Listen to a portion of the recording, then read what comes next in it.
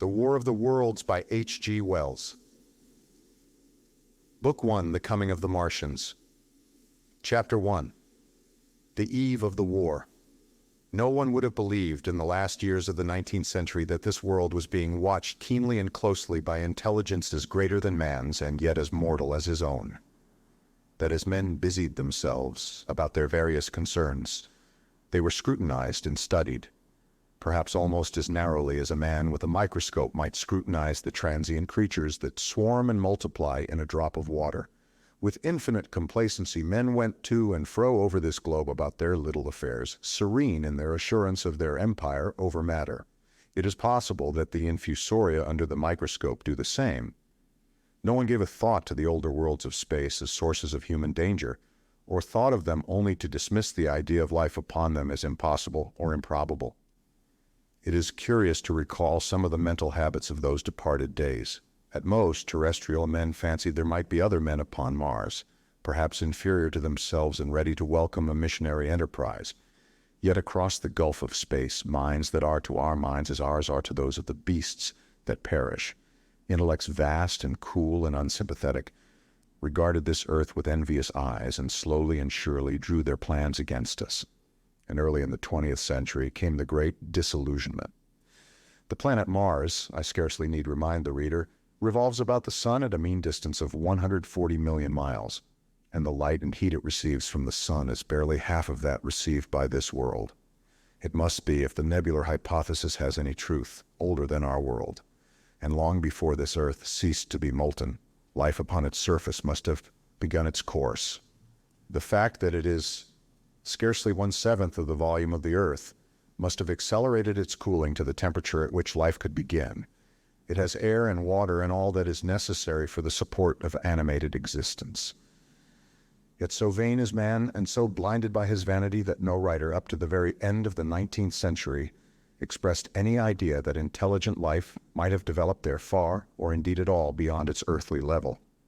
Nor was it generally understood that since Mars is older than our Earth, with scarcely a quarter of the superficial area, and remoter from the sun, it necessarily follows that it is not only more distant from time's beginning, but nearer its end. The secular cooling that must someday overtake our planet has already gone far indeed with our neighbor. Its physical condition is still largely a mystery, but we know now that even in its equatorial region, the midday temperature barely approaches that of our coldest winter. Its air is much more attenuated than ours. Its oceans have shrunk until they cover but a third of its surface, and as its slow seasons change, huge snowcaps gather and melt about either pole and periodically inundate its temperate zones.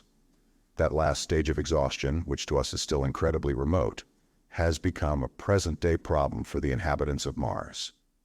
The immediate pressure of necessity has brightened their intellects, enlarged their powers, and hardened their hearts. And looking across space with instruments and intelligences such as we have scarcely dreamed of, they see, at its nearest distance, only 35 million of miles sunward of them, a morning star of hope, our own warmer planet, green with vegetation and gray with water, with a cloudy atmosphere eloquent of fertility, with glimpses through its drifting cloud wisps of broad stretches of populous country and narrow navy-crowded seas.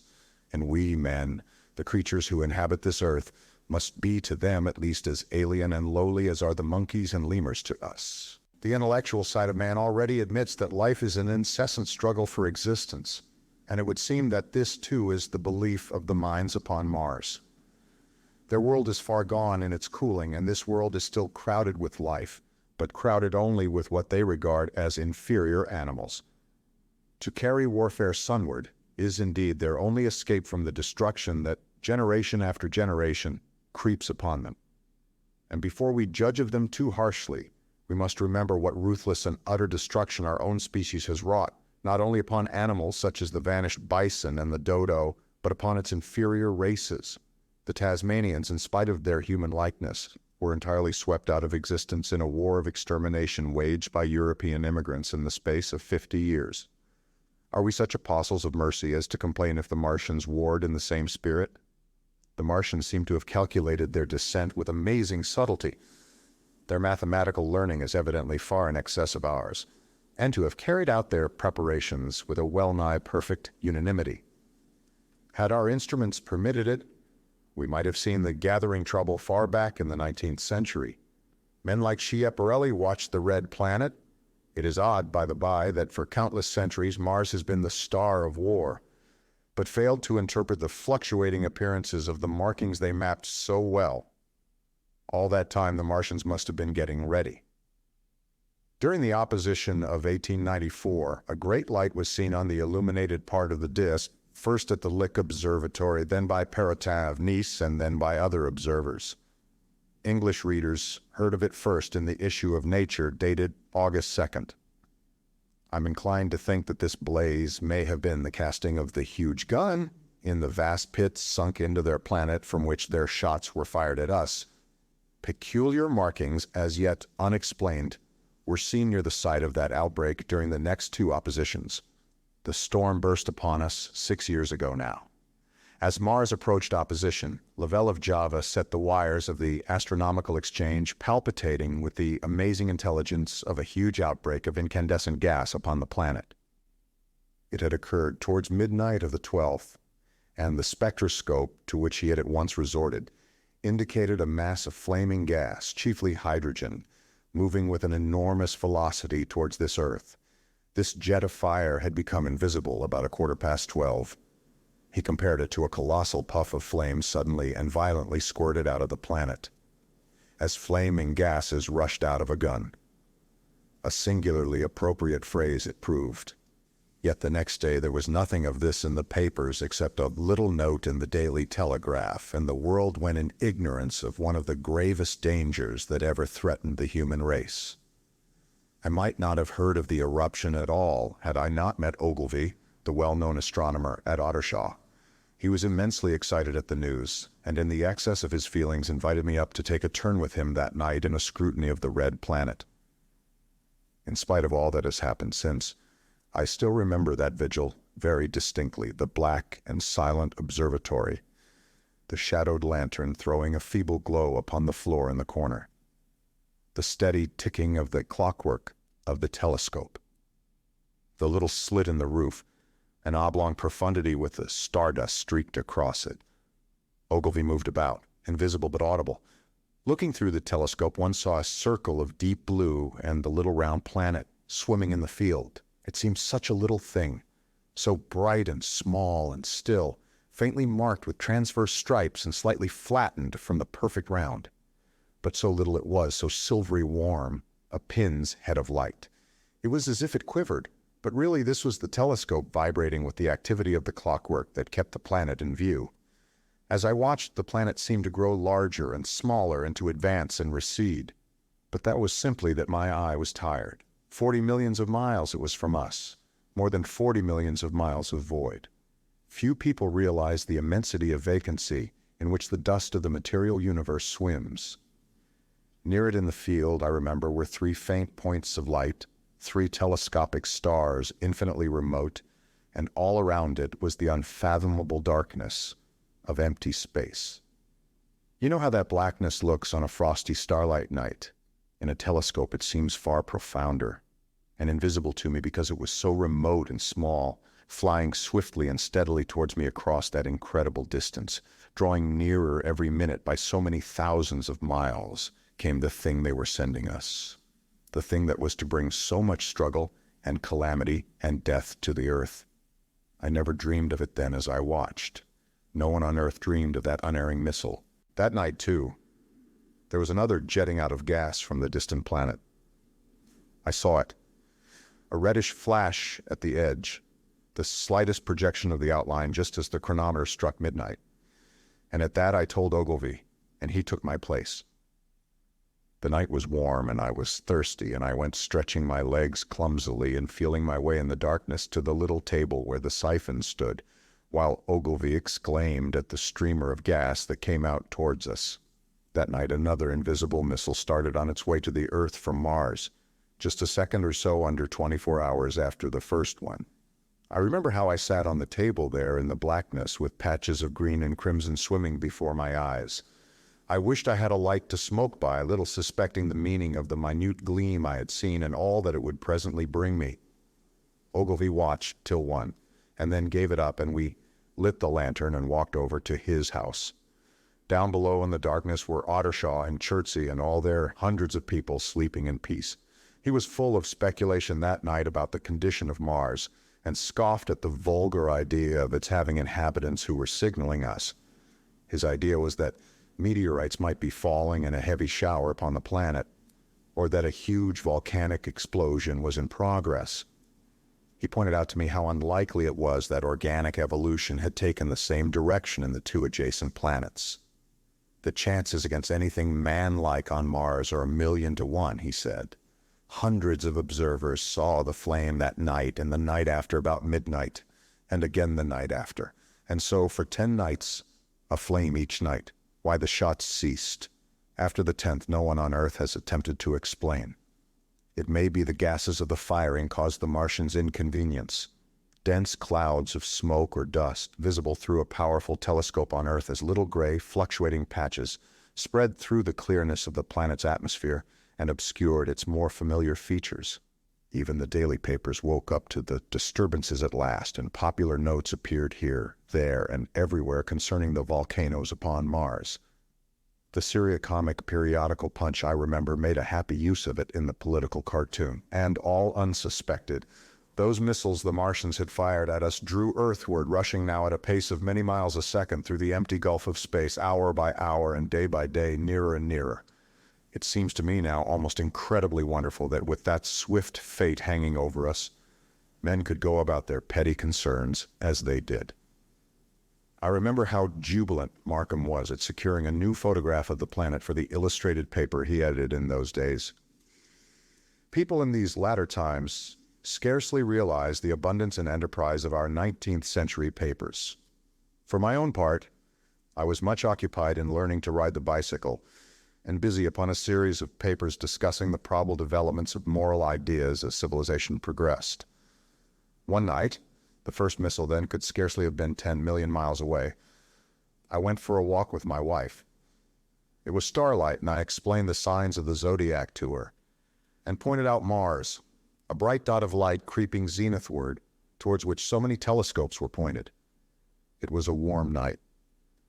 Coming home, a party of excursionists from Chertsey or Isleworth passed us singing and playing music.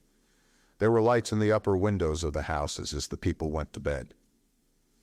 From the railway station in the distance came the sound of shunting trains, ringing and rumbling, softened almost into melody by the distance. My wife pointed out to me the brightness of the red, green, and yellow signal lights hanging in a framework against the sky. It seemed so safe and tranquil. Chapter 2. The Falling Star. Then came the night of the first falling star. It was seen early in the morning, rushing over Winchester eastward, a line of flame high in the atmosphere. Hundreds must have seen it, and taken it for an ordinary falling star. Albin described it as leaving a greenish streak behind it that glowed for some seconds. Denning, our greatest authority on meteorites, stated that the height of its first appearance was about 90 or 100 miles. It seemed to him that it fell to Earth about 100 miles east of him. I was at home at that hour and writing in my study. And although my French windows faced towards Ottershaw and the blind was up, for I loved in those days to look up at the night sky, I saw nothing of it. Yet this strangest of all things that ever came to Earth from outer space must have fallen while I was sitting there, visible to me had I only looked up as it passed. Some of those who saw its flight say it traveled with a hissing sound. Myself heard nothing of that. Many people in Berkshire, Surrey, and Middlesex must have seen the fall of it, and at most have thought that another meteorite had descended. No one seems to have troubled to look for the fallen mass that night. But very early in the morning, poor Ogilvy, who had seen the shooting star and who was persuaded that a meteorite lay somewhere on the common between Horsell, Ottershaw, and Woking, rose early with the idea of finding it. Find it he did, soon after dawn, and not far from the sand pits. An enormous hole had been made by the impact of the projectile, and the sand and gravel had been flung violently in every direction over the heath, forming heaps visible 1.5 miles away. The heather was on fire eastward, and a thin blue smoke rose against the dawn. The thing itself lay almost entirely buried in sand. Amidst the scattered splinters of a fir tree, it had shivered to fragments in its descent. The uncovered part had the appearance of a huge cylinder, caked over and its outline softened by a thick, scaly, dun-colored incrustation. It had a diameter of about 30 yards.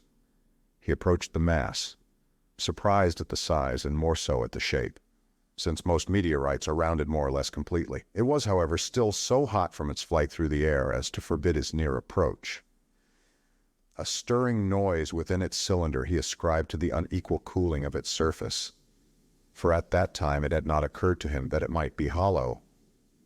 He remained standing at the edge of the pit that the thing had made for itself, staring at its strange appearance, astonished chiefly at its unusual shape and color, and dimly perceiving, even then, some evidence of design in its arrival. The early morning was wonderfully still, and the sun, just clearing the pine trees towards Weybridge, was already warm. He did not remember hearing any birds that morning. There was certainly no breeze stirring, and the only sounds were the faint movements from within the cindery cylinder. He was all alone on the common. Then suddenly he noticed with a start that some of the gray clinker, the ashy incrustation that covered the meteorite, was falling off the circular edge of the end. It was dropping off in flakes and raining down upon the sand. A large piece suddenly came off and fell with a sharp noise that brought his heart into his mouth. For a minute, he scarcely realized what this meant, and although the heat was excessive, he clambered down into the pit, close to the bulk to see the thing more clearly. He fancied even then that the cooling of the body might account for this. But what disturbed that idea was the fact that the ash was falling only from the end of the cylinder. And then he perceived that very slowly, the circular top of the cylinder was rotating on its body.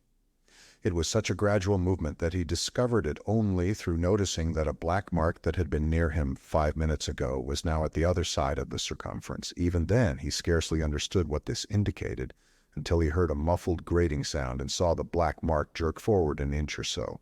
Then the thing came upon him in a flash. The cylinder was artificial, hollow, with an end that screwed out. Something within the cylinder was unscrewing the top. "Good heavens," said Ogilvy. "There's a man in it, men in it, half roasted to death, trying to escape." At once, with a quick mental leap, he linked the thing with the flash upon Mars. The thought of the confined creature was so dreadful to him that he forgot the heat and went forward to the cylinder to help turn. But luckily, the dull radiation arrested him before he could burn his hands on the still glowing metal. At that, he stood irresolute for a moment, then turned, scrambled out of the pit, and set off running wildly into Woking. The time then must have been somewhere about 6 o'clock. He met a wagoner and tried to make him understand, but the tale he told and his appearance were so wild, his hat had fallen off in the pit, that the man simply drove on. He was equally unsuccessful with the potman who was just unlocking the doors of the public house by Horsell Bridge.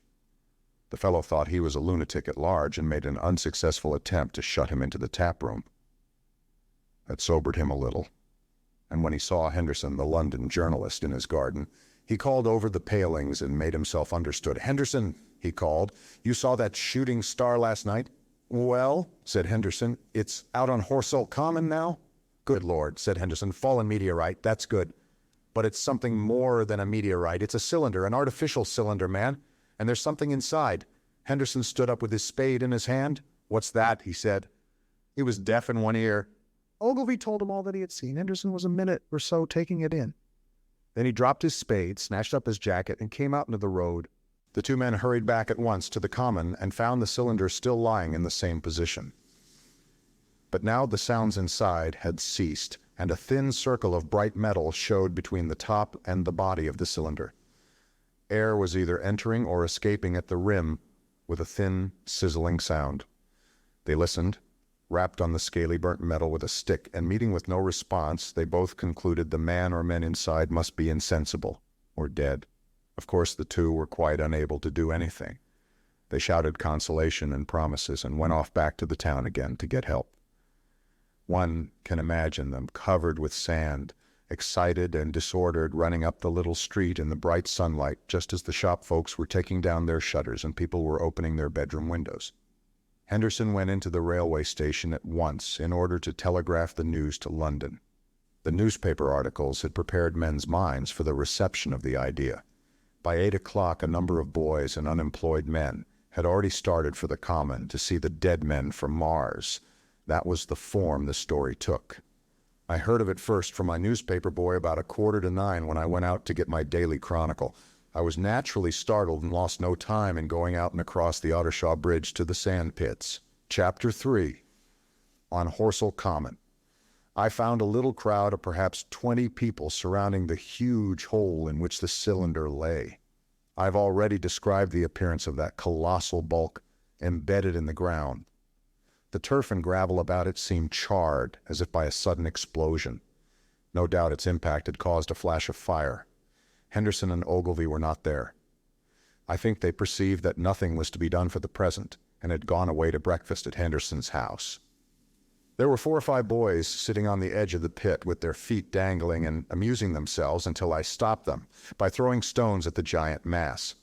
After I had spoken to them about it, they began playing at touch in and out of the group of bystanders. Among these were a couple of cyclists, a jobbing gardener I employed sometimes, a girl carrying a baby, Greg the butcher and his little boy, and 2 or 3 loafers and golf caddies who were accustomed to hang about the railway station. There was very little talking. Few of the common people in England had anything but the vaguest astronomical ideas in those days. Most of them were staring quietly at the big table like the end of the cylinder, which was still as Ogilvy and Henderson had left it. I fancied the popular expectation of a heap of charred corpses was disappointed at this inanimate bulk. Some went away while I was there, and other people came. I clambered into the pit and fancied I heard a faint movement under my feet. The top had certainly ceased to rotate. It was only when I got thus close to it that the strangeness of this object was at all evident to me. At the first glance it was really no more exciting than an overturned carriage or a tree blown across the road. Not so much so, indeed. It looked like a rusty gas float. It required a certain amount of scientific education to perceive that the gray scale of the thing was no common oxide, that the yellowish-white metal that gleamed in the crack between the lid and the cylinder had an unfamiliar hue. Extraterrestrial had no meaning for most of the onlookers. At that time it was quite clear in my own mind that the thing had come from the planet Mars, but I judged it improbable that it contained any living creature. I thought the unscrewing might be automatic. In spite of Ogilvy, I still believed that there were men in Mars. My mind ran fancifully on the possibilities of its containing manuscript, on the difficulties in translation that might arise, whether we should find coins and models in it, and so forth. Yet it was a little too large for assurance on this idea. I felt an impatience to see it opened. About 11, as nothing seemed happening, I walked back, full of such thought, to my home in Maybury. But I found it difficult to get to work upon my abstract investigations. In the afternoon, the appearance of the Common had altered very much. The early editions of the evening papers had startled London with enormous headlines. A message received from Mars, remarkable story from Woking, and so forth. In addition, Ogilvy's wire to the Astronomical Exchange had roused every observatory in the 3 kingdoms. There were 6 flies or more from the Woking stations standing in the road by the sand pits, a basket chaise from Chobham, and a rather lordly carriage. Besides that, there was quite a heap of bicycles. In addition, a large number of people must have walked, in spite of the heat of the day, from Woking and Chertsey, so that there was altogether quite a considerable crowd, 1 or 2 gaily dressed ladies among the others. It was glaringly hot, not a cloud in the sky nor a breath of wind, and the only shadow was that of the few scattered pine trees. The burning heather had been extinguished, but the level ground towards Ottershaw was blackened as far as one could see, and still giving off vertical streamers of smoke.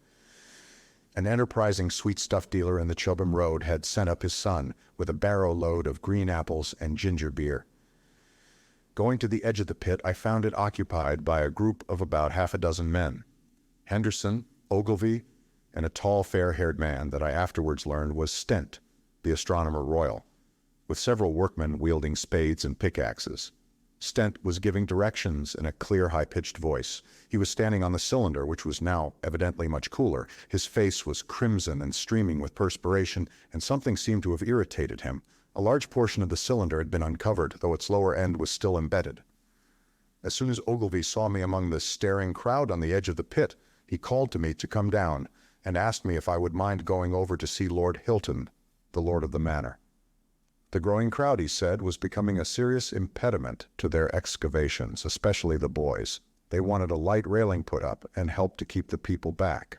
He told me that a faint stirring was occasionally still audible within the case, but that the workmen had failed to unscrew the top, as it afforded no grip to them. The case appeared to be enormously thick, and it was possible that the faint sounds we heard represented a noisy tumult in the interior. I was very glad to do as he asked, and so become one of the privileged spectators within the contemplated enclosure. I failed to find Lord Hilton at his house, but I was told he was expected from London by the 6 o'clock train from Waterloo, and as it was then about 5:15, I went home, had some tea, and walked up to the station to waylay him. Chapter 4. The cylinder opens. When I returned to the common, the sun was setting, scattered groups were hurrying from the direction of Woking, and 1 or 2 persons were returning. The crowd about the pit had increased and stood out black against the lemon yellow of the sky, a couple of 100 people perhaps. There were raised voices, and some sort of struggle appeared to be going on about the pit. Strange imaginings passed through my mind. As I drew nearer, I heard Stent's voice. "Keep back, keep back!" A boy came running towards me. "It's a-movin'," he said to me as he passed. "A screwin' and a screwin' out. I don't like it. I'm a-goin' home, I am." I went on to the crowd. There were really, I should think, 200 or 300 people elbowing and jostling one another, the 1 or 2 ladies there being by no means the least active. "He's fallen in the pit," cried someone. "Keep back," said several. The crowd swayed a little, and I elbowed my way through. Everyone seemed greatly excited. I heard a peculiar humming sound from the pit. "I say," said Ogilvy, "help keep these idiots back. We don't know what's in the confounded thing, you know." I saw a young man, a shop assistant in Woking, I believe he was, standing on the cylinder and trying to scramble out of the hole again. The crowd had pushed him in. The end of the cylinder was being screwed out from within. Nearly 2 feet of shining screw projected. Somebody blundered against me, and I narrowly missed being pitched onto the top of the screw. I turned, and as I did so, the screw must have come out, for the lid of the cylinder fell upon the gravel with a ringing concussion. I stuck my elbow into the person behind me and turned my head towards the thing again. For a moment, that circular cavity seemed perfectly black. I had the sunset in my eyes. I think everyone expected to see a man emerge, possibly something a little unlike us terrestrial men, but in all essentials a man. I know I did, but looking, I presently saw something stirring within the shadow. Grayish, billowy movements, one above another, and then 2 luminous discs, like eyes. Then something resembling a little gray snake, about the thickness of a walking stick, coiled up out of the writhing middle and wriggled in the air towards me, and then another. A sudden chill came over me. There was a loud shriek from a woman behind. I half turned, keeping my eyes fixed upon the cylinder still, from which other tentacles were now projecting, and began pushing my way back from the edge of the pit. I saw astonishment giving place to horror on the faces of the people about me. I heard inarticulate exclamations on all sides. There was a general movement backwards. I saw the shopmen struggling still on the edge of the pit. I found myself alone, and saw the people on the other side of the pit running off, Stent among them. I looked again at the cylinder. An ungovernable terror gripped me. I stood petrified and staring. A big grayish rounded bulk, the size perhaps of a bear, was rising slowly and painfully out of the cylinder. As it bulged up and caught the light, it glistened like wet leather. 2 large, dark-colored eyes were regarding me steadfastly. The mass that framed them, the head of the thing, was rounded, and had, one might say, a face. There was a mouth under the eyes, the lipless brim of which quivered and panted, and dropped saliva. The whole creature heaved and pulsated convulsively. A lank tentacular appendage gripped the edge of the cylinder. Another swayed in the air. Those who have never seen a living Martian can scarcely imagine the strange horror of its appearance. The peculiar V-shaped mouth with its pointed upper lip, the absence of brow ridges, The absence of a chin beneath the wedge-like lower lip, the incessant quivering of this mouth, the gorgon groups of tentacles, the tumultuous breathing of the lungs in a strange atmosphere, the evident heaviness and painfulness of movement due to the greater gravitational energy of the earth, above all, the extraordinary intensity of the immense eyes were at once vital, intense, inhuman, crippled, and monstrous. There was something fungoid in the oily brown skin, something in the clumsy deliberation of the tedious movements unspeakably nasty. Even at this first encounter, this first glimpse, I was overcome with disgust and dread. Suddenly the monster vanished. It had toppled over the brim of the cylinder and fallen into the pit, with a thud like the fall of a great mass of leather. I heard it give a peculiar thick cry, and forthwith another of these creatures appeared darkly in the deep shadow of the aperture. I turned and, running madly, made for the first group of trees, perhaps 100 yards away, but I ran slantingly and stumbling, for I could not avert my face from these things. There, among some young pine trees and furze bushes, I stopped, panting, and waited further developments. The common round the sand pits was dotted with people, standing like myself in a half-fascinated terror, staring at these creatures, or rather at the heaped gravel at the edge of the pit in which they lay. And then, with a renewed horror, I saw a round, black object bobbing up and down on the edge of the pit. It was the head of the shopman who had fallen in, but showing as a little black object against the hot western sun. Now he got his shoulder and knee up, and again he seemed to slip back until only his head was visible. Suddenly he vanished, and I could have fancied a faint shriek had reached me. I had a momentary impulse to go back and help him that my fears overruled. Everything was then quite invisible, hidden by the deep pit and the heap of sand that the fall of the cylinder had made. Anyone coming along the road from Chobham or Woking would have been amazed at the sight. A dwindling multitude of perhaps 100 people or more, standing in a great irregular circle, in ditches, behind bushes, behind gates and hedges, saying little to one another, and that in short excited shouts and staring hard at a few heaps of sand. The barrow of ginger beer stood, a queer derelict, black against the burning sky, and in the sand pits was a row of deserted vehicles with their horses feeding out of nose bags or pawing the ground. Chapter 5. The Heat Ray. After the glimpse I had had of the Martians emerging from the cylinder in which they had come to the Earth from their planet, a kind of fascination paralyzed my actions. I remained standing knee-deep in the heather, staring at the mound that hid them. It was a battleground of fear and curiosity. I did not dare to go back towards the pit, but I felt a passionate longing to peer into it. I began walking, therefore, in a big curve, seeking some point of vantage and continually looking at the sand heaps that hid these newcomers to our Earth. Once a leash of thin black whips like the arms of an octopus flashed across the sunset and was immediately withdrawn, and afterwards a thin rod rose up, joint by joint, bearing at its apex a circular disc that spun with a wobbling motion. What could be going on there? Most of the spectators had gathered in one or two groups, one a little crowd towards Woking, the other a knot of people in the direction of Chobham. Evidently they shared my mental conflict. There were few near me. One man I approached. He was, I perceived, a neighbor of mine, though I did not know his name, and accosted, but it was scarcely a time for articulate conversation. "What ugly brutes," he said. "Good God, what ugly brutes." He repeated this over and over again. "Did you see a man in the pit?" I said, but he made no answer to that. We became silent and stood watching for a time side by side, deriving, I fancy, a certain comfort in one another's company. Then I shifted my position to a little knoll that gave me the advantage of a yard or more of elevation, and when I looked for him presently he was walking towards Woking. The sunset faded to twilight before anything further happened. The crowd far away on the left towards Woking seemed to grow, and I heard now a faint murmur from it. The little knot of people towards Chobham dispersed. There was scarcely an intimation of movement from the pit. It was this as much as anything that gave people courage, and I suppose the new arrivals from Woking also helped to restore confidence. At any rate, as the dusk came on, a slow, intermittent movement upon the sand pits began, a movement that seemed to gather force as the stillness of the evening about the cylinder remained unbroken.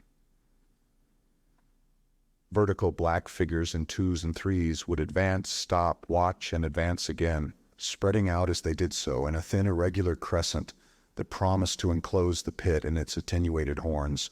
Two on my side began to move towards the pit. Then I saw some cabmen and others had walked boldly into the sand pits and heard the clatter of hoofs and the gride of wheels.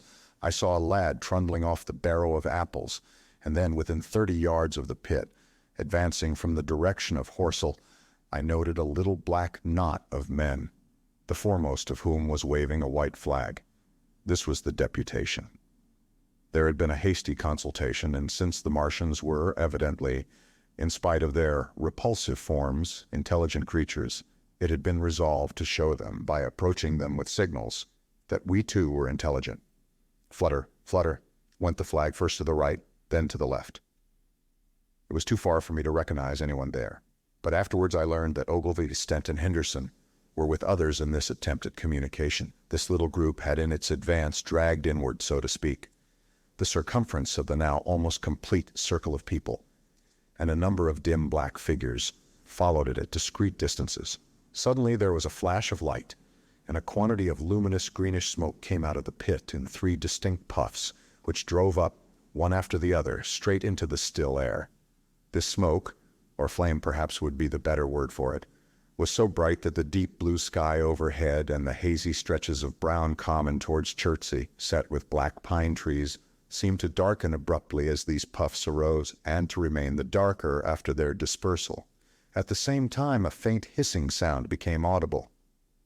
Beyond the pit stood the little wedge of people with the white flag at its apex, arrested by these phenomena. A little knot of small vertical black shapes upon the black ground.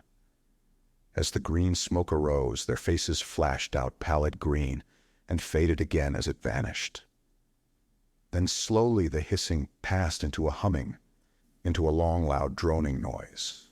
Slowly a humped shape rose out of the pit, and the ghost of a beam of light seemed to flicker out from it. Forthwith flashes of actual flame, a bright glare leaping from one to another, sprang from the scattered group of men. It was as if some invisible jet impinged upon them and flashed into white flame. It was as if each man were suddenly and momentarily turned to fire. Then by the light of their own destruction, I saw them staggering and falling, and their supporters turning to run. I stood staring, not as yet realizing that this was death, leaping from man to man in that little distant crowd. All I felt was that it was something very strange, an almost noiseless and blinding flash of light, and a man fell headlong and lay still, and as the unseen shaft of heat passed over them, pine trees burst into fire, and every dry furze bush became, with one dull thud, a mass of flames, and far away towards Knapp Hill I saw the flashes of trees and hedges and wooden buildings suddenly set alight. It was sweeping round swiftly and steadily, this flaming death, this invisible, inevitable sword of heat. I perceived it coming towards me by the flashing bushes it touched, and was too astounded and stupefied to stir, but I heard the crackle of fire in the sand pits and the sudden squeal of a horse that was as suddenly stilled. Then it was as if an invisible yet intensely heated finger were drawn through the heather between me and the Martians, and all along a curving line beyond the sandpits the dark ground smoked and crackled. Something fell with a crash far away to the left, where the road from Woking Station opens out on the common. Forth, with the hissing and humming ceased, and the black dome-like object sank slowly out of sight into the pit. All this had happened with such swiftness that I had stood motionless, dumbfounded and dazzled by the flashes of light. Had that death swept through a full circle, it must inevitably have slain me in my surprise, but it passed, and spared me, and left the night about me suddenly dark and unfamiliar. The undulating common seemed now dark, almost to blackness, except where its roadways lay gray and pale under the deep blue sky of the early night. It was dark, and suddenly void of men. Overhead the stars were mustering, and in the west the sky was still a pale, bright, almost greenish blue. The tops of the pine trees and the roofs of Horsell came out sharp and black against the western afterglow. The Martians and their appliances were altogether invisible, save for that thin mast upon which their restless mirror wobbled.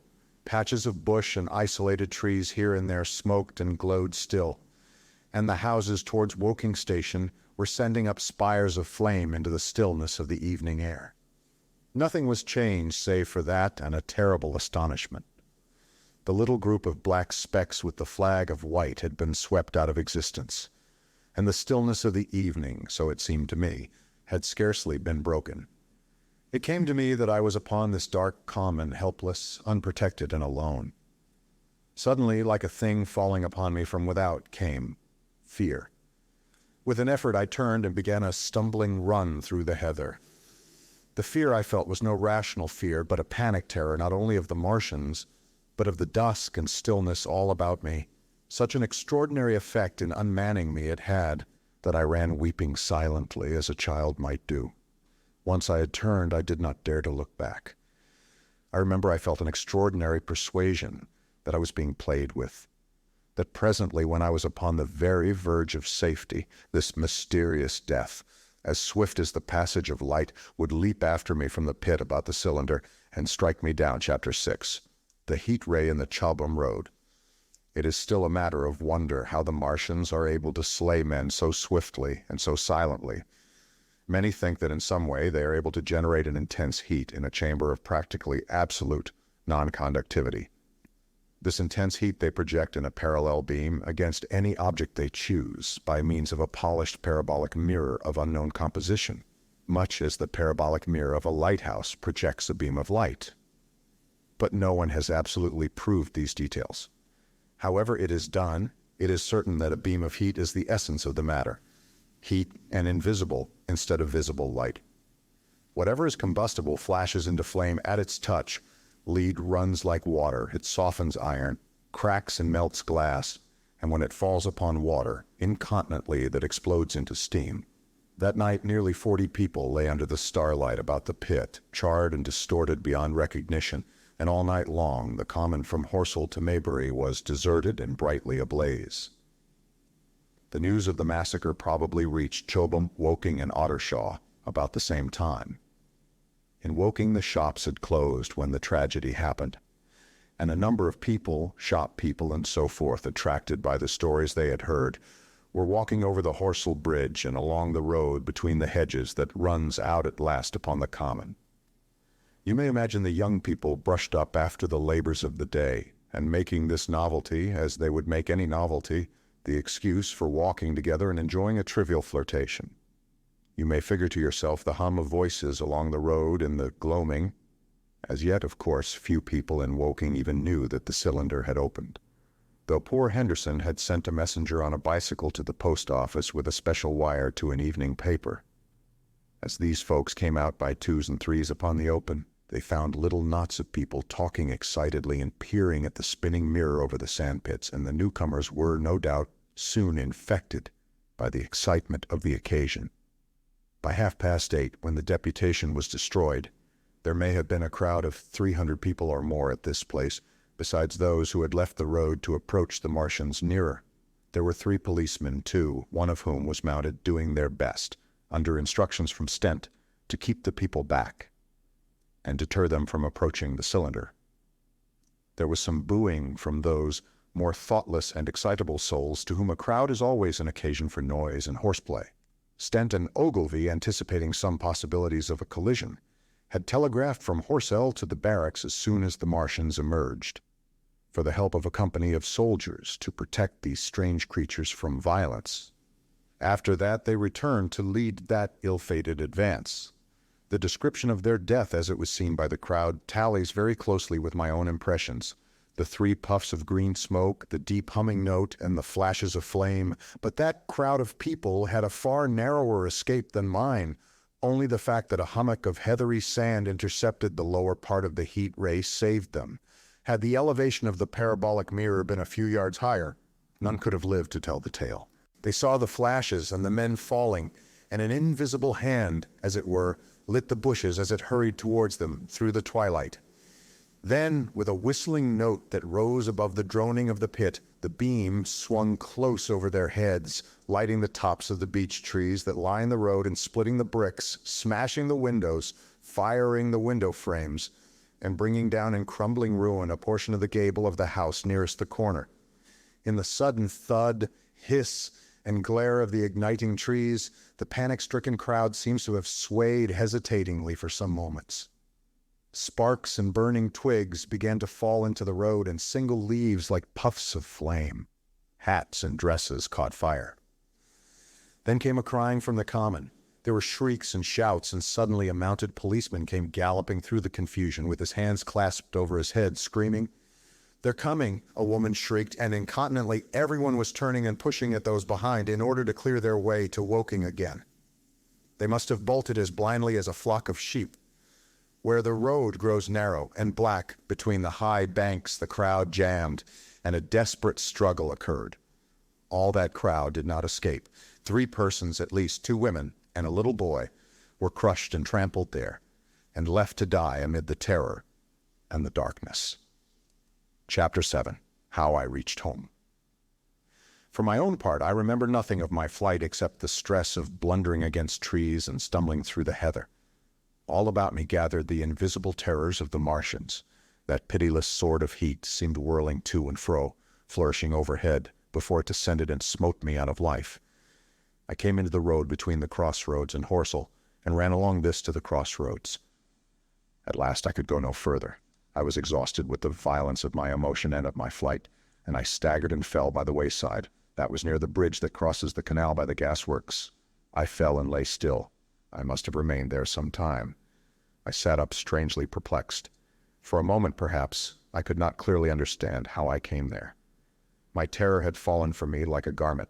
My hat had gone, and my collar had burst away from its fastener.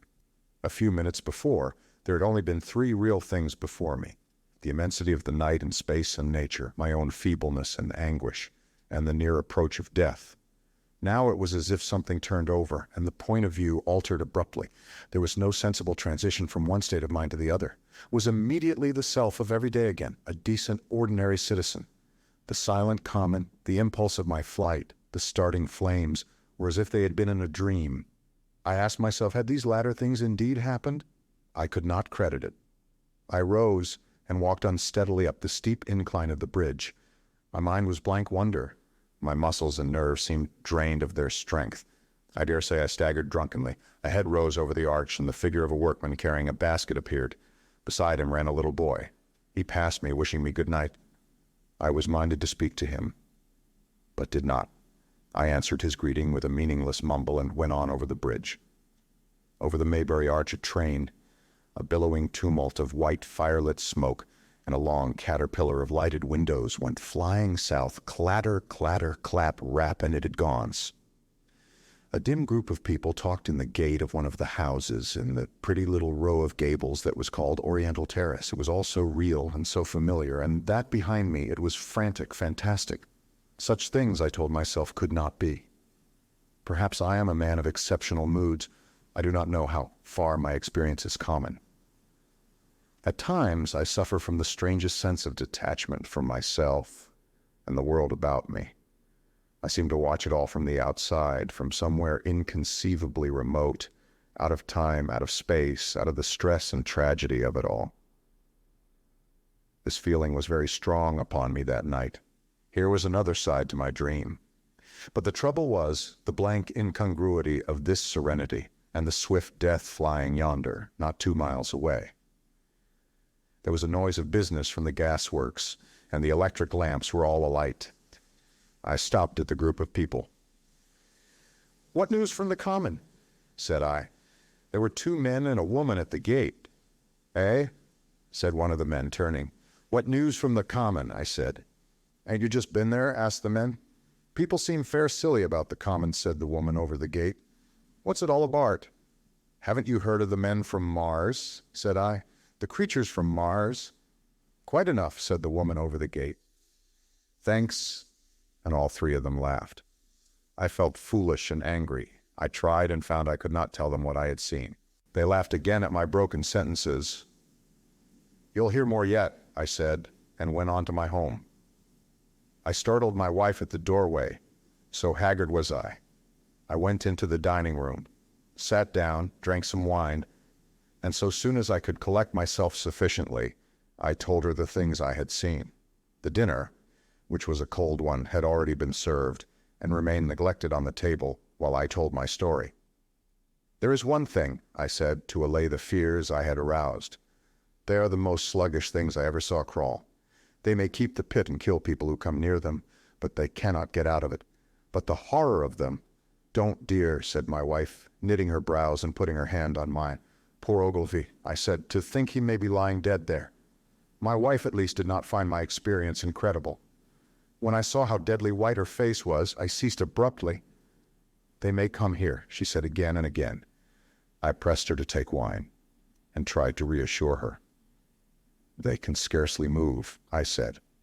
I began to comfort her and myself by repeating all that Ogilvy had told me of the impossibility of the Martians establishing themselves on the Earth. In particular, I laid stress on the gravitational difficulty. On the surface of the Earth, the force of gravity is 3 times what it is on the surface of Mars. A Martian, therefore, would weigh 3 times more than on Mars, albeit his muscular strength would be the same. His own body would be a cope of lead to him, therefore. That indeed was the general opinion. Both the Times and the Daily Telegraph, for instance, insisted on it the next morning, and both overlooked, just as I did, 2 obvious modifying influences. The atmosphere of the Earth, we now know, contains far more oxygen or far less argon, whichever way one likes to put it, than does Mars. The invigorating influences of this excess of oxygen upon the Martians indisputably did much to counterbalance the increased weight of their bodies. And in the second place, we all overlooked the fact that such mechanical intelligence as the Martian possessed was quite able to dispense with muscular exertion at a pinch. But I did not consider these points at the time, and so my reasoning was dead against the chances of the invaders. With wine and food, the confidence of my own table, and the necessity of reassuring my wife, I grew by insensible degrees courageous and secure. "They have done a foolish thing," said I, fingering my wine-glass. "They are dangerous because, no doubt, they are mad with terror. Perhaps they expected to find no living thing, certainly no intelligent living thing." A shell in the pit," said I, "if the worst comes to the worst, will kill them all." The intense excitement of the events had no doubt left my perceptive powers in a state of erethism.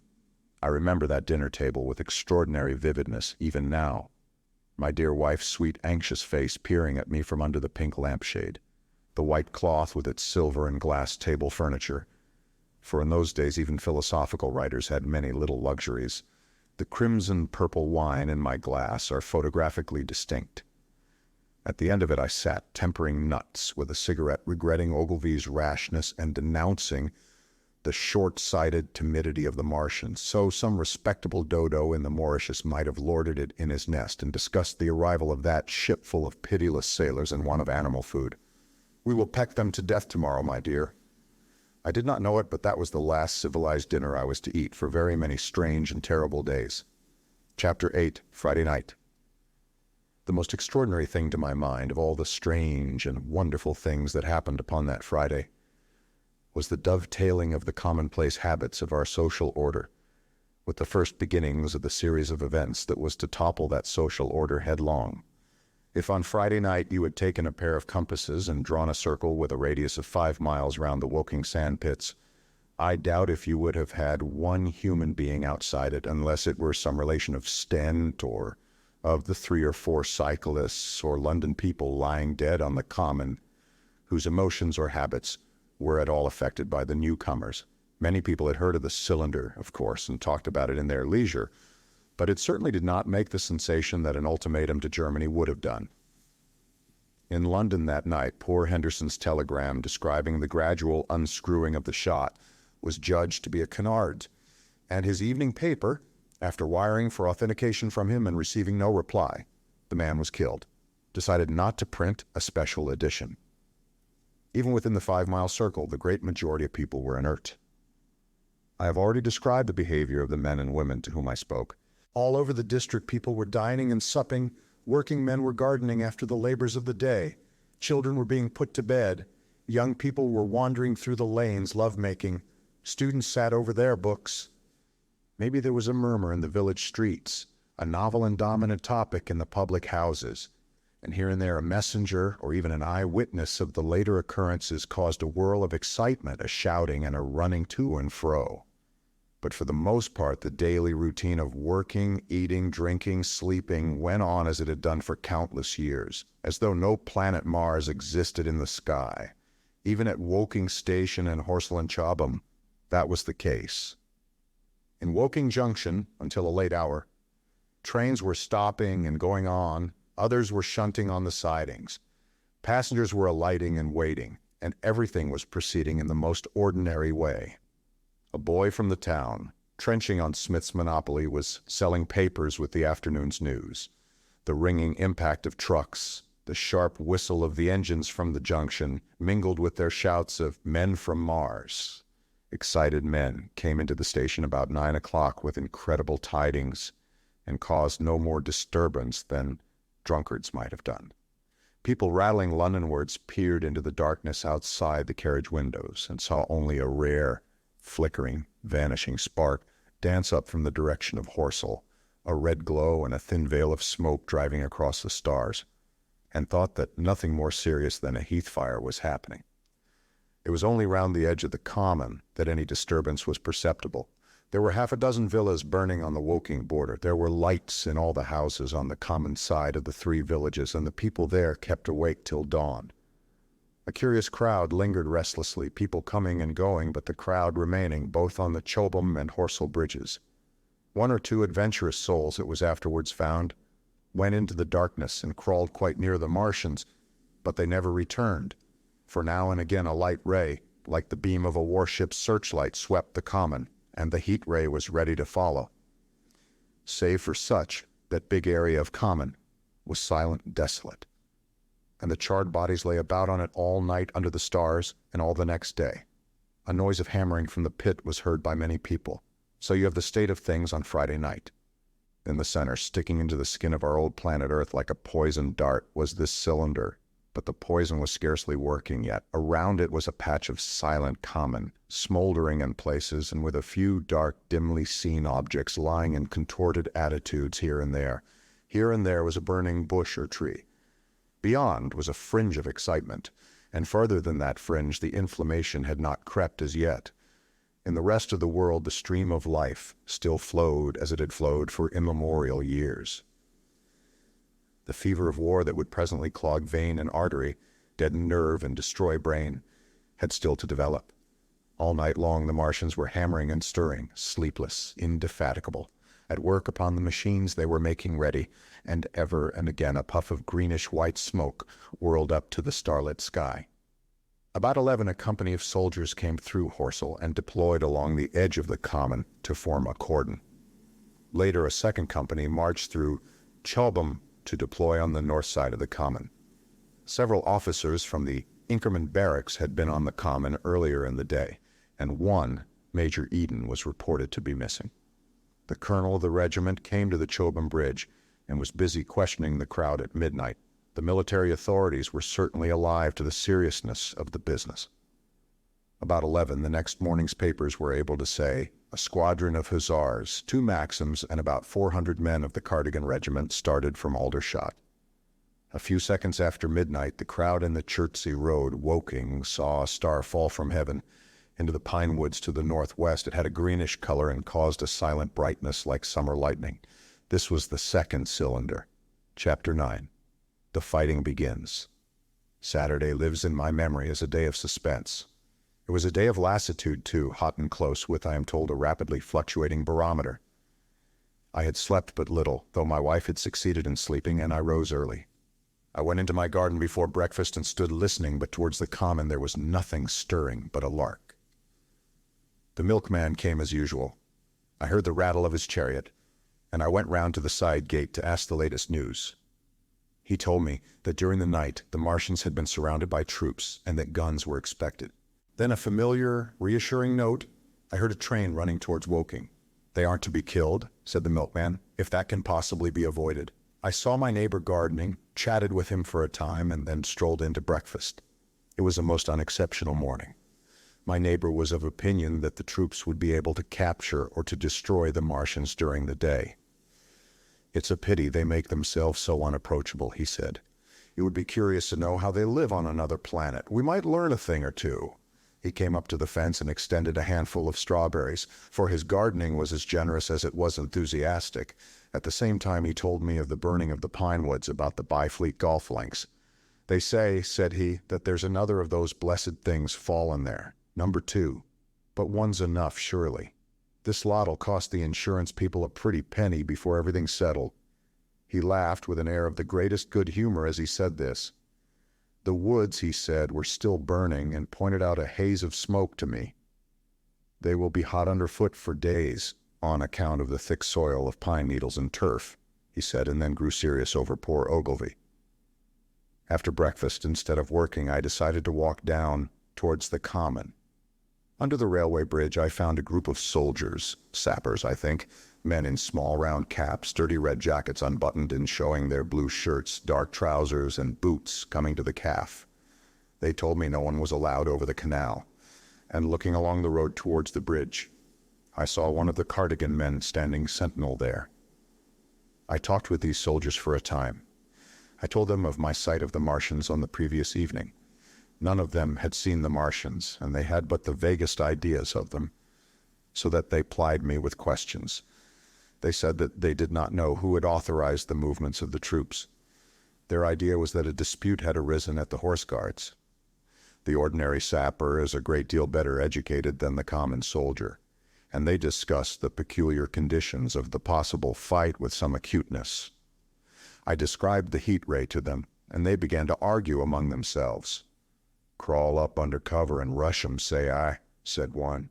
"Get AHT," said another. "What's cover against this here? Sticks to cook yer. What we got to do is to go as near as the ground'll let us and then drive a trench." "Blow your trenches. You always want trenches. You ought to have been born a rabbit snippy." "Ain't they got any necks then?" said a third abruptly, a little contemplative dark man smoking a pipe. I repeated my description. "Octopuses," said he. "That's what I calls 'em. Talk about fishers of men. Fighters of fish it is this time." "It ain't no murder-killing beasts like that," said the first speaker. "Why not shell the darn things straight off and finish 'em?" said the little dark man.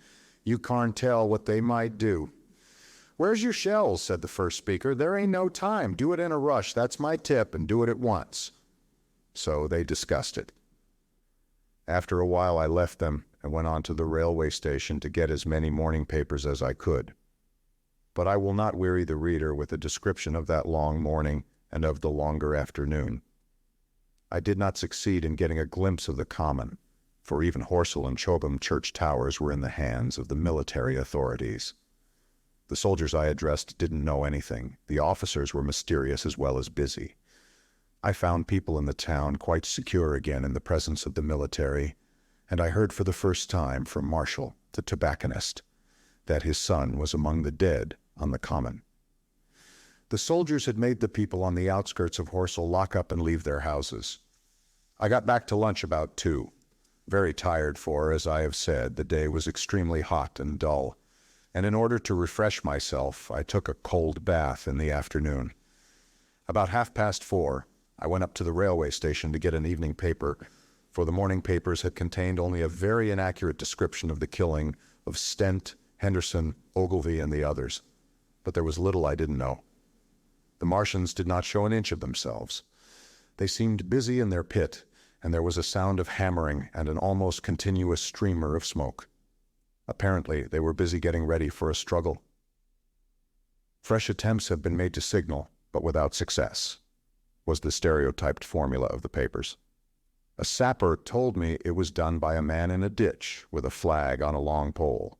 The Martians took as much notice of such advances as we should of the lowing of a cow. I must confess the sight of all this armament, all this preparation, greatly excited me.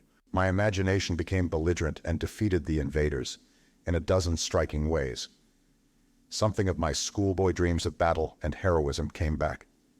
It hardly seemed a fair fight to me at that time. They seemed very helpless in that pit of theirs. About 3 o'clock there began the thud of a gun at measured intervals from Chertsey or Addlestone. I learned that the smoldering pine wood into which the second cylinder had fallen was being shelled, in the hope of destroying that object before it opened.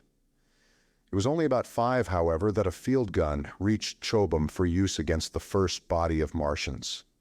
About 6 in the evening, as I sat at tea with my wife in the summer house talking vigorously about the battle that was lowering upon us, I heard a muffled detonation from the common, and immediately after a gust of firing. Close on the heels of that came a violent rattling crash quite close to us that shook the ground, and starting out upon the lawn I saw the tops of the trees. About the Oriental College burst into smoky red flame, and the tower of the little church beside it slide down into ruin.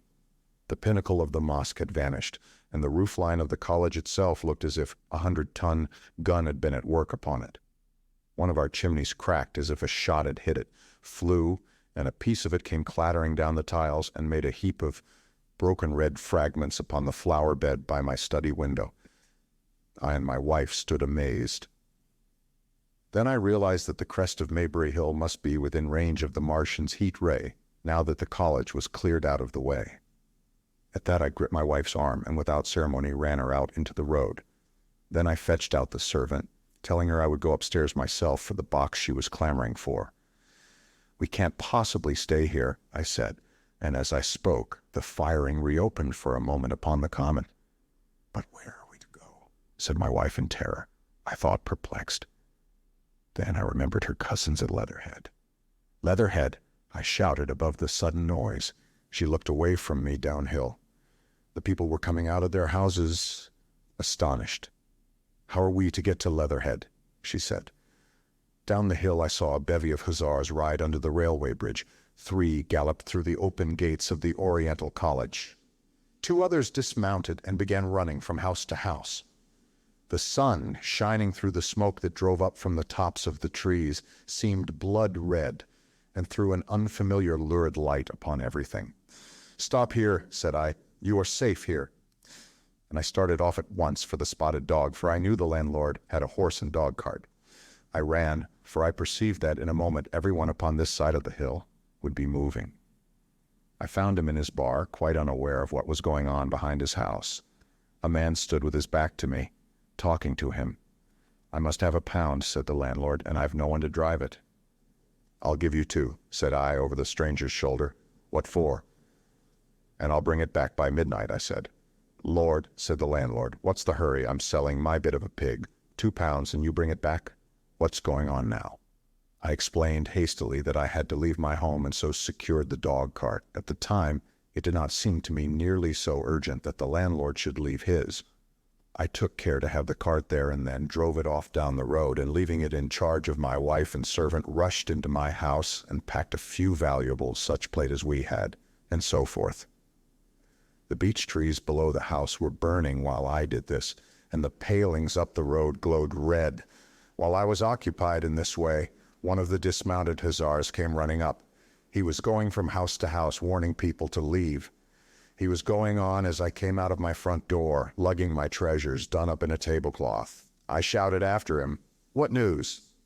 He turned, stared, bawled something about crawling out in a thing like a dish cover, and ran on to the gate of the house at the crest. A sudden whirl of black smoke driving across the road hid him for a moment. I ran to my neighbor's door and rapped to satisfy myself of what I already knew, that his wife had gone to London with him and had locked up their house. I went in again, according to my promise, to get my servant's box, lugged it out, clapped it beside her on the tail of the dog cart, and then caught the reins and jumped up into the driver's seat beside my wife. In another moment we were clear of the smoke and noise, and spanking down the opposite slope of Maybury Hill towards Old Woking.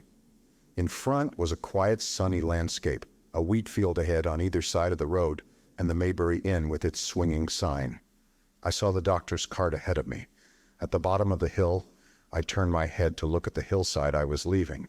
Thick streamers of black smoke shot with threads of red fire were driving up into the still air and throwing dark shadows upon the green treetops eastward. The smoke already extended far away to the east and west, to the Byfleet pine woods eastward, and to Woking on the west. The road was dotted with people running towards us, and very faint now, but very distinct through the hot, quiet air. One heard the whir of a machine gun that was presently stilled, and an intermittent cracking of rifles. Apparently the Martians were setting fire to everything within range of their heat ray. I am not an expert driver, and I had immediately to turn my attention to the horse. When I looked back again, the second hill had hidden the black smoke. I slashed the horse with the whip and gave him a loose rein until Woking and Send lay between us in that quivering tumult. I overtook and passed the doctor between Woking and Send. Chapter 10. In the Storm. Leatherhead is about 12 miles from Maybury Hill. The scent of hay was in the air through the lush meadows beyond Pyrford, and the hedges on either side were sweet and gay with multitudes of dog roses. The heavy firing that had broken out while we were driving down Maybury Hill ceased as abruptly as it began, leaving the evening very peaceful and still. We got to Leatherhead without misadventure about 9 o'clock, and the horse had an hour's rest while I took supper with my cousins and commended my wife to their care.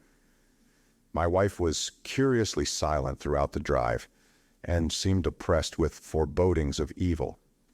I talked to her reassuringly, pointing out that the Martians were tied to the pit by sheer heaviness, and at the utmost could but crawl a little out of it. But she answered only in monosyllables. Had it not been for my promise to the innkeeper, she would, I think, have urged me to stay in Leatherhead that night. Would that I had her face, I remember, was very white as we parted. For my own part, I had been feverishly excited all day. Something very like the war fever that occasionally runs through a civilized community had got into my blood, and in my heart, I was not so very sorry that I had to return to Maybury that night. I was even afraid that that last fusillade I had heard might mean the extermination of our invaders from Mars. I can best express my state of mind by saying that I wanted to be in at the death. It was nearly 11 when I started to return. The night was unexpectedly dark. To me, walking out of the lighted passage of my cousin's house, it seemed indeed black, and it was as hot and close as the day. Overhead the clouds were driving fast, albeit not a breath stirred the shrubs about us. My cousin's man lit both lamps. Happily, I knew the road intimately. My wife stood in the light of the doorway and watched me until I jumped up into the dog cart. Then abruptly she turned and went in, leaving my cousin side by side, wishing me good hap. I was a little depressed at first with the contagion of my wife's fears, but very soon my thoughts reverted to the Martians. At that time I was absolutely in the dark as to the course of the evening's fighting. I did not know even the circumstances that had precipitated the conflict. As I came through Occam, for that was the way I returned and not through Send and Old Woking, I saw along the western horizon a blood-red glow, which as I drew nearer, crept slowly up the sky. The driving clouds of the gathering thunderstorm mingled there with masses of black and red smoke. Ripley Street was deserted, and except for a lighted window or so, the village showed not a sign of life. But I narrowly escaped an accident at the corner of the road to Pyrford, where a knot of people stood with their backs to me. They said nothing to me as I passed. I do not know what they knew of the things happening beyond the hill, nor do I know if the silent houses I passed on my way were sleeping securely, or deserted and empty, or harassed and watching against the terror of the night. From Ripley until I came through Pyrford, I was in the valley of the Wey, and the red glare was hidden from me. As I ascended the little hill beyond Pyrford Church, the glare came into view again, and the trees about me shivered with the first intimation of the storm that was upon me. Then I heard midnight pealing out from Pyrford Church behind me. And then came the silhouette of Maybury Hill, with its treetops and roofs black and sharp against the red. Even as I beheld this, a lurid green glare lit the road about me and showed the distant woods towards Addlestone. I felt a tug at the reins. I saw that the driving clouds had been pierced, as it were, by a thread of green fire, suddenly lighting their confusion and falling into the field to my left. It was the third falling star. Close on its apparition, and blindingly violet by contrast, danced out the first lightning of the gathering storm, and the thunder burst like a rocket overhead. The horse took the bit between his teeth and bolted. A moderate incline runs towards the foot of Maybury Hill, and down this we clattered. Once the lightning had begun, it went on in as rapid a succession of flashes as I have ever seen. The thunderclaps treading one on the heels of another, and with a strange crackling accompaniment, sounded more like the working of a gigantic electric machine than the usual detonating reverberations.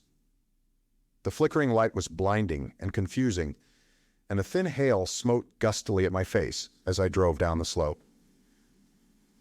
At first I regarded little but the road before me, and then abruptly my attention was arrested by something that was moving rapidly down the opposite slope of Maybury Hill.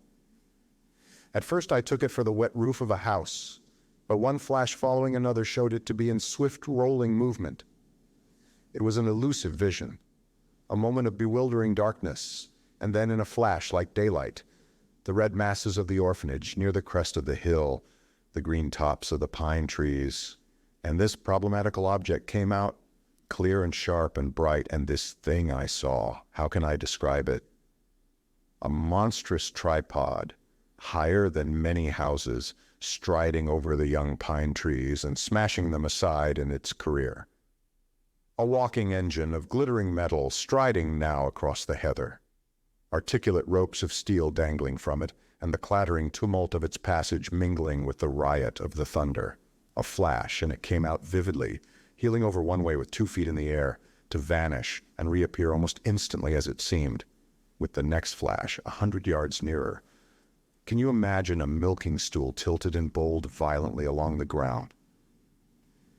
That was the impression those instant flashes gave, but instead of a milking stool, imagine it a great body of machinery on a tripod stand.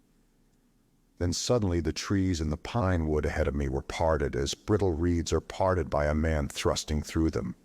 They were snapped off and driven headlong, and a second huge tripod appeared, rushing as it seemed headlong towards me, and I was galloping, hard to meet it. At the sight of the second monster, my nerve went altogether.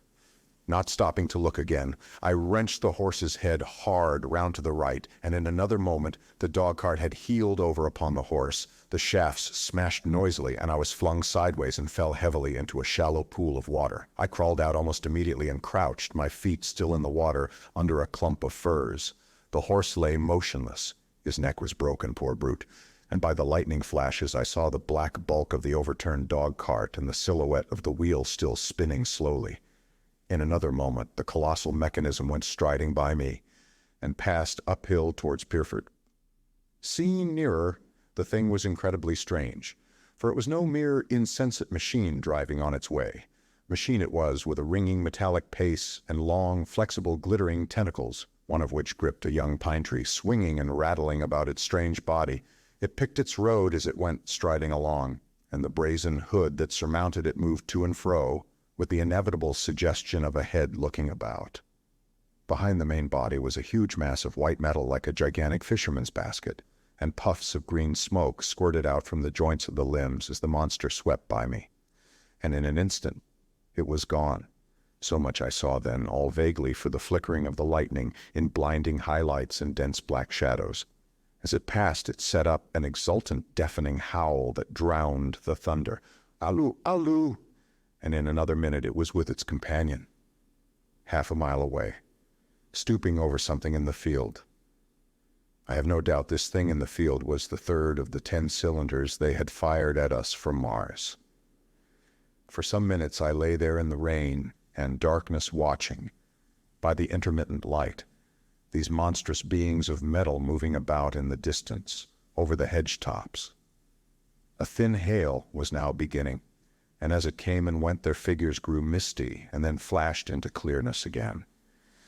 Now and then came a gap in the lightning and the night swallowed them up. I was soaked with hail above and puddled water below. It was some time before my blank astonishment would let me struggle up the bank to a drier position or think at all of my imminent peril. Not far from me was a little one-room squatter's hut of wood, surrounded by a patch of potato garden. I struggled to my feet at last, and crouching and making use of every chance of cover, I made a run for this. I hammered at the door, but I could not make the people hear, if there were any people inside. And after a time I desisted, and availing myself of a ditch for the greater part of the way, succeeded in crawling, unobserved by these monstrous machines, into the pine woods towards Maybury. Under cover of this I pushed on, wet and shivering now, towards my own house. I walked among the trees trying to find the footpath. It was very dark indeed in the wood, for the lightning was now becoming infrequent, and the hail, which was pouring down in a torrent, fell in columns through the gaps in the heavy foliage.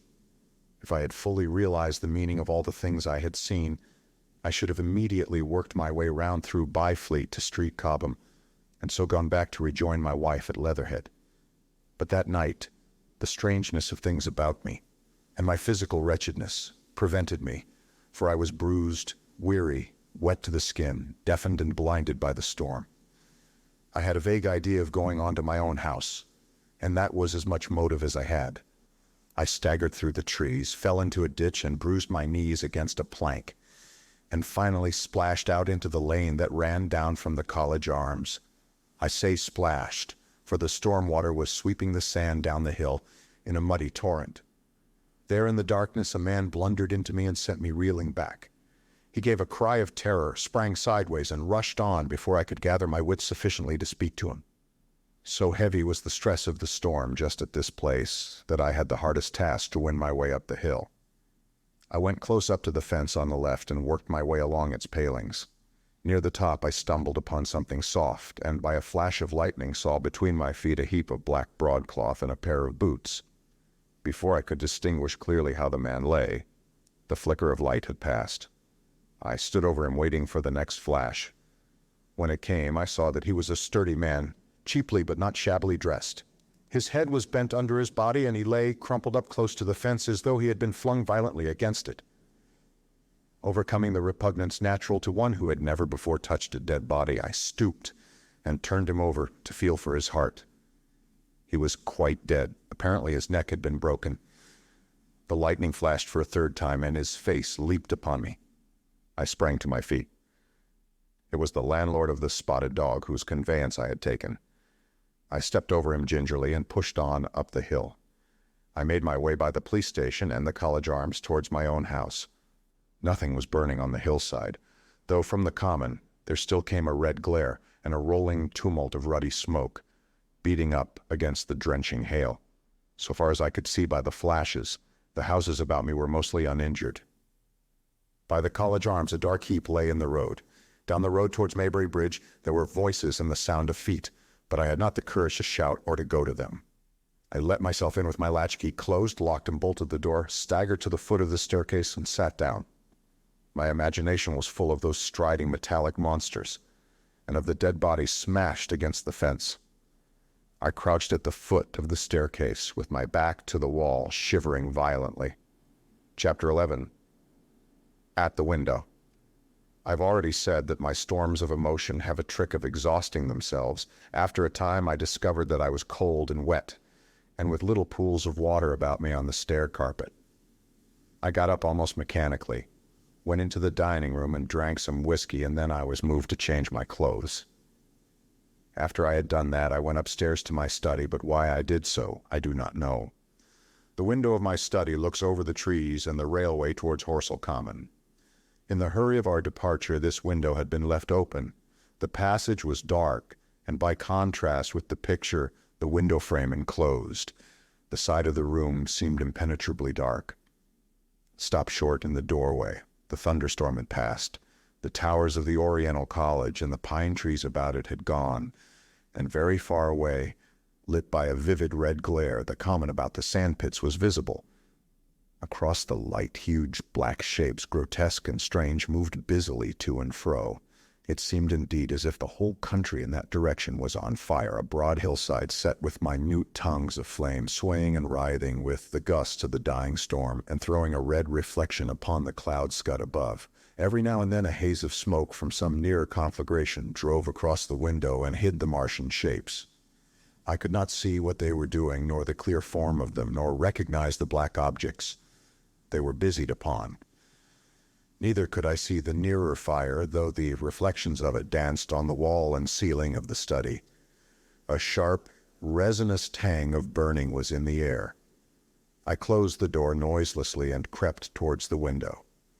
As I did so, the view opened out until, on the one hand, it reached to the houses about Woking Station, and on the other to the charred and blackened pine woods of Byfleet. There was a light down below the hill on the railway near the arch, and several of the houses along the Maybury Road and the streets near the station were glowing ruins.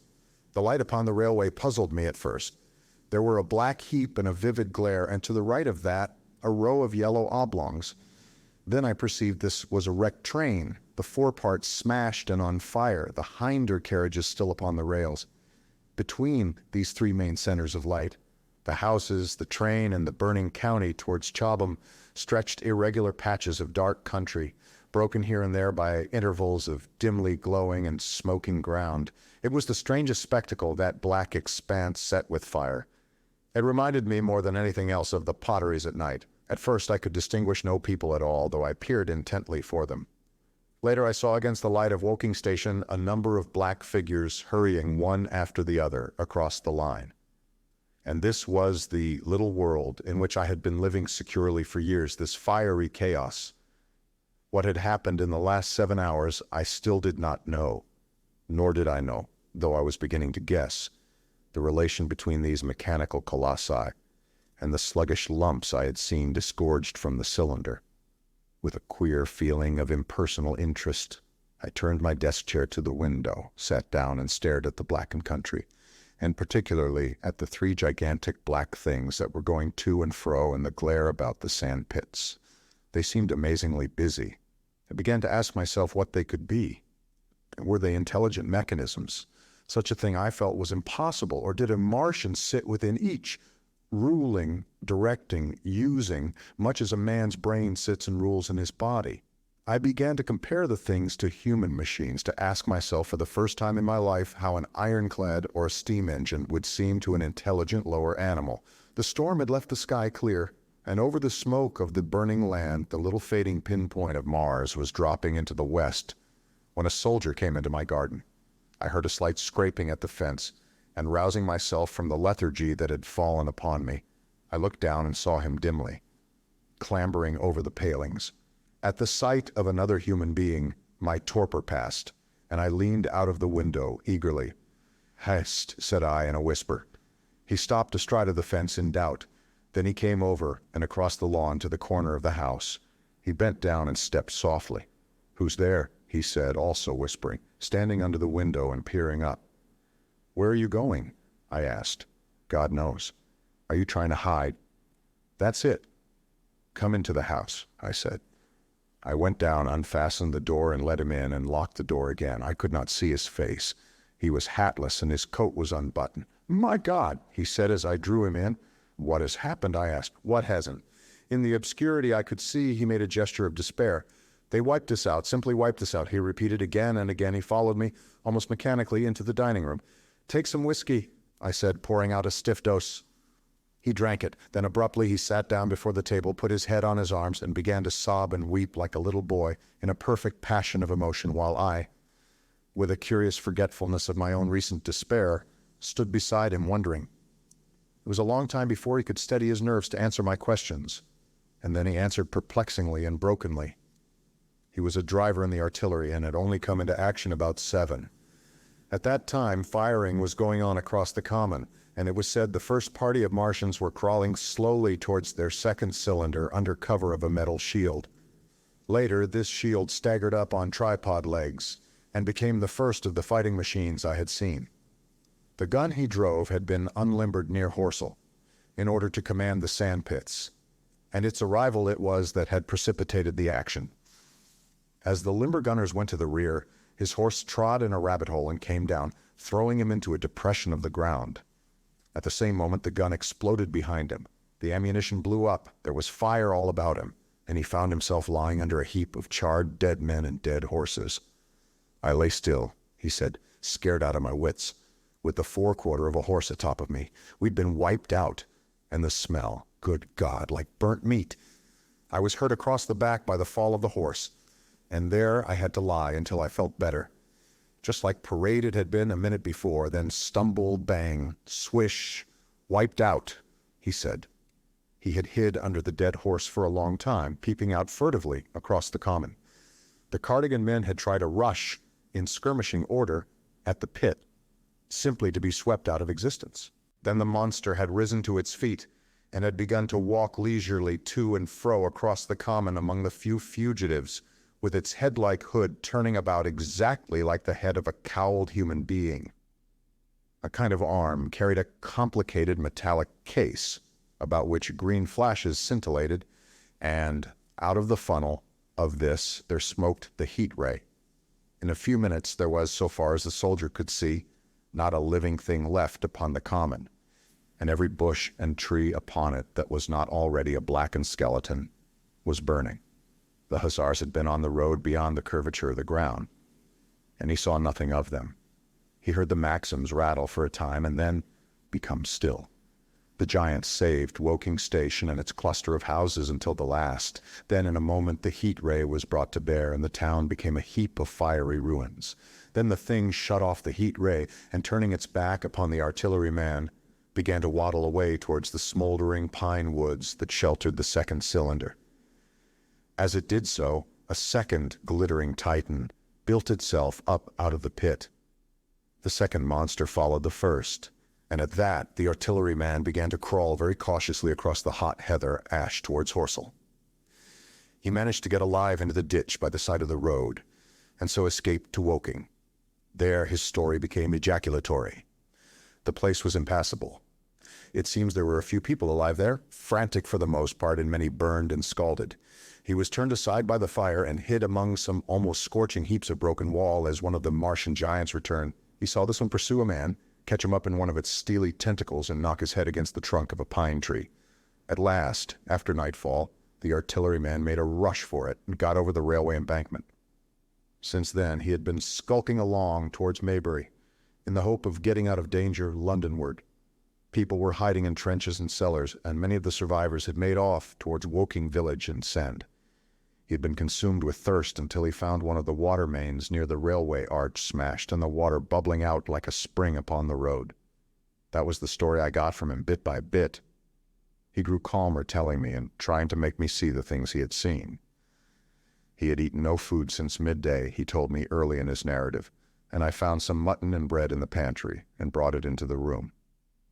We lit no lamp for fear of attracting the Martians, and ever and again our hands would touch upon bread or meat. As he talked, things about us came darkly out of the darkness, and the trampled bushes and broken rose trees outside the window grew distinct. It would seem that a number of men or animals had rushed across the lawn. Began to see his face, blackened and haggard, as no doubt mine was also. When we had finished eating, we went softly upstairs to my study, and I looked again out of the open window. In one night the valley had become a valley of ashes. The fires had dwindled now. Where flames had been, there were now streamers of smoke. But the countless ruins of shattered and gutted houses and blasted and blackened trees that the night had hidden stood out now gaunt and terrible in the pitiless light of dawn. Yet here and there some object had had the luck to escape. A white railway signal here, the end of a greenhouse there, white and fresh amid the wreckage. Never before in the history of warfare had destruction been so indiscriminate and so universal, and shining with the growing light of the east. 3 of the metallic giants stood about the pit, their cowls rotating as though they were surveying the desolation they had made. It seemed to me that the pit had been enlarged, and ever and again puffs of vivid green vapor streamed up and out of it towards the brightening dawn, streamed up, whirled, broke, and vanished. Beyond were the pillars of fire about Chobham. They became pillars of bloodshot smoke at the first touch of day. Chapter 12. What I saw of the destruction of Weybridge and Shepperton. As the dawn grew brighter, we withdrew from the window, from which we had watched the Martians, and went very quietly downstairs. The artilleryman agreed with me that the house was no place to stay in. He proposed, he said, to make his way Londonward, and thence rejoin his battery, number 12 of the Horse Artillery. My plan was to return at once to Leatherhead, and so greatly had the strength of the Martians impressed me that I had determined to take my wife to Newhaven and go with her out of the country forthwith. For I already perceived clearly that the country about London must inevitably be the scene of a disastrous struggle before such creatures as these could be destroyed. Between us and Leatherhead, however, lay the third cylinder, with its guarding giants. Had I been alone, I think I should have taken my chance and struck across country. But the artilleryman dissuaded me. It's no kindness to the right sort of wife, he said, to make her a widow. And in the end I agreed to go with him under cover of the woods, northward as far as Street Cobham before I parted with him. Thence I would make a big detour by Epsom to reach Leatherhead. I should have started at once, but my companion had been in active service, and he knew better than that. He made me ransack the house for a flask, which he filled with whiskey, and we lined every available pocket with packets of biscuits and slices of meat. Then we crept out of the house and ran as quickly as we could down the ill-made road by which I had come overnight. The houses seemed deserted. In the road lay a group of 3 charred bodies close together, struck dead by the heat ray. And here and there were things that people had dropped: a clock, a slipper, a silver spoon, and the like poor valuables. At the corner turning up towards the post office, a little cart filled with boxes and furniture, and horseless, heeled over on a broken wheel. A cash box had been hastily smashed open and thrown under the debris, except the lodge at the orphanage, which was still on fire. None of the houses had suffered very greatly here. The heat ray had shaved the chimney tops and passed. Yet, save ourselves, there did not seem to be a living soul on Maybury Hill. The majority of the inhabitants had escaped, I suppose, by way of the old Woking road, the road I had taken when I drove to Leatherhead, or they had hidden. We went down the lane by the body of the man in black, sodden now from the overnight hail, and broke into the woods at the foot of the hill. We pushed through these toward the railway without meeting a soul. The woods across the line were but the scarred and blackened ruins of woods. For the most part the trees had fallen, but a certain proportion still stood, dismal gray stems, with dark brown foliage instead of green. On our side the fire had done no more than scorch the nearer trees. It had failed to secure its footing. In one place the woodmen had been at work on Saturday. Trees, felled and freshly trimmed, lay in a clearing with heaps of sawdust by the sawing machine and its engine. Hard by was a temporary hut, deserted.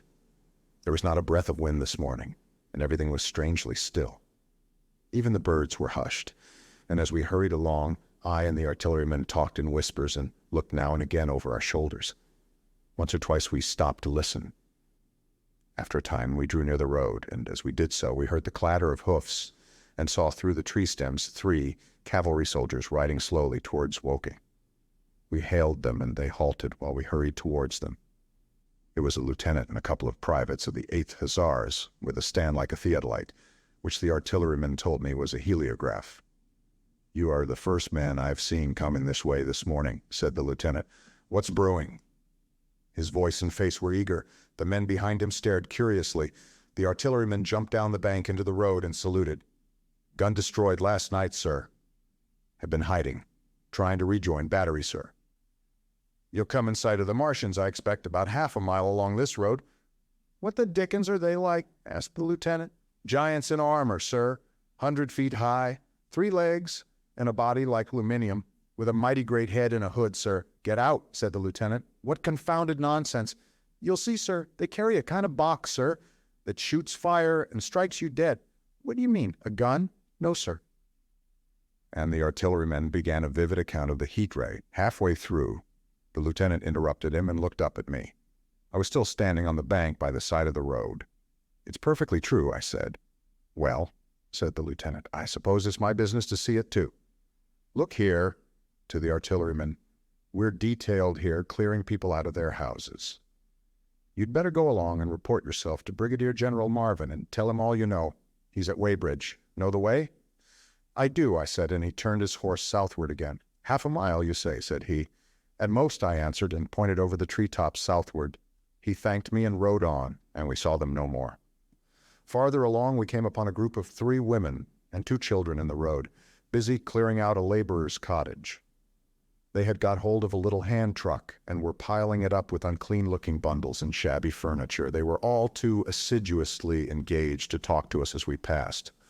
By Byfleet Station we emerged from the pine trees and found the country calm and peaceful under the morning sunlight. We were far beyond the range of the heat ray there, and had it not been for the silent desertion of some of the houses, the stirring movement of packing in others, and the knot of soldiers standing on the bridge over the railway and staring down the line towards Woking, the day would have seemed very like any other Sunday.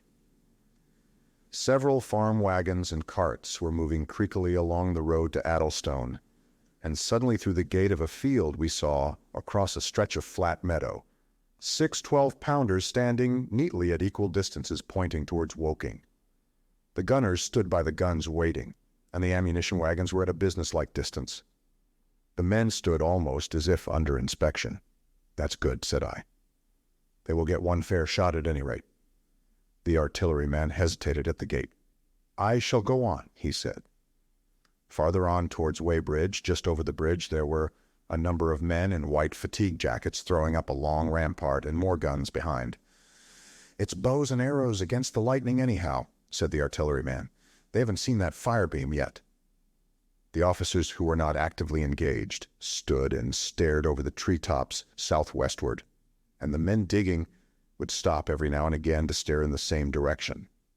Byfleet was in a tumult, people packing, and a score of hussars, some of them dismounted, some on horseback, were hunting them about. 3 or 4 black government wagons with crosses and white circles and an old omnibus, among other vehicles, were being loaded in the village street. There were scores of people, most of them sufficiently sabbatical to have assumed their best clothes. The soldiers were having the greatest difficulty in making them realize the gravity of their position. We saw one shriveled old fellow with a huge box and a score or more of flower pots containing orchids, angrily expostulating with the corporal who would leave them behind. I stopped and gripped his arm. "Do you know what's over there?" I said, pointing at the pine tops that hid the Martians. "Eh?" said he, turning. "I was explaining these is valuable." "Death," I shouted. "Death is coming, death." And leaving him to digest that if he could, I hurried on after the artilleryman. At the corner I looked back. The soldier had left him, and he was still standing by his box with the pots of orchids on the lid of it and staring vaguely over the trees. No one in Weybridge could tell us where the headquarters were established.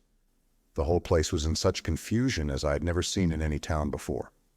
Carts, carriages everywhere, the most astonishing miscellany of conveyances and horseflesh.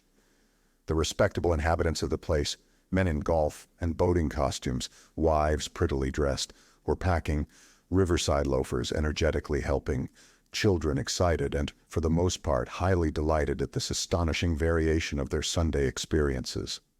In the midst of it all, the worthy vicar was very pluckily holding an early celebration, and his bell was jangling out above the excitement. And the artilleryman, seated on the step of the drinking fountain, made a very passable meal upon what we had brought with us. Patrols of soldiers, here no longer hussars but grenadiers in white, were warning people to move now, or to take refuge in their cellars as soon as the firing began. We saw as we crossed the railway bridge that a growing crowd of people had assembled in and about the railway station, and the swarming platform was piled with boxes and packages. The ordinary traffic had been stopped, I believe, in order to allow of the passage of troops and guns to Chertsey, and I have heard since that a savage struggle occurred for places in the special trains that were put on at a later hour. We remained at Weybridge until midday, and at that hour we found ourselves at the place near Shepperton Lock where the Wey and Thames join. Part of the time we spent helping 2 old women to pack a little cart. The Wey has a treble mouth, and at this point boats are to be hired, and there was a ferry across the river. On the Shepperton side was an inn with a lawn, and beyond that the tower of Shepperton Church. It has been replaced by a spire, rose above the trees.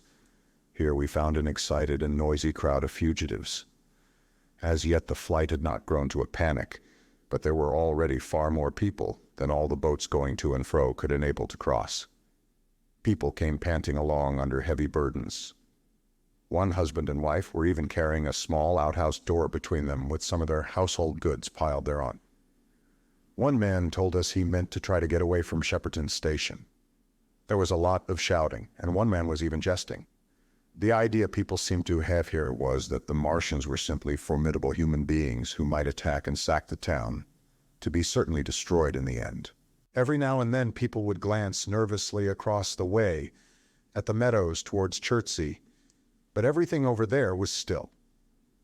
Across the Thames, except just where the boats landed, everything was quiet, in vivid contrast with the Surrey side. The people who landed there from the boats went tramping off down the lane. The big ferry boat had just made a journey. 3 or 4 soldiers stood on the lawn of the inn, staring and jesting at the fugitives without offering to help. The inn was closed, as it was now within prohibited hours. "What's that?" cried a boatman, and "Shut up, you fool," said a man near me to a yelping dog.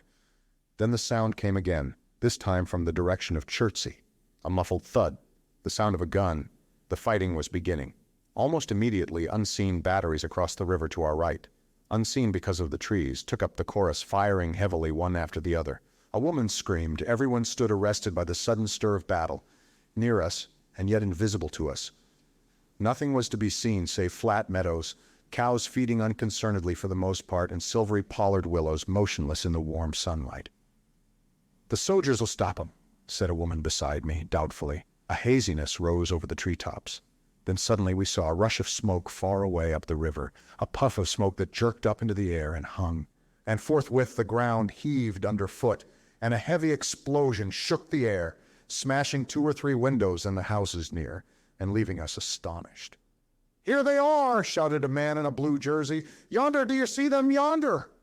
Quickly, one after the other, 1, 2, 3, 4 of the armored Martians appeared far away over the little trees, across the flat meadows that stretched towards Chertsey, and striding hurriedly towards the river. Little cowled figures they seemed at first, going with a rolling motion and as fast as flying birds. Then, advancing obliquely towards us, came a 5th. Their armored bodies glittered in the sun as they swept swiftly forward upon the guns, growing rapidly larger as they drew nearer. One on the extreme left, the remotest that is, flourished a huge case high in the air, and the ghostly, terrible heat ray I had already seen on Friday night smote towards Chertsey and struck the town.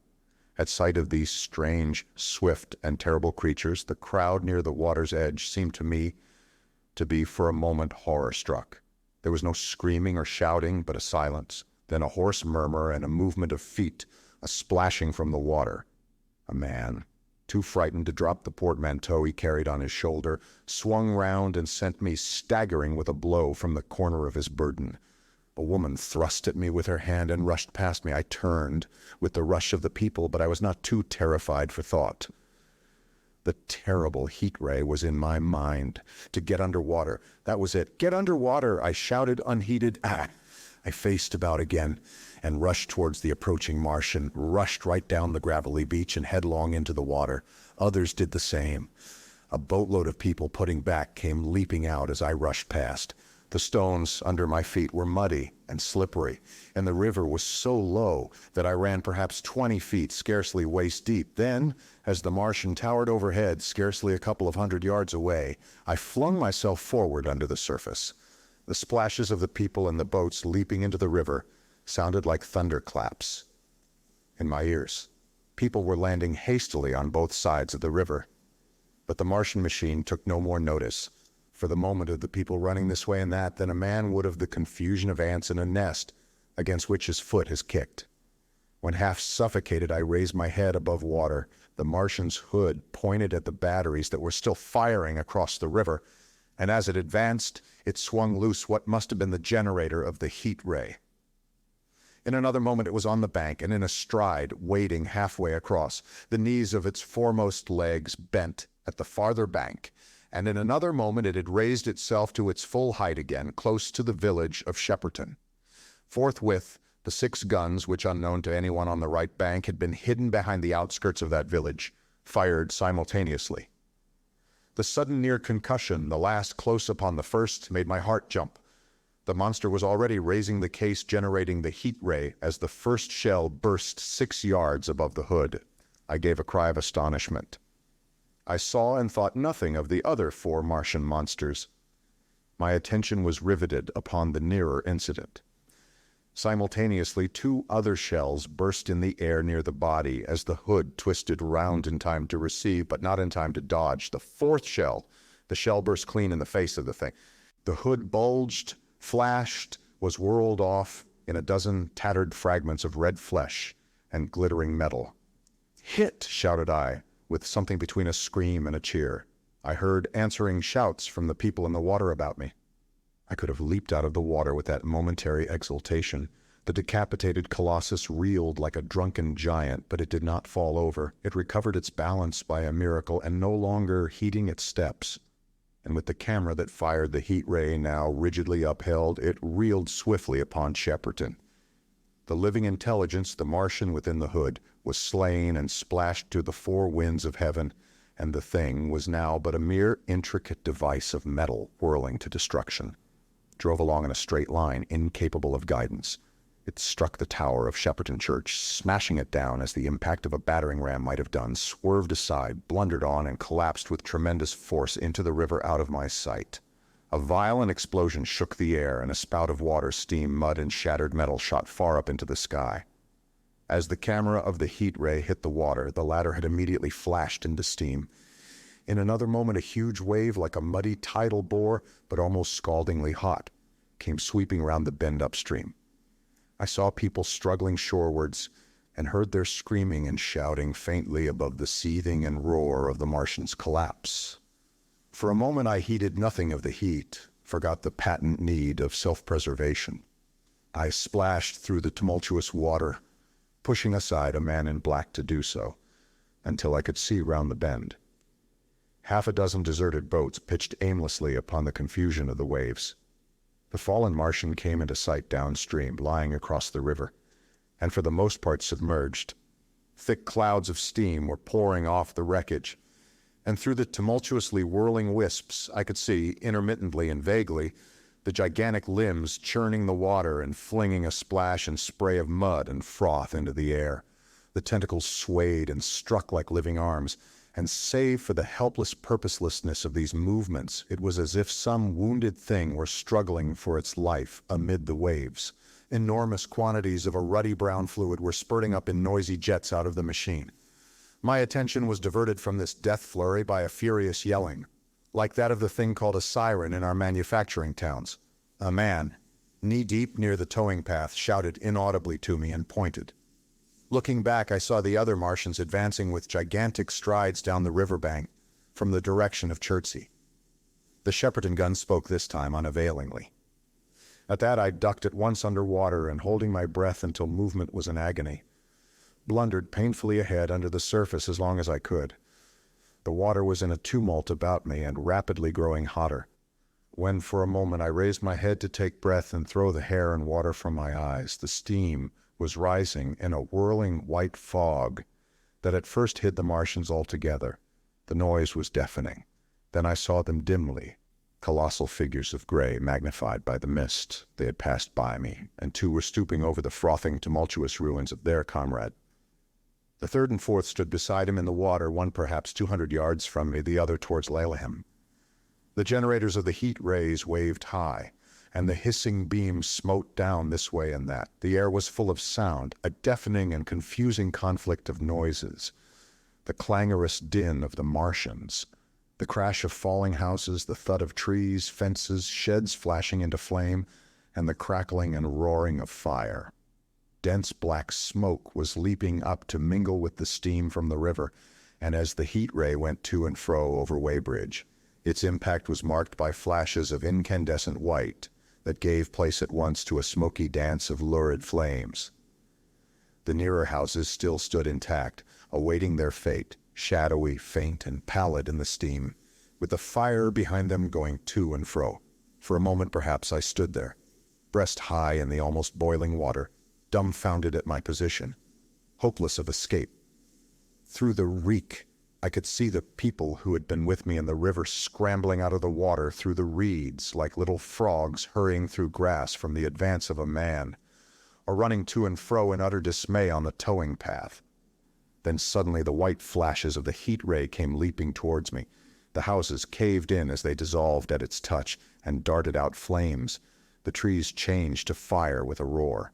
The ray flickered up and down the towing path, licking off the people who ran this way and that, and came down to the water's edge not 50 yards from where I stood.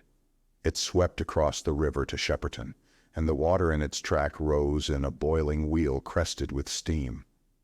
I turned shoreward. In another moment, the huge wave, well nigh at the boiling point, had rushed upon me. I screamed aloud and scalded, half blinded, agonized. I staggered through the leaping, hissing water towards the shore. Had my foot stumbled, it would have been the end. I fell helplessly, in full sight of the Martians, upon the broad, bare, gravelly spit that runs down to mark the angle of the Wey and Thames. I expected nothing but death. I have a dim memory of the foot of a Martian coming down within a score of yards of my head, driving straight into the loose gravel, whirling it this way and that and lifting again, of a long suspense, and then of the four carrying the debris of their comrade between them. Now clear and then presently faint through a veil of smoke, receding interminably, as it seemed to me, across a vast space of river and meadow. And then, very slowly, I realized that by a miracle I had escaped. Chapter 13. How I Fell In with the Curate. After getting this sudden lesson in the power of terrestrial weapons, the Martians retreated to their original position upon Horsell Common, and in their haste, and encumbered with the debris of their smashed companion, they no doubt overlooked many such a stray and negligible victim as myself. Had they left their comrade and pushed on forthwith, there was nothing at that time between them and London but batteries of 12-pounder guns, and they would certainly have reached the capital in advance of the tidings of their approach. As sudden, dreadful, and destructive their advent would have been as the earthquake that destroyed Lisbon a century ago. But they were in no hurry. Cylinder followed cylinder on its interplanetary flight. Every 24 hours brought them reinforcement. And meanwhile the military and naval authorities, now fully alive to the tremendous power of their antagonists, worked with furious energy. Every minute a fresh gun came into position until, before twilight, every copse, every row of suburban villas on the hilly slopes about Kingston and Richmond masked an expectant black muzzle.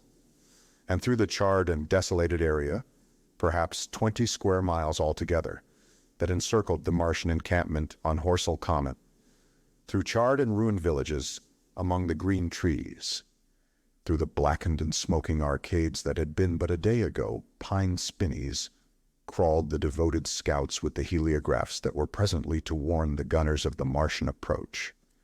But the Martians now understood our command of artillery and the danger of human proximity, and not a man ventured within a mile of either cylinder, save at the price of his life.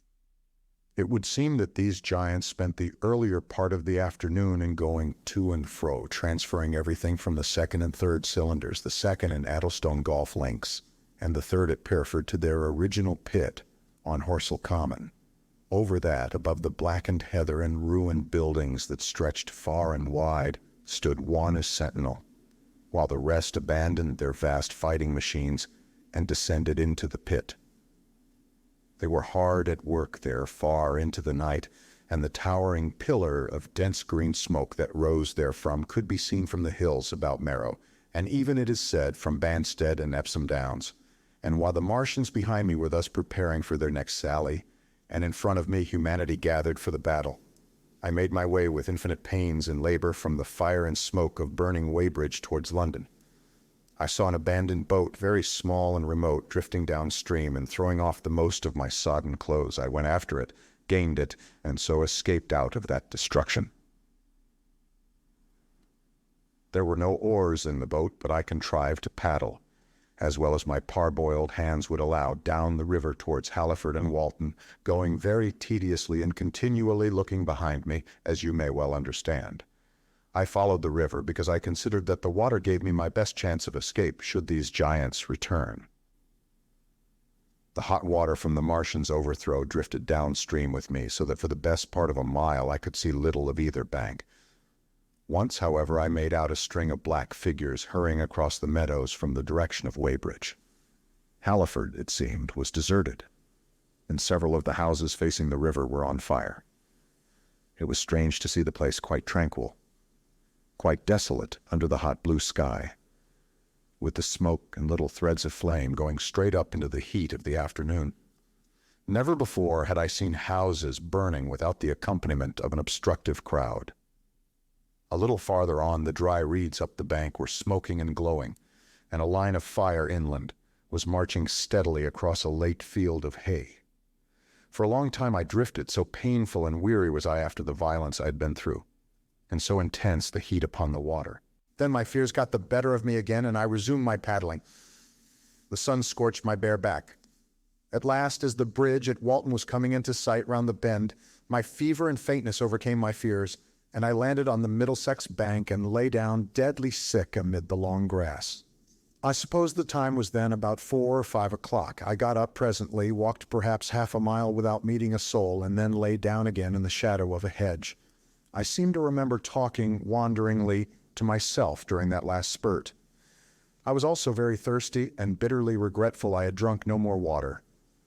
It is a curious thing that I felt angry with my wife. I cannot account for it, but my impotent desire to reach Leatherhead worried me excessively. I do not clearly remember the arrival of the curate, so that probably I dozed. I became aware of him as a seated figure in soot-smudged shirt sleeves, and with his upturned, clean-shaven face staring at a faint flickering that danced over the sky. The sky was what is called a mackerel sky, rows and rows of faint down plumes of cloud, just tinted with the midsummer sunset. I sat up, and at the rustle of my motion he looked at me quickly. "Have you any water?" I asked abruptly. He shook his head. "You have been asking for water for the last hour," he said. For a moment we were silent, taking stock of each other. I dare say he found me a strange enough figure, naked, save for my water-soaked trousers and socks, scalded and my face and shoulders blackened by the smoke. His face was a fair weakness, his chin retreated, and his hair lay in crisp, almost flaxen curls on his low forehead. His eyes were rather large, pale blue and blankly staring. He spoke abruptly, looking vacantly away from me. "What does it mean?" he said. "What do these things mean?" I stared at him and made no answer. He extended a thin white hand and spoke in almost a complaining tone. "Why are these things permitted? What sins have we done? The morning service was over. I was walking through the roads to clear my brain for the afternoon, and then fire, earthquake, death, as if it were Sodom and Gomorrah. All our work undone, all the work. What are these Martians? What are we?" I answered, clearing my throat. He gripped his knees and turned to look at me again. For half a minute, perhaps, he stared silently. "I was walking through the roads to clear my brain," he said, "and suddenly fire, earthquake, death." He relapsed into silence, with his chin now sunken almost to his knees.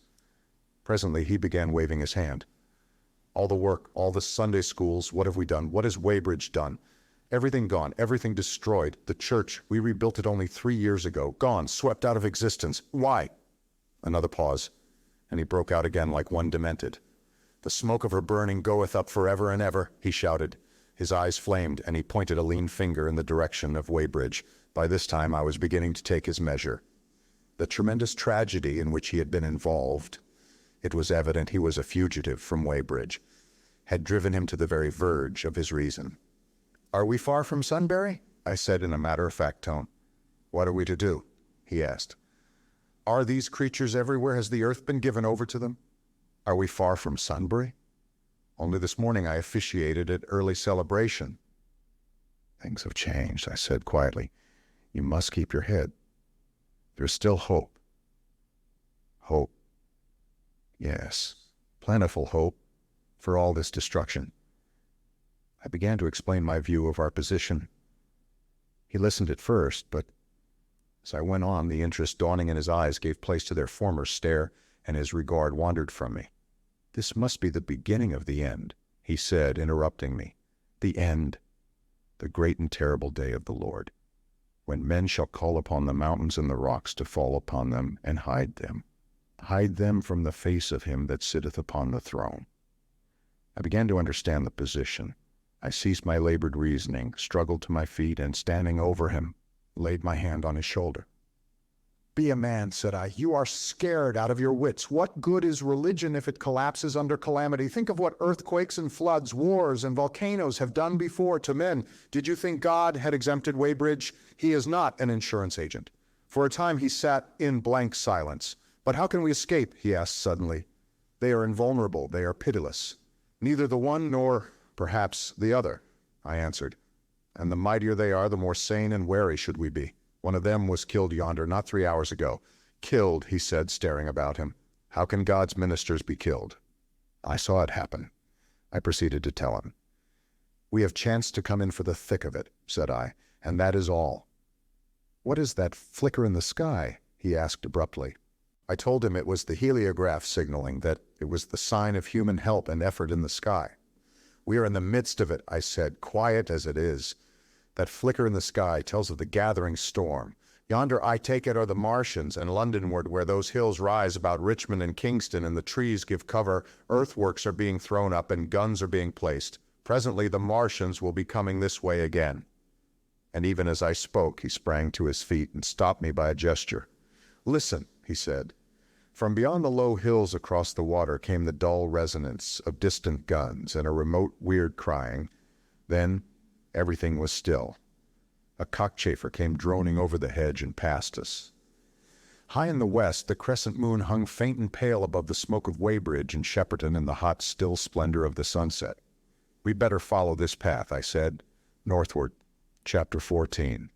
In London. My younger brother was in London when the Martians fell at Woking. He was a medical student working for an imminent examination, and he heard nothing of the arrival until Saturday morning. The morning papers on Saturday contained, in addition to lengthy special articles on the planet Mars, on life in the planets, and so forth, a brief and vaguely worded telegram, all the more striking for its brevity. The Martians, alarmed by the approach of a crowd, had killed a number of people with a quick-firing gun. So the story ran. The telegram concluded with the words, "Formidable as they seem to be, the Martians have not moved from the pit into which they have fallen, and indeed seem incapable of doing so. Probably this is due to the relative strength of the Earth's gravitational energy." On that last text, their leader-writer expanded very comfortingly. Of course, all the students in the Crammer's biology class to which my brother went that day were intensely interested, but there were no signs of any unusual excitement in the streets. The afternoon papers puffed scraps of news under big headlines.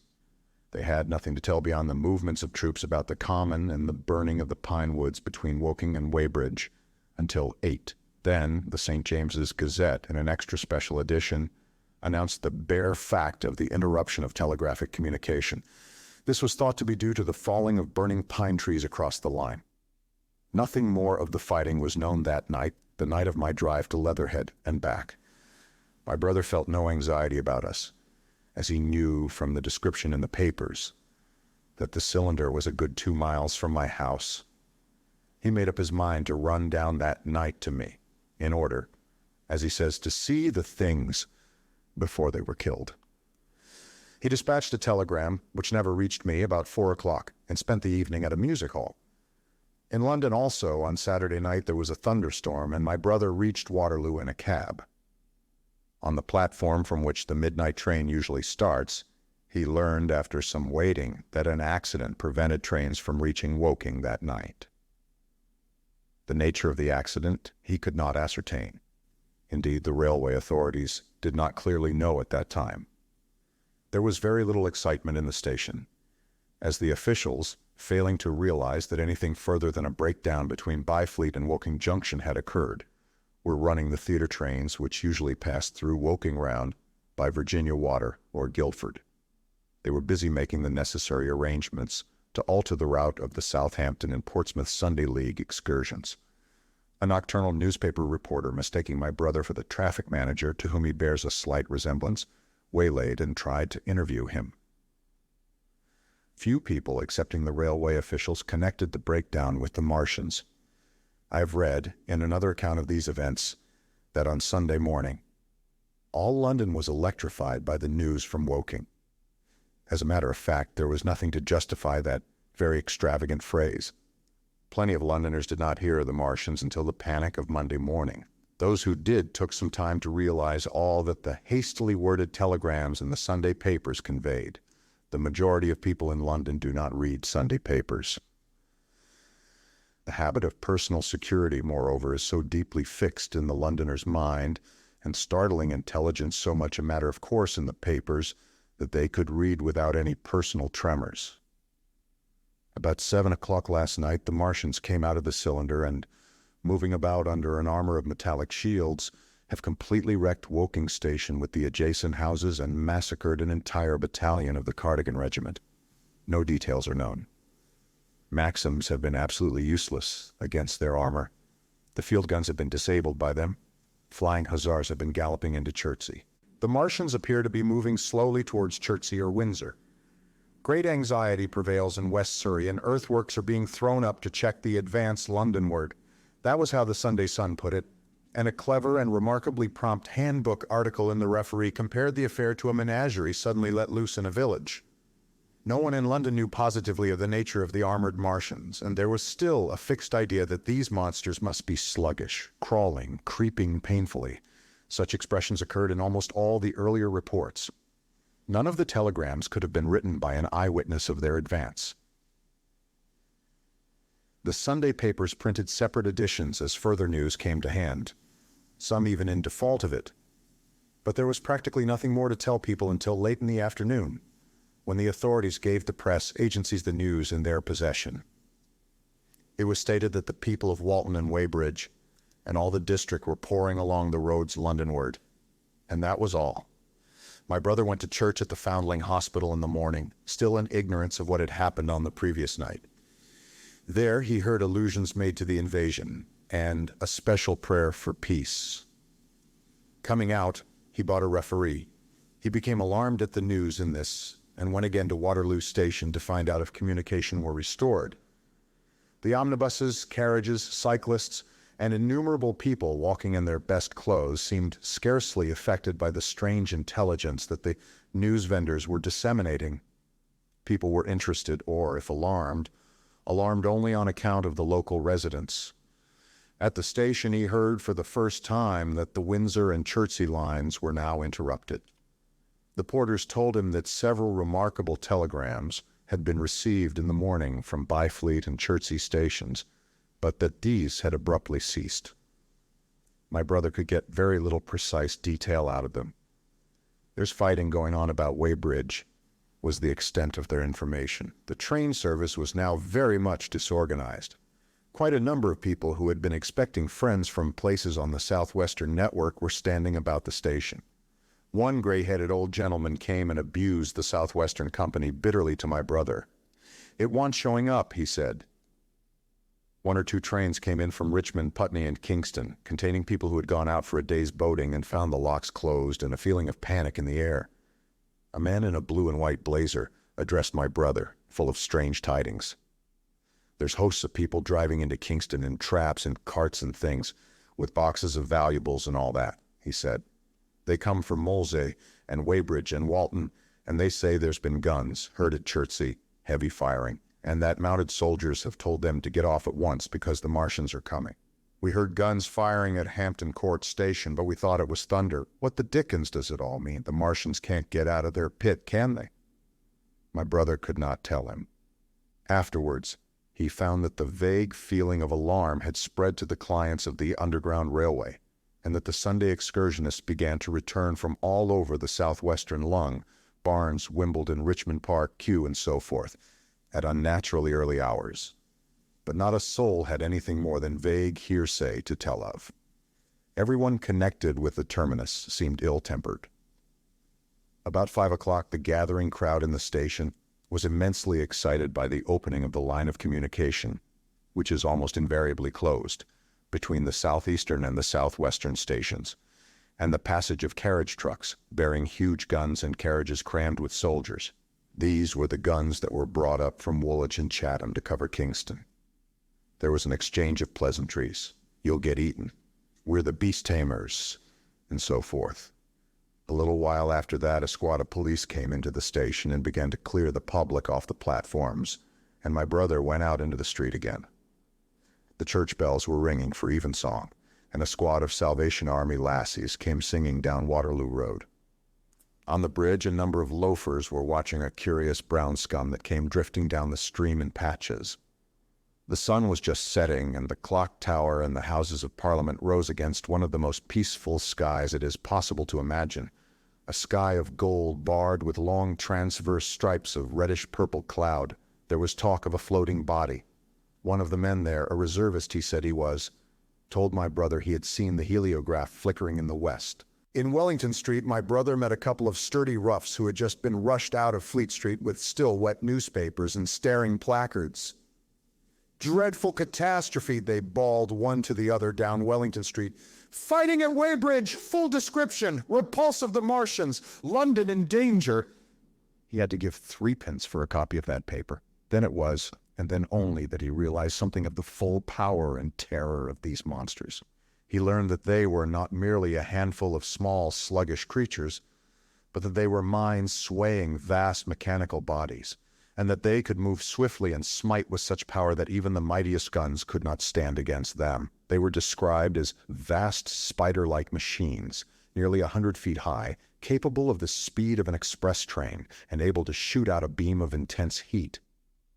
Massed batteries, chiefly of field guns, had been planted in the country about Horsell Common, and especially between the Woking district and London. 5 of the machines had been seen moving towards the Thames, and one, by a happy chance, had been destroyed. In the other cases, the shells had missed, and the batteries had been at once annihilated by the heat rays. Heavy losses of soldiers were mentioned, but the tone of the dispatch was optimistic. The Martians had been repulsed. They were not invulnerable. They had retreated to their triangle of cylinders again in the circle about Woking. Signalers with heliographs were pushing forward upon them from all sides. Guns were in rapid transit from Windsor, Portsmouth, Aldershot, Woolwich, even from the north. Among others, long wire guns of 95 tons from Woolwich. Altogether 116 were in position or being hastily placed, chiefly covering London. Never before in England had there been such a vast or rapid concentration of military material. Any further cylinders that fell, it was hoped, could be destroyed at once by high explosives, which were being rapidly manufactured and distributed. No doubt, ran the report, the situation was of the strangest and gravest description. But the public was exhorted to avoid and discourage panic. No doubt the Martians were strange and terrible in the extreme, but at the outside there could not be more than 20 of them against our millions. The authorities had reason to suppose from the size of the cylinders that at the outside there could not be more than 5 in each cylinder, 15 altogether. And one at least was disposed of, perhaps more. The public would be fairly warned of the approach of danger, and elaborate measures were being taken for the protection of the people in the threatened southwestern suburbs. And so, with reiterated assurances of the safety of London and the ability of the authorities to cope with the difficulty, this quasi-proclamation closed. This was printed in enormous type on paper so fresh that it was still wet, and there had been no time to add a word of comment. It was curious, my brother said, to see how ruthlessly the usual contents of the paper had been hacked and taken out to give this place. All down Wellington Street, people could be seen fluttering out the pink sheets and reading, and the Strand was suddenly noisy with the voices of an army of hawkers following these pioneers. Men came scrambling off buses to secure copies. Certainly this news excited people intensely, whatever their previous apathy. The shutters of a map shop in the Strand were being taken down, my brother said, and a man in his Sunday raiment, lemon-yellow gloves even, was visible inside the window hastily fastening maps of Surrey to the glass. Going on along the Strand to Trafalgar Square, the paper in his hand, my brother saw some of the fugitives from West Surrey. There was a man with his wife and 2 boys and some articles of furniture in a cart such as greengrocers use. He was driving from the direction of Westminster Bridge, and close behind him came a hay wagon with 5 or 6 respectable-looking people in it and some boxes and bundles. The faces of these people were haggard, and their entire appearance contrasted conspicuously with the Sabbath-best appearance of the people on the omnibuses. People in fashionable clothing peeped at them out of cabs. They stopped at the square, as if undecided which way to take, and finally turned eastward along the Strand. Some way behind these came a man in workday clothes, riding one of those old-fashioned tricycles with a small front wheel. He was dirty and white in the face. My brother turned down towards Victoria and met a number of such people. He had a vague idea that he might see something of me. He noticed an unusual number of police regulating the traffic. Some of the refugees were exchanging news with the people on the omnibuses. One was professing to have seen the Martians. "Boilers on stilts, I tell you, striding along like men." Most of them were excited and animated by their strange experience. Beyond Victoria, the public houses were doing a lively trade with these arrivals. At all the street corners, groups of people were reading papers, talking excitedly, or staring at these unusual Sunday visitors. They seemed to increase as night drew on, until at last the roads, my brother said, were like Epsom High Street on a Derby day. My brother addressed several of these fugitives and got unsatisfactory answers from most. None of them could tell him any news of Woking except one man who assured him that Woking had been entirely destroyed on the previous night. "I come from Byfleet," he said. "A man on a bicycle came through the place in the early morning and ran from door to door warning us to come away. Then came soldiers. We went out to look, and there were clouds of smoke to the south, nothing but smoke, and not a soul coming that way. Then we heard the guns at Chertsey and folks coming from Weybridge, so I've locked up my house and come on." At that time, there was a strong feeling in the streets that the authorities were to blame for their incapacity to dispose of the invaders without all this inconvenience. About 8 o'clock, a noise of heavy firing was distinctly audible all over the south of London. My brother could not hear it for the traffic in the main thoroughfares, but by striking through the quiet back streets to the river, he was able to distinguish it quite plainly. He walked from Westminster to his apartments near Regent's Park about 2. He was now very anxious on my account and disturbed at the evident magnitude of the trouble. His mind was inclined to run, even as mine had run on Saturday, on military details. He thought of all those silent, expectant guns, of the suddenly nomadic countryside. He tried to imagine boilers on stilts 100 feet high. There were 1 or 2 cartloads of refugees passing along Oxford Street, and several in the Marylebone Road, but so slowly was the news spreading that Regent Street and Portland Place were full of their usual Sunday night promenaders, albeit they talked in groups. And along the edge of Regent's Park there were as many silent couples walking out together under the scattered gas lamps as ever there had been. The night was warm and still, and a little oppressive. The sound of guns continued intermittently, and after midnight there seemed to be sheet lightning in the south. He read and reread the paper, fearing the worst had happened to me. He was restless, and after supper prowled out again aimlessly. He returned and tried in vain to divert his attention to his examination notes. He went to bed a little after midnight and was awakened from lurid dreams in the small hours of Monday by the sound of door-knockers, feet running in the street, distant drumming, and a clamor of bells. Red reflections danced on the ceiling. For a moment he lay astonished, wondering whether day had come or the world gone mad. Then he jumped out of bed and ran to the window. His room was an attic, and as he thrust his head out, up and down the street, there were a dozen echoes to the noise of his window sash, and heads in every kind of night disarray appeared. Enquiries were being shouted. "They are coming," bawled a policeman, hammering at the door. "The Martians are coming," and hurried to the next door. The sound of drumming and trumpeting came from the Albany Street barracks, and every church within earshot was hard at work, killing sleep with a vehement, disorderly tocsin. There was a noise of doors opening, and window after window in the houses opposite flashed from darkness into yellow illumination. Up the street came galloping a closed carriage, bursting abruptly into noise at the corner, rising to a clattering climax under the window, and dying away slowly in the distance. Close on the rear of this came a couple of cabs, the forerunners of a long procession of flying vehicles, going for the most part to Chalk Farm Station, where the Northwestern special trains were loading up instead of coming down the gradient into Euston. For a long time my brother stared out of the window in blank astonishment, watching the policemen hammering at door after door and delivering their incomprehensible message. Then the door behind him opened, and the man who lodged across the landing came in dressed only in shirt, trousers, and slippers, his braces loose about his waist, his hair disordered from his pillow. "What the devil is it?" he asked. "A fire? What a devil of a row?" They both craned their heads out of the window, straining to hear what the policemen were shouting. People were coming out of the side streets and standing in groups at the corners talking. "What the devil is it all about?" said my brother's fellow lodger. My brother answered him vaguely and began to dress, running with each garment to the window in order to miss nothing of the growing excitement. And presently men selling unnaturally early newspapers came bawling into the street.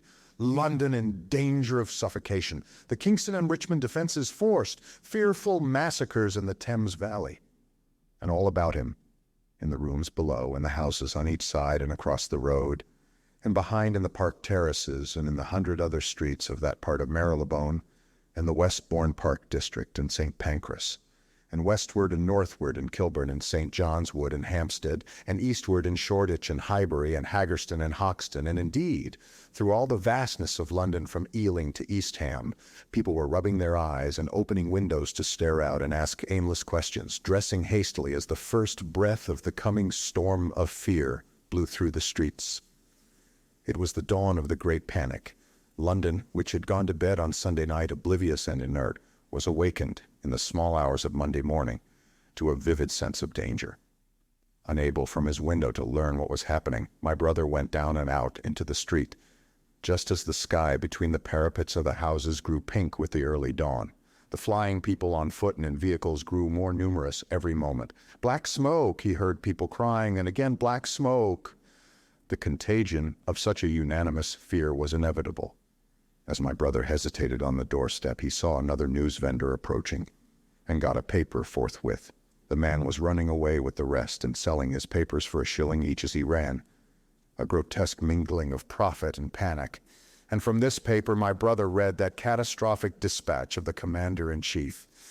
"The Martians are able to discharge enormous clouds of a black and poisonous vapor by means of rockets. They have smothered our batteries, destroyed Richmond, Kingston, and Wimbledon, and are advancing slowly towards London, destroying everything on the way.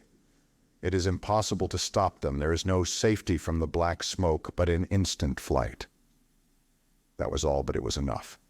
The whole population of the great 6 million city was stirring, slipping, running. Presently it would be pouring en masse northward. "Black smoke," the voices cried. "Fire!" The bells of the neighboring church made a jangling tumult. A cart carelessly driven smashed, amid shrieks and curses, against the water trough up the street.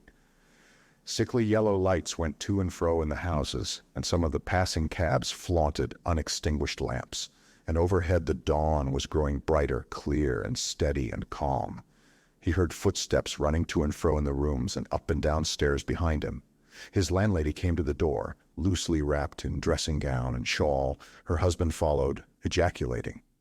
As my brother began to realize the import of all these things, he turned hastily to his own room, put all his available money, some £10 altogether, into his pockets, and went out again into the streets. Chapter 15. What had happened in Surrey? It was while the curate had sat and talked so wildly to me under the hedge in the flat meadows near Halliford, and while my brother was watching the fugitives stream over Westminster Bridge, that the Martians had resumed the offensive. So far as one can ascertain from the conflicting accounts that have been put forth, the majority of them remained busied with preparations in the Horsell pit until 9 that night, hurrying on some operation that disengaged huge volumes of green smoke. But 3 certainly came out about 8 o'clock and, advancing slowly and cautiously, made their way through Byfleet and Purford towards Ripley and Weybridge, and so came in sight of the expectant batteries against the setting sun. These Martians did not advance in a body, but in a line, each perhaps a mile and a half from his nearest fellow. They communicated with one another by means of siren-like howls, running up and down the scale from one note to another. It was this howling and firing of the guns at Ripley and St. George's Hill that we had heard at Upper Halliford. The Ripley gunners, unseasoned artillery volunteers who ought never to have been placed in such a position, fired one wild, premature, ineffectual volley, and bolted on horse and foot through the deserted village, while the Martian, without using his heat ray, walked serenely over their guns, stepped gingerly among them, passed in front of them, and so came unexpectedly upon the guns in Painshill Park, which he destroyed. The St. George's Hill men, however, were better led or of a better mettle. Hidden by a pine wood as they were, they seemed to have been quite unsuspected by the Martian nearest to them. They laid their guns as deliberately as if they had been on parade and fired at about 1,000 yards range. The shells flashed all around him, and he was seen to advance a few paces, stagger, and go down. Everybody yelled together, and the guns were reloaded in frantic haste. The overthrown Martian set up a prolonged ululation, and immediately a second glittering giant answering him appeared over the trees to the south. It would seem that a leg of the tripod had been smashed by one of the shells.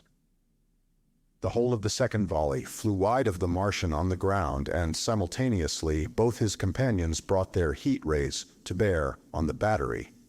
The ammunition blew up, the pine trees all about the guns flashed into fire, and only one or two of the men, who were already running over the crest of the hill, escaped.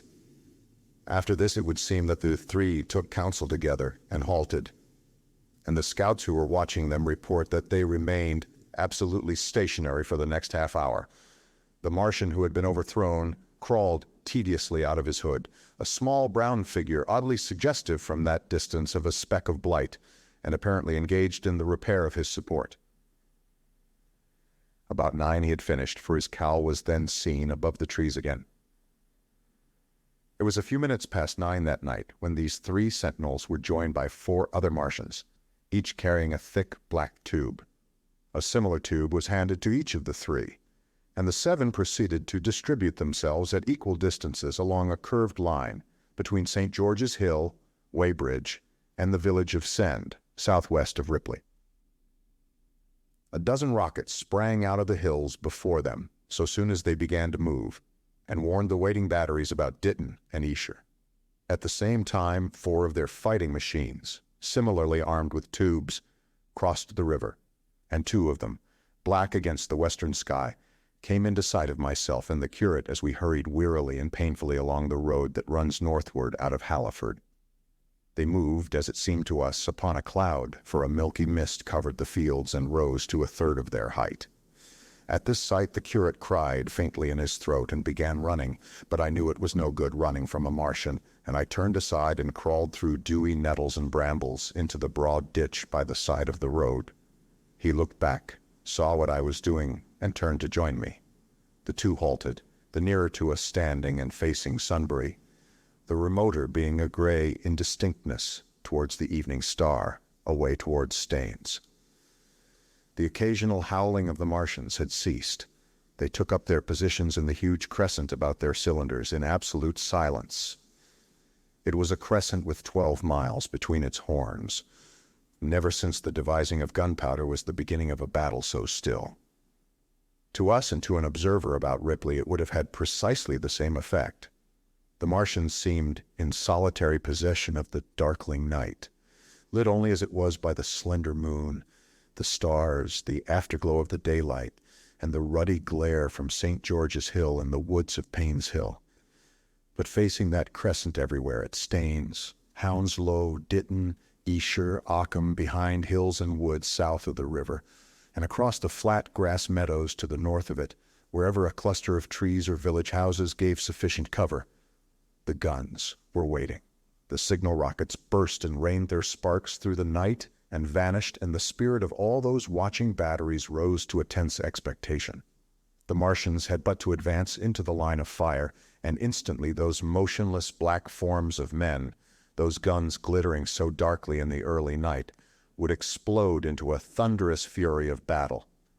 No doubt the thought that was uppermost in 1,000 of those vigilant minds, even as it was uppermost in mine, was the riddle: how much they understood of us.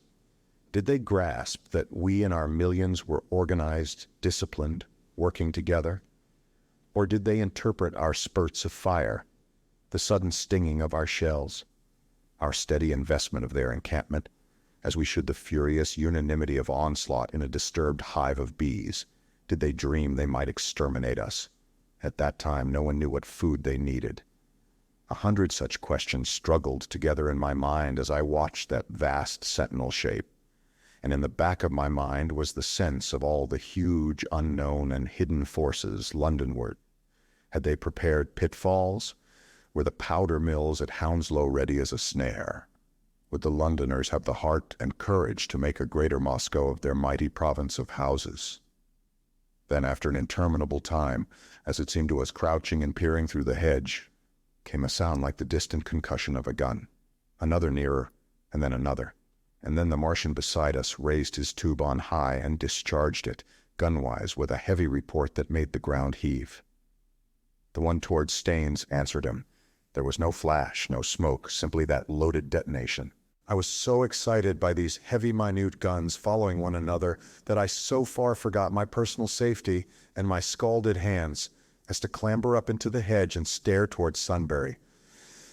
As I did so, a second report followed, and a big projectile hurtled overhead towards Hounslow. I expected at least to see smoke or fire, or some such evidence of its work, but all I saw was the deep blue sky above, with one solitary star, and the white mist spreading wide and low beneath. And there had been no crash, no answering explosion. The silence was restored. The minute lengthened to 3. "What has happened?" said the curate, standing up beside me. "Heaven knows," said I. A bat flickered by and vanished. A distant tumult of shouting began and ceased.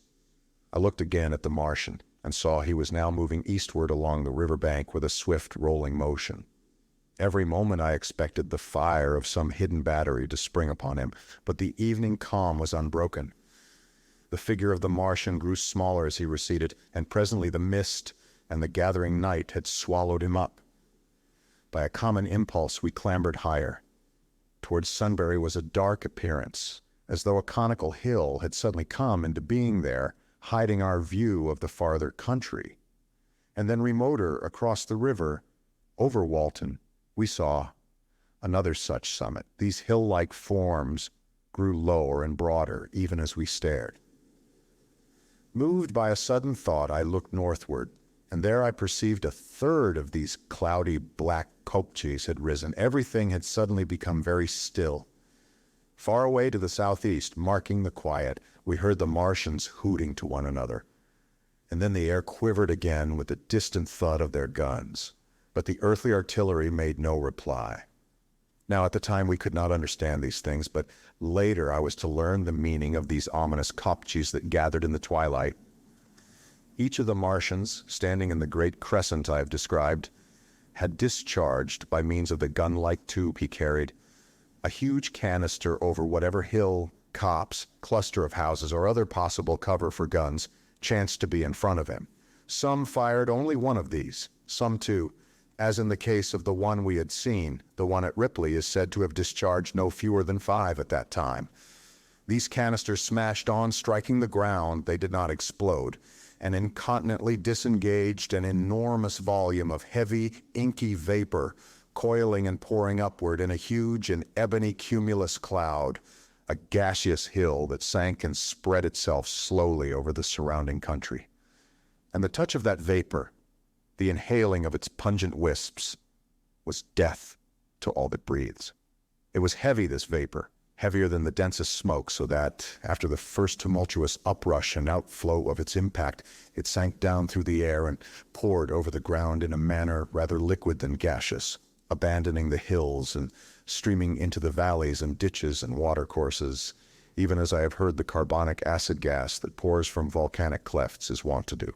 And where it came upon water, some chemical action occurred, and the surface would be instantly covered with a powdery scum that sank slowly and made way for more.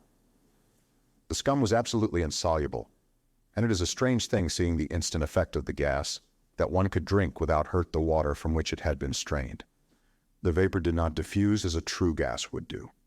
It hung together in banks flowing sluggishly down the slope of the land and driving reluctantly before the wind, and very slowly it combined with the mist and moisture of the air and sank to the earth in the form of dust. Save that an unknown element giving a group of 4 lines in the blue of the spectrum is concerned, we're still entirely ignorant of the nature of this substance. Once the tumultuous upheaval of its dispersion was over, the black smoke clung so closely to the ground even before its precipitation that 50 feet up in the air, on the roofs and upper stories of high houses and on great trees, there was a chance of escaping its poison altogether, as was proved even that night at Street Cobham and Ditton. The man who escaped at the former place tells a wonderful story of the strangeness of its coiling flow, and how he looked down from the church spire and saw the houses of the village rising like ghosts out of its inky nothingness. For a day and a half he remained there, weary, starving, and sun-scorched, the earth under the blue sky, and against the prospect of the distant hills a velvet black expanse with red roofs, green trees, and later black-veiled shrubs and gates, barns, outhouses, and walls rising here and there into the sunlight. But that was at Street Cobham, where the black vapor was allowed to remain until it sank of its own accord into the ground. As a rule, the Martians, when it had served its purpose, cleared the air of it again by wading into it and directing a jet of steam upon it. This they did with the vapor banks near us, as we saw in the starlight from the window of a deserted house at Upper Halliford, whither we had returned. From there we could see the searchlights on Richmond Hill and Kingston Hill going to and fro, and about 11 the windows rattled, and we heard the sound of the huge siege guns that had been put in position there. These continued intermittently for the space of a quarter of an hour, sending chance shots at the invisible Martians at Hampton and Ditton, and then the pale beams of the electric light vanished and were replaced by a bright red glow. Then the fourth cylinder fell, a brilliant green meteor, as I learned afterwards, in Bushy Park. Before the guns on the Richmond and Kingston line of hills began, there was a fitful cannonade far away in the southwest, due, I believe, to guns being fired haphazard before the black vapor could overwhelm the gunners. So, setting about it as methodically as men might smoke out a wasp's nest, the Martians spread this strange, stifling vapor over the Londonward country. The horns of the crescent slowly moved apart, until at last they formed a line from Hanwell to Coombe and Malden. All night through their destructive tubes advanced. Never once, after the Martian at St. George's Hill was brought down, did they give the artillery the ghost of a chance against them. Wherever there was a possibility of guns being laid for them unseen, a fresh canister of the black vapor was discharged, and where the guns were openly displayed, the heat ray was brought to bear. By midnight, the blazing trees along the slopes of Richmond Park and the glare of Kingston Hill threw their light upon a network of black smoke, blotting out the whole valley of the Thames and extending as far as the eye could reach. And through this, 2 Martians slowly waded and turned their hissing steam jets this way and that. They were sparing of the heat ray that night, either because they had but a limited supply of material for its production, or because they did not wish to destroy the country, but only to crush and overawe the opposition they had aroused. In the latter aim, they certainly succeeded. Sunday night was the end of the organized opposition to their movements. After that, no body of men would stand against them, so hopeless was the enterprise. Even the crews of the torpedo boats and destroyers that had brought their quick firers up the Thames refused to stop, mutinied, and went down again. The only offensive operation men ventured upon after that night was the preparation of mines and pitfalls, and even in that their energies were frantic and spasmodic. One has to imagine, as well as one may, the fate of those batteries towards Esher, waiting so tensely in the twilight. Survivors there were none. One may picture the orderly expectation, the officers alert and watchful, the gunners ready, the ammunition piled to hand, the limber gunners with their horses and wagons, the groups of civilian spectators standing as near as they were permitted, the evening stillness, the ambulances and hospital tents with the burned and wounded from Weybridge. Then the dull resonance of the shots the Martians fired, and the clumsy projectile whirling over the trees and houses and smashing amid the neighboring fields. One may picture, too, the sudden shifting of the attention, the swiftly spreading coils and bellyings of that blackness advancing headlong, towering heavenward, turning the twilight to a palpable darkness, a strange and horrible antagonist of vapor striding upon its victims. Men and horses near it seen dimly, running, shrieking, falling headlong, shouts of dismay. The guns suddenly abandoned, men choking and writhing on the ground, and the swift broadening out of the opaque cone of smoke. And then night and extinction, nothing but a silent mass of impenetrable vapor hiding its dead. Before dawn, the black vapor was pouring through the streets of Richmond, and the disintegrating organism of government was, with a last expiring effort, rousing the population of London to the necessity of flight. Chapter 16. The Exodus from London. So you understand the roaring wave of fear that swept through the greatest city in the world, just as Monday was dawning, the stream of flight rising swiftly to a torrent, lashing in a foaming tumult round the railway stations, banked up into a horrible struggle about the shipping in the Thames, and hurrying by every available channel northward and eastward. By 10 o'clock, the police organization, and by midday, even the railway organizations, were losing coherency, losing shape and efficiency, guttering, softening, running at last in that swift liquefaction of the social body. All the railway lines north of the Thames and the southeastern people at Cannon Street had been warned by midnight on Sunday, and trains were being filled. People were fighting savagely for standing room in the carriages even at 2 o'clock. By 3, people were being trampled and crushed even in Bishopsgate Street, a couple of 100 yards or more from Liverpool Street Station. Revolvers were fired, people stabbed, and the policemen who had been sent to direct the traffic, exhausted and infuriated, were breaking the heads of the people they were called out to protect. And as the day advanced and the engine drivers and stokers refused to return to London, the pressure of the flight drove the people in an ever-thickening multitude away from the stations and along the northward running roads. By midday, a Martian had been seen at Barnes, and a cloud of slowly sinking black vapor drove along the Thames and across the flats of Lambeth, cutting off all escape over the bridges in its sluggish advance. Another bank drove over Ealing and surrounded a little island of survivors on Castle Hill, alive but unable to escape.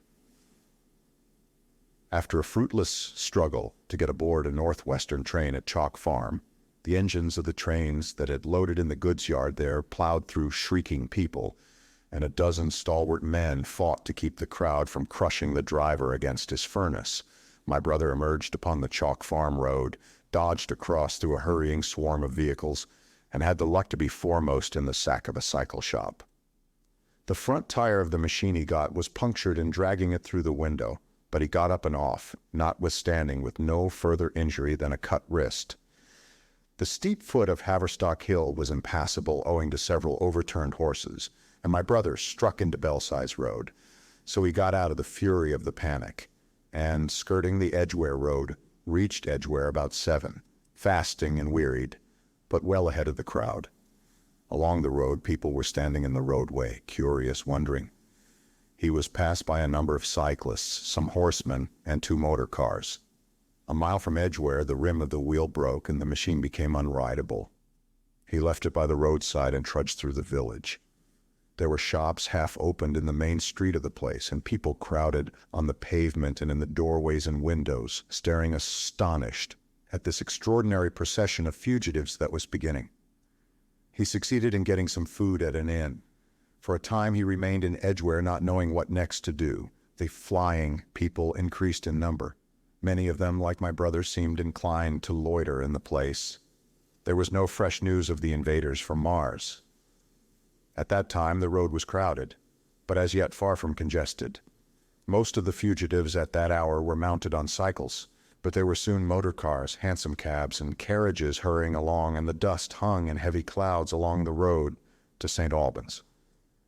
It was perhaps a vague idea of making his way to Chelmsford, where some friends of his lived, that at last induced my brother to strike into a quiet lane running eastward. Presently he came upon a stile, and crossing it followed a footpath northeastward. He passed near several farmhouses, and some little places whose names he did not learn.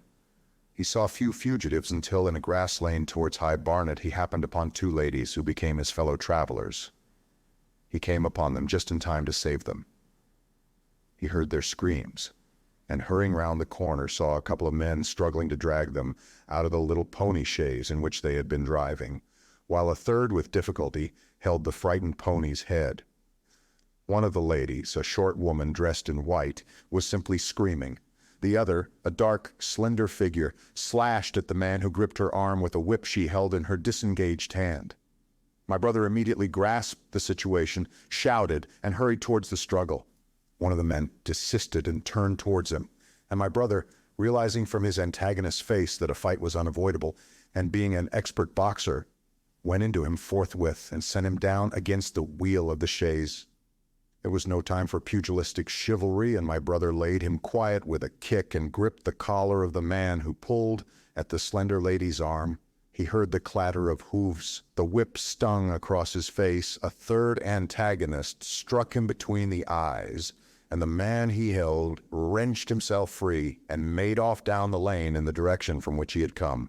Partly stunned, he found himself facing the man who had held the horse's head, and became aware of the chaise receding from him down the lane, swaying from side to side, and with the women in it looking back. The man before him, a burly rough, tried to close, and he stopped him with a blow in the face.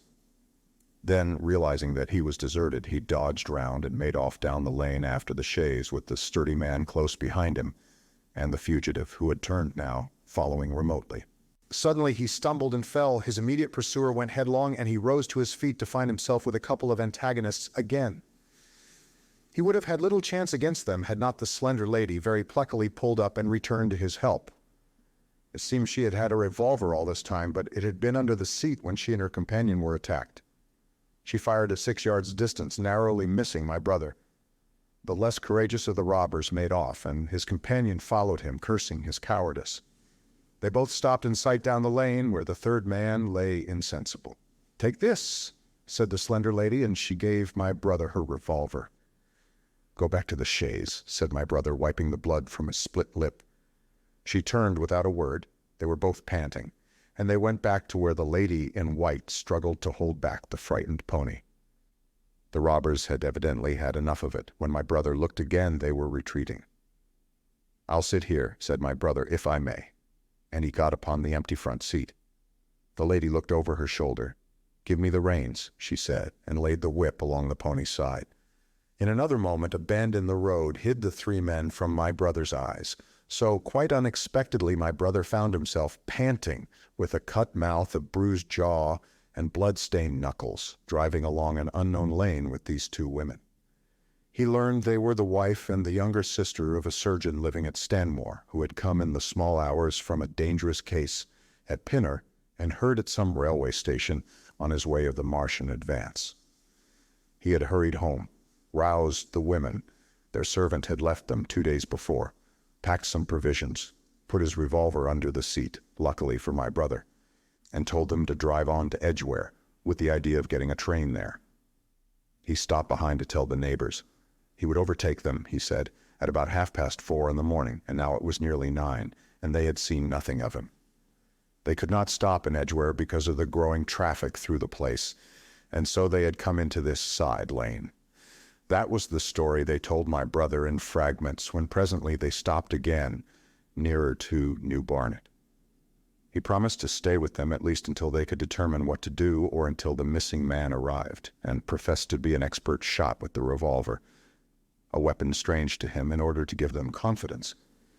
They made a sort of encampment by the wayside, and the pony became happy in the hedge. He told them of his own escape out of London, and all that he knew of these Martians and their ways. The sun crept higher in the sky, and after a time their talk died out and gave place to an uneasy state of anticipation. Several wayfarers came along the lane, and of these my brother gathered such news as he could. Every broken answer he had deepened his impression of the great disaster that had come on humanity, deepened his persuasion of the immediate necessity for prosecuting this flight. He urged the matter upon them. "We have money," said the slender woman, and hesitated. Her eyes met my brother's, and her hesitation ended. "So have I," said my brother. She explained that they had as much as 30 pounds in gold, besides a 5-pound note, and suggested that with that they might get upon a train at St. Albans or New Barnet. My brother thought that was hopeless, seeing the fury of the Londoners to crowd upon the trains, and broached his own idea of striking across Essex towards Harwich and thence escaping from the country altogether. Mrs. Elphinstone, that was the name of the woman in white, would listen to no reasoning and kept calling upon George. But her sister-in-law was astonishingly quiet and deliberate, and at last agreed to my brother's suggestion. So, designing to cross the Great North Road, they went on towards Barnet, my brother leading the pony to save it as much as possible. As the sun crept up the sky, the day became excessively hot, and underfoot a thick whitish sand grew burning and blinding, so that they traveled only very slowly. The hedges were gray with dust, and as they advanced towards Barnet, a tumultuous murmuring grew stronger. They began to meet more people. For the most part, these were staring before them, murmuring indistinct questions, jaded, haggard, unclean. One man in evening dress passed them on foot, his eyes on the ground. They heard his voice, and looking back at him saw one hand clutched in his hair and the other beating invisible things. His paroxysm of rage over, he went on his way without once looking back. As my brother's party went on towards the crossroads to the south of Barnet, They saw a woman approaching the road across some fields on their left, carrying a child and with two other children, and then passed a man in dirty black, with a thick stick in one hand and a small portmanteau in the other. Then round the corner of the lane, from between the villas that guarded it at its confluence with the high road, came a little cart drawn by a sweating black pony and driven by a sallow youth in a bowler hat, gray with dust. There were 3 girls, East End factory girls, and a couple of little children crowded in the cart. "This'll take us round Edgware?" asked the driver, wild-eyed, white-faced, and when my brother told him it would if he turned to the left, he whipped up at once, without the formality of thanks. My brother noticed a pale gray smoke or haze rising among the houses in front of them, and veiling the white facade of a terrace beyond the road that appeared between the backs of the villas. Mrs. Elphinstone suddenly cried out at a number of tongues of smoky red flame leaping up above the houses in front of them against the hot blue sky. The tumultuous noise resolved itself now into the disorderly mingling of many voices, the gride of many wheels, the creaking of wagons, and the staccato of hoofs. The lane came round sharply not 50 yards from the crossroads. "Good heavens!" cried Mrs. Elphinstone. "What is this you are driving us into?" My brother stopped, for the main road was a boiling stream of people, a torrent of human beings rushing northward, one pressing on another. A great bank of dust, white and luminous in the blaze of the sun, made everything within 20 feet of the ground gray and indistinct, and was perpetually renewed by the hurrying feet of a dense crowd of horses and of men and women on foot, and by the wheels of vehicles of every description. "Way!" my brother heard voices crying, "Make way!" It was like riding into the smoke of a fire to approach the meeting point of the lane and road. The crowd roared like a fire, and the dust was hot and pungent. And indeed, a little way up the road, a villa was burning and sending rolling masses of black smoke across the road to add to the confusion. 2 men came past them, then a dirty woman carrying a heavy bundle and weeping. A lost retriever dog with hanging tongue circled dubiously round them, scared and wretched, and fled at my brother's threat. So much as they could see of the road Londonward, between the houses to the right was a tumultuous stream of dirty, hurrying people, pent in between the villas on either side. The black heads, the crowded forms, grew into distinctness as they rushed towards the corner, hurried past, and merged their individuality again in a receding multitude that was swallowed up at last in a cloud of dust. Go on, cried the voices. "Way, way." One man's hands pressed on the back of another. My brother stood at the pony's head. Irresistibly attracted, he advanced slowly, pace by pace, down the lane. Edgware had been a scene of confusion, Chalk Farm a riotous tumult, but this was a whole population in movement. It is hard to imagine that host. It had no character of its own. The figures poured out past the corner and receded with their backs to the group in the lane. Along the margin came those who were on foot, threatened by the wheels, stumbling in the ditches, blundering into one another. The carts and carriages crowded close upon one another, making little way for those swifter and more impatient vehicles that darted forward every now and then, when an opportunity showed itself of doing so, sending the people scattering against the fences and gates of the villas. "Push on," was the cry. "Push on, they are coming." In one cart stood a blind man, in the uniform of the Salvation Army, gesticulating with his crooked fingers and bawling, "Eternity, eternity." His voice was hoarse and very loud, so that my brother could hear him long after he was lost to sight in the dust. Some of the people who crowded in the carts whipped stupidly at their horses and quarreled with other drivers. Some sat motionless, staring at nothing with miserable eyes. Some gnawed their hands with thirst or lay prostrate in the bottoms of their conveyances. The horses' bits were covered with foam, their eyes bloodshot. There were cabs, carriages, shop carts, wagons beyond counting, a mail cart, a road cleaner's cart marked Vestry of St. Pancras, a huge timber wagon crowded with roughs. A brewer's dray rumbled by with its 2 near wheels splashed with fresh blood. "Clear the way!" cried the voices. "Clear the way! Eternity!" came echoing down the road. There were sad, haggard women tramping by, well-dressed, with children that cried and stumbled, their dainty clothes smothered in dust, their weary faces smeared with tears. With many of these came men, sometimes helpful, sometimes lowering and savage. fighting side by side with them, pushed some weary street outcast in faded black rags, wide-eyed, loud-voiced, and foul-mouthed. There were sturdy workmen thrusting their way along, wretched, unkempt men, clothed like clerks or shopmen, struggling spasmodically. A wounded soldier, my brother noticed, men dressed in the clothes of railway porters, one wretched creature in a nightshirt with a coat thrown over it, but varied as its composition was, certain things all that host had in common. There were fear and pain on their faces, and fear behind them. A tumult up the road, a quarrel for a place in a wagon, sent the whole host of them quickening their pace. Even a man so scared and broken that his knees bent under him was galvanized for a moment into renewed activity. The heat and dust had already been at work upon this multitude. Their skins were dry, their lips black and cracked. They were all thirsty, weary, and footsore. And amid the various cries one heard disputes, reproaches, groans of weariness and fatigue. The voices of most of them were hoarse and weak. Through it all ran a refrain. "Way! Way! The Martians are coming!" Few stopped and came aside from that flood. The lane opened slantingly into the main road with a narrow opening, and had a delusive appearance of coming from the direction of London. Yet a kind of eddy of people drove into its mouth, weaklings elbowed out of the stream, who for the most part rested but a moment before plunging into it again.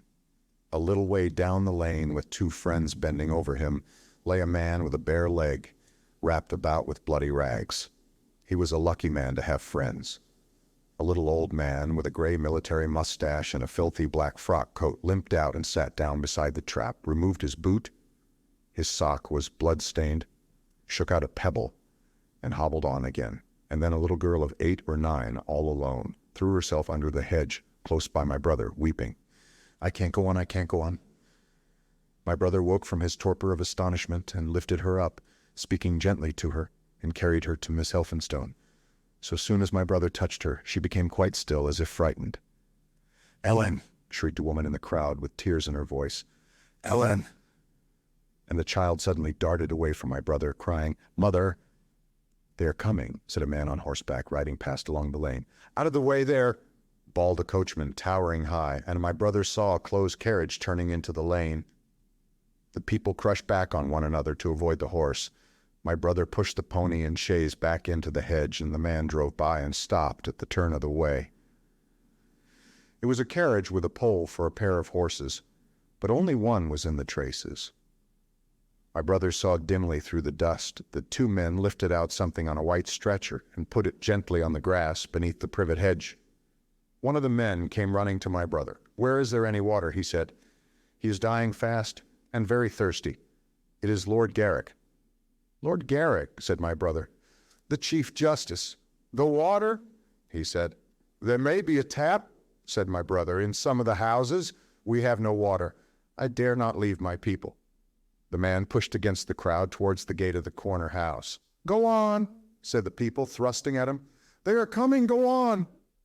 Then my brother's attention was distracted by a bearded, eagle-faced man, lugging a small handbag which split even as my brother's eyes rested on it and disgorged a mass of sovereigns that seemed to break up into separate coins as it struck the ground.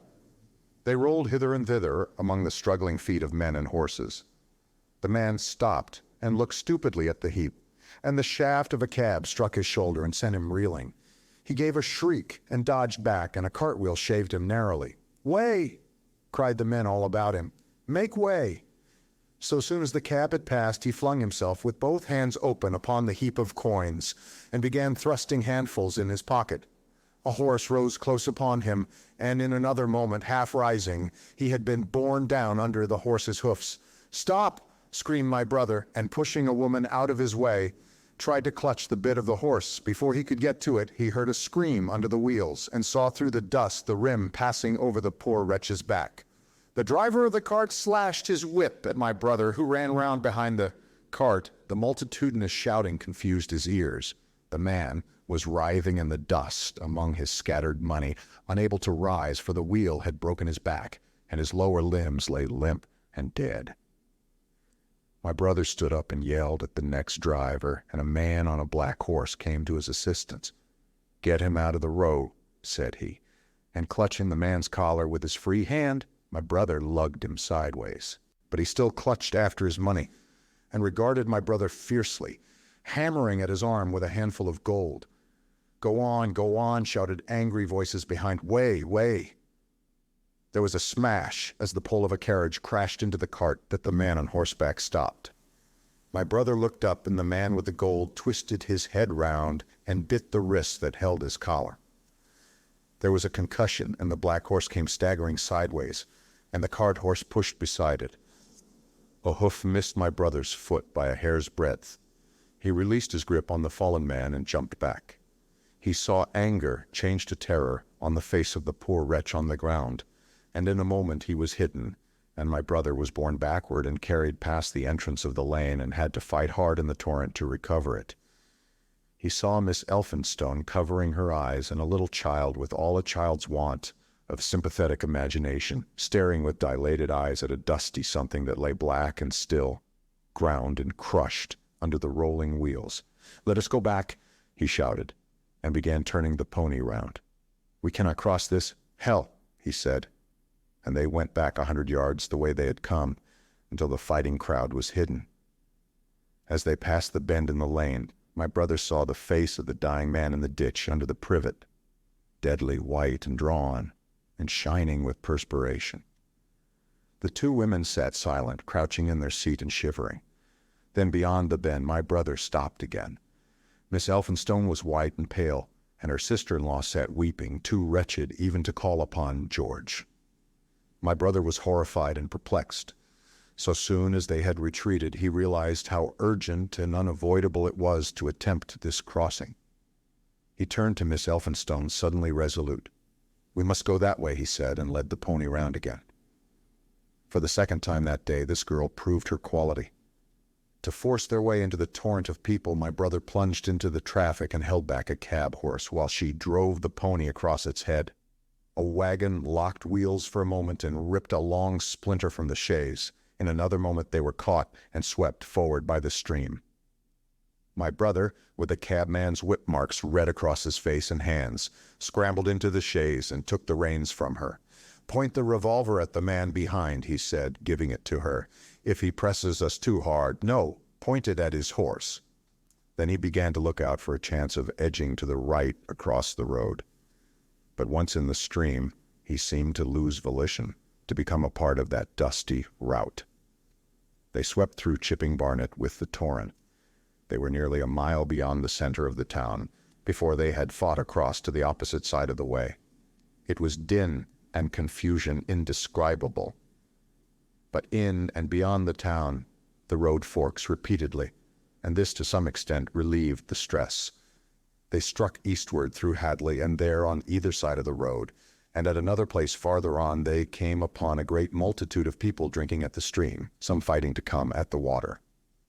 And farther on, from a lull near East Barnet, they saw two trains running slowly, one after the other, without signal or order, trains swarming with people, with men, even among the coals behind the engines, going northward along the Great Northern Railway.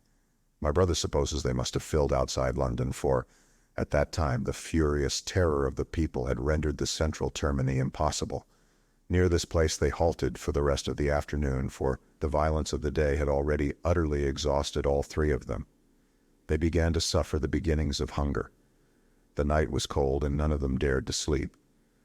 And in the evening many people came hurrying along the road nearby their stopping place, fleeing from unknown dangers before them, and going in the direction from which my brother had come. Chapter 17. The Thunder Child. Had the Martians aimed only at destruction, they might on Monday have annihilated the entire population of London, as it spread itself slowly through the home counties, not only along the road through Barnet, but also through Edgware and Waltham Abbey, and along the roads eastward to Southend and Shoeburyness, and south of the Thames to Deal and Broadstairs, poured the same frantic route. If one could have hung that June morning in a balloon in the blazing blue above London, every northward and eastward road running out of the tangled maze of streets would have seemed stippled black with the streaming fugitives, each dot a human agony of terror and physical distress.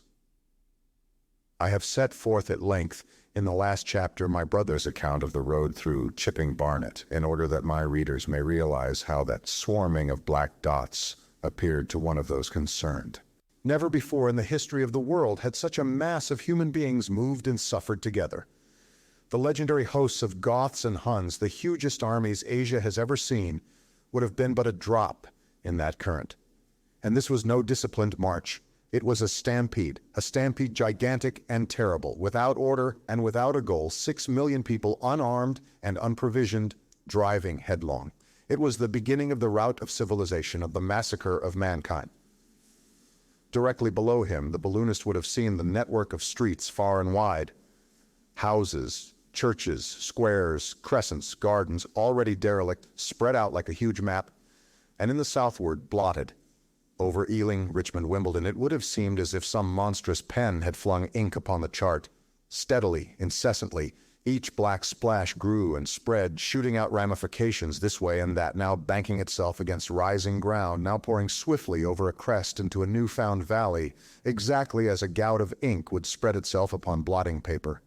And beyond, over the blue hills that rise southward of the river, the glittering Martians went to and fro, calmly and methodically spreading their poison cloud over this patch of country and then over that, laying it again with their steam jets when it had served its purpose, and taking possession of the conquered country. They do not seem to have aimed at extermination so much as at complete demoralization and the destruction of any opposition. They exploded any stores of powder they came upon, cut every telegraph, and wrecked the railways here and there. They were hamstringing mankind. They seemed in no hurry to extend the field of their operations, and did not come beyond the central part of London all that day. It is possible that a very considerable number of people in London stuck to their houses through Monday morning. Certain it is that many died at home, suffocated by the black smoke. Until about midday, the Pool of London was an astonishing scene. Steamboats and shipping of all sorts lay there, tempted by the enormous sums of money offered by fugitives, and it is said that many who swam out to these vessels were thrust off with boat-hooks and drowned. About 1 o'clock in the afternoon, the thinning remnant of a cloud of the black vapor appeared between the arches of Blackfriars Bridge. At that the Pool became a scene of mad confusion, fighting and collision, and for some time a multitude of boats and barges jammed in the northern arch of the Tower Bridge, and the sailors and lightermen had to fight savagely against the people who swarmed upon them from the riverfront. People were actually clambering down the piers of the bridge from above. When an hour later a Martian appeared beyond the clock tower and waded down the river, nothing but wreckage floated above Limehouse. Of the falling of the 5th cylinder I have presently to tell. The 6th star fell at Wimbledon. My brother, keeping watch beside the women in the chaise in a meadow, saw the green flash of it far beyond the hills. On Tuesday, the little party, still set upon getting across the sea, made its way through the swarming country towards Colchester. The news that the Martians were now in possession of the whole of London was confirmed. They had been seen at Highgate, and even, it was said, at Neasden. But they did not come into my brother's view until the morrow. That day the scattered multitudes began to realize the urgent need of provisions. As they grew hungry, the rights of property ceased to be regarded. Farmers were out to defend their cattle sheds, granaries, and ripening root crops, with arms in their hands. A number of people now, like my brother, had their faces eastward, and there were some desperate souls even going back towards London to get food. These were chiefly people from the northern suburbs, whose knowledge of the black smoke came by hearsay.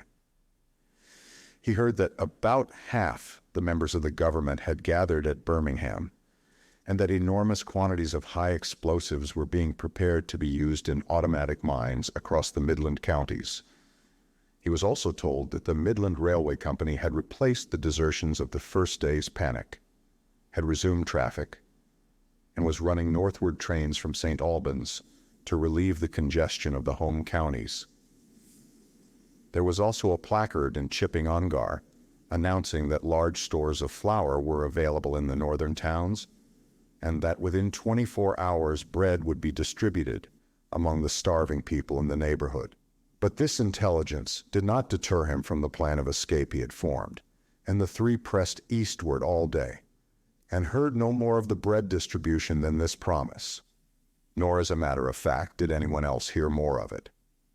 That night fell the seventh star, falling upon Primrose Hill. It fell while Miss Elphinstone was watching, for she took that duty alternately with my brother. She saw it. On Wednesday, the three fugitives, they had passed the night in a field of unripe wheat, reached Chelmsford, and there a body of the inhabitants, calling itself the Committee of Public Supply, seized the pony as provisions and would give nothing in exchange for it but the promise of a share in it the next day. Here there were rumors of Martians at Epping, and news of the destruction of Waltham Abbey powder mills in a vain attempt to blow up one of the invaders. People were watching for Martians here from the church towers. My brother, very luckily for him as it chanced, preferred to push on at once to the coast rather than wait for food, although all three of them were very hungry. By midday they passed through Tillingham, which strangely enough seemed to be quite silent and deserted save for a few furtive plunderers hunting for food. Near Tillingham they suddenly came in sight of the sea, and the most amazing crowd of shipping of all sorts that it is possible to imagine. For after the sailors could no longer come up the Thames, they came onto the Essex coast to Harwich and Walton and Clacton, and afterwards to Foulness and Shoebury to bring off the people. They lay in a huge sickle-shaped curve that vanished into mist at last towards the Naze. Close inshore was a multitude of fishing smacks, English, Scotch, French, Dutch, and Swedish, steam launches from the Thames, yachts, electric boats, and beyond were ships of larger burden, a multitude of filthy colliers, trim merchantmen, cattle ships, passenger boats, petroleum tanks, ocean tramps, an old white transport even, neat white and gray liners from Southampton and Hamburg. And along the blue coast across the Blackwater my brother could make out dimly a dense swarm of boats chaffering with the people on the beach, a swarm which also extended up the Blackwater almost to Malden. About a couple of miles out lay an ironclad, very low in the water almost to my brother's perception, like a waterlogged ship. This was the ram Thunderchild. It was the only warship in sight, but far away to the right, over the smooth surface of the sea. For that day there was a dead calm. Lay a serpent of black smoke to mark the next ironclads of the Channel Fleet, which hovered in an extended line, steam up and ready for action, across the Thames estuary during the course of the Martian conquest. Vigilant and yet powerless to prevent it. At the sight of the sea, Mrs. Elphinstone, in spite of the assurances of her sister-in-law, gave way to panic. She had never been out of England before. She would rather die than trust herself friendless in a foreign country, and so forth. She seemed, poor woman, to imagine that the French and the Martians might prove very similar. She had been growing increasingly hysterical, fearful, and depressed during the 2 days' journeyings. Her great idea was to return to Stanmore. Things had been always well and safe at Stanmore. They would find George at Stanmore. It was with the greatest difficulty they could get her down to the beach, where presently my brother succeeded in attracting the attention of some men on a paddle steamer from the Thames. They sent a boat and drove a bargain for £36 for the three. The steamer was going, these men said, to Ostend. It was about 2 o'clock when my brother, having paid their fares at the gangway, found himself safely aboard the steamboat with his charges. There was food aboard, albeit at exorbitant prices, and the three of them contrived to eat a meal on one of the seats forward. There were already a couple of score of passengers aboard, some of whom had expended their last money in securing a passage. But the captain lay off the Blackwater until 5 in the afternoon, picking up passengers until the seated decks were even dangerously crowded. He would probably have remained longer had it not been for the sound of guns that began about that hour in the south. As if in answer, the ironclad seaward fired a small gun and hoisted a string of flags. A jet of smoke sprang out of her funnels. Some of the passengers were of opinion that this firing came from Shoeburyness, until it was noticed that it was growing louder. At the same time, far away in the southeast, the masts and upper works of 3 ironclads rose one after the other out of the sea, beneath clouds of black smoke. But my brother's attention speedily reverted to the distant firing in the south. He fancied he saw a column of smoke rising out of the distant gray haze. The little steamer was already flapping her way eastward of the big crescent of shipping, and the low Essex coast was growing blue and hazy, when a Martian appeared, small and faint in the remote distance, advancing along the muddy coast from the direction of Foulness. At that the captain on the bridge swore at the top of his voice with fear and anger at his own delay, and the paddles seemed infected with his terror. Every soul aboard stood at the bulwarks or on the seats of the steamer and stared at that distant shape, higher than the trees or church towers inland, and advancing with a leisurely parody of a human stride. It was the first Martian my brother had seen, and he stood, more amazed than terrified, watching this Titan advancing deliberately towards the shipping, wading farther and farther into the water as the coast fell away. Then far away beyond the crouch came another, striding over some stunted trees. And then yet another, still farther off, wading deeply through a shiny mudflat that seemed to hang halfway up between sea and sky. They were all stalking seaward, as if to intercept the escape of the multitudinous vessels that were crowded between Foulness and the Naze. In spite of the throbbing exertions of the engines of the little paddle boat, and the pouring foam that her wheels flung behind her, she receded with terrifying slowness from this ominous advance. Glancing northwestward, my brother saw the large crescent of shipping already writhing with the approaching terror. One ship passing behind another coming round from broadside to end on. Steamships whistling and giving off volumes of steam, sails being let out, launches rushing hither and thither. He was so fascinated by this and by the creeping danger away to the left that he had no eyes for anything seaward.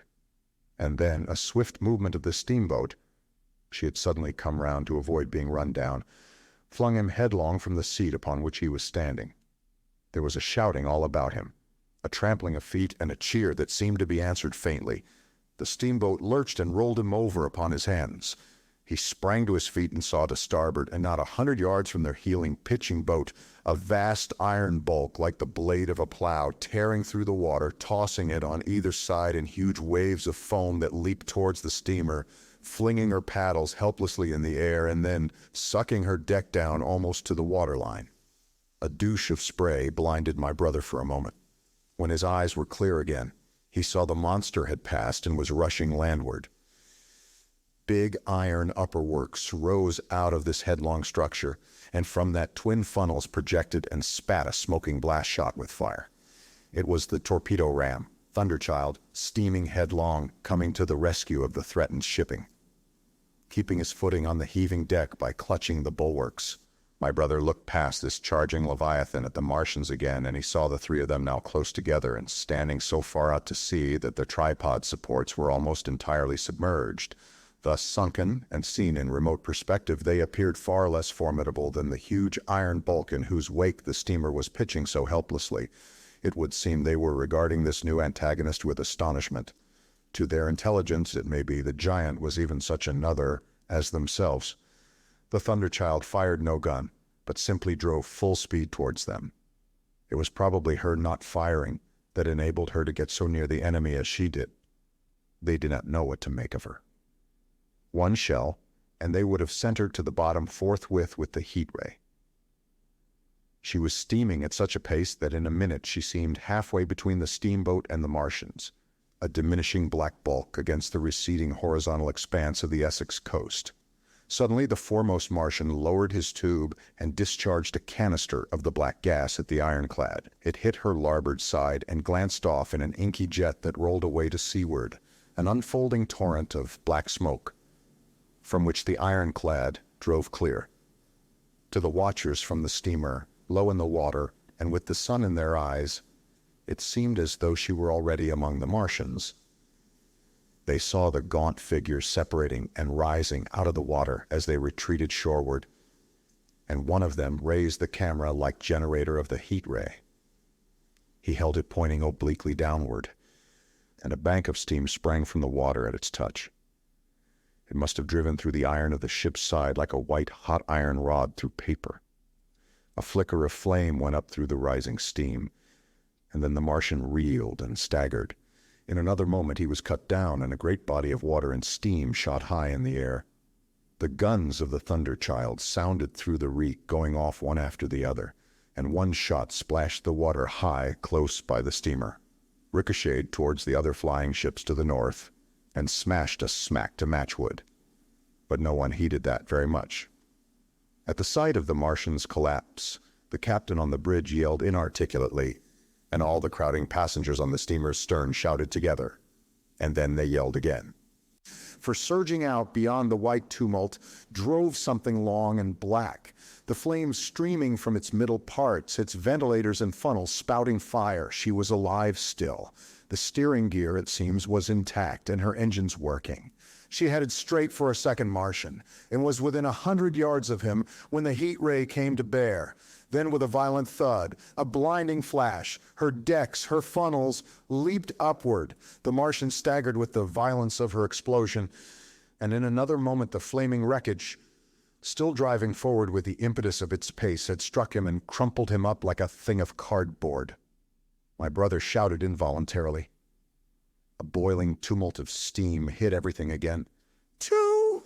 yelled the captain. Everyone was shouting. The whole steamer from end to end rang with frantic cheering that was taken up first by one and then by all in the crowding multitude of ships and boats that was driving out to sea. The steam hung upon the water for many minutes, hiding the third Martian and the coast altogether. And all this time the boat was paddling steadily out to sea and away from the fight. And when at last the confusion cleared, the drifting bank of black vapor intervened, and nothing of the Thunder Child could be made out, nor could the third Martian be seen. But the ironclads to seaward were now quite close, and standing in towards shore past the steamboat. The little vessel continued to beat its way seaward, and the ironclads receded slowly towards the coast, which was hidden still by a marbled bank of vapor, part steam, part black gas, eddying and combining in the strangest way. The fleet of refugees was scattering to the northeast. Several smacks were sailing between the ironclads and the steamboat. After a time, and before they reached the sinking cloud bank, the warships turned northward, and then abruptly went about and passed into the thickening haze of evening southward. The coast grew faint, and at last indistinguishable amid the low banks of clouds that were gathering about the sinking sun. Then suddenly, out of the golden haze of the sunset, came the vibration of guns and a form of black shadows moving. Everyone struggled to the rail of the steamer and peered into the blinding furnace of the west, but nothing was to be distinguished clearly. A mass of smoke rose slanting and barred the face of the sun.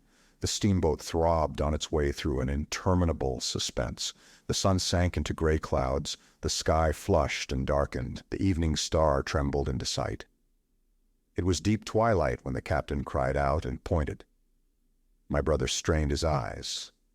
Something rushed up into the sky out of the grayness, rushed slantingly upward and very swiftly into the luminous clearness above the clouds in the western sky. Something flat and broad and very large that swept round in a vast curve, grew smaller, sank slowly and vanished again into the gray mystery of the night. And as it flew, it rained down darkness upon the land. Book 2, The Earth Under the Martians. Chapter 1, Underfoot. In the first book, I have wandered so much from my own adventures to tell of the experiences of my brother that all through the last 2 chapters, I and the curate have been lurking in the empty house at Halliford, whither we fled to escape the black smoke. There I will resume. We stopped there all Sunday night and all the next day, the day of the panic, in a little island of daylight cut off by the black smoke from the rest of the world. We could do nothing but wait in aching inactivity during those 2 weary days. My mind was occupied by anxiety for my wife. I figured her at Leatherhead, terrified, in danger, mourning me already as a dead man. I paced the rooms and cried aloud when I thought of how I was cut off from her, of all that might happen to her in my absence. My cousin, I knew, was brave enough for any emergency, but he was not the sort of man to realize danger quickly, to rise promptly. What was needed now was not bravery, but circumspection. My only consolation was to believe that the Martians were moving Londonward and away from her. Such vague anxieties keep the mind sensitive and painful. I grew very weary and irritable with the curate's perpetual ejaculations. I tired of the sight of his selfish despair. After some ineffectual remonstrance, I kept away from him, staying in a room, evidently a children's schoolroom, containing globes, forms, and copybooks. When he followed me thither, I went to a box room at the top of the house, and in order to be alone with my aching miseries, locked myself in. We were hopelessly hemmed in by the black smoke all that day, and the morning of the next there were signs of people in the next house on Sunday evening, a face at a window and moving lights, and later the slamming of a door. But I do not know who these people were, nor what became of them. We saw nothing of them next day. The black smoke drifted slowly riverward all through Monday morning, creeping nearer and nearer to us, driving at last along the roadway outside the house that hid us. A Martian came across the fields about midday, laying the stuff with a jet of superheated steam that hissed against the walls, smashed all the windows it touched, and scalded the curate's hand as he fled out of the front room. When at last we crept across the sodden rooms and looked out again, the country northward was as though a black snowstorm had passed over it. Looking towards the river, we were astonished to see an unaccountable redness mingling with the black of the scorched meadows. For a time we did not see how this change affected our position, save that we were relieved of our fear of the black smoke. But later I perceived that we were no longer hemmed in, that now we might get away. So soon as I realized that the way of escape was open, my dream of action returned. But the curate was lethargic, unreasonable. "We are safe here," he repeated. "Safe here." I resolved to leave him. Would that I had! Wiser now for the artilleryman's teaching, I sought out food and drink. I had found oil and rags for my burns, and I also took a hat and a flannel shirt that I found in one of the bedrooms. When it was clear to him that I meant to go alone, had reconciled myself to going alone, he suddenly roused himself to come, and all being quiet throughout the afternoon, we started about 5 o'clock, as I should judge, along the blackened road to Sunbury. In Sunbury and at intervals along the road were dead bodies lying in contorted attitudes, horses as well as men, overturned carts and luggage, all covered thickly with black dust. That pall of cindery powder made me think of what I had read of the destruction of Pompeii. We got to Hampton Court without misadventure, our minds full of strange and unfamiliar appearances. And at Hampton Court our eyes were relieved to find a patch of green that had escaped the suffocating drift. We went through Bushy Park, with its deer going to and fro under the chestnuts, and some men and women hurrying in the distance towards Hampton, and so we came to Twickenham. These were the first people we saw. Away across the road, the woods beyond Ham and Petersham were still afire. Twickenham was uninjured by either heat ray or black smoke, and there were more people about here, though none could give us news. For the most part they were like ourselves, taking advantage of a lull to shift their quarters. I have an impression that many of the houses here were still occupied by scared inhabitants, too frightened even for flight. Here, too, the evidence of a hasty rout was abundant along the road. Remember most vividly 3 smashed bicycles in a heap, pounded into the road by the wheels of subsequent carts. We crossed Richmond Bridge about 8:30. We hurried across the exposed bridge, of course, but I noticed floating down the stream a number of red masses some many feet across. I did not know what these were. There was no time for scrutiny, and I put a more horrible interpretation on them than they deserved. Here again on the Surrey side were black dust that had once been smoke, and dead bodies, a heap near the approach to the station. But we had no glimpse of the Martians until we were some way towards Barnes. We saw in the blackened distance a group of 3 people running down a side street towards the river, but otherwise it seemed deserted.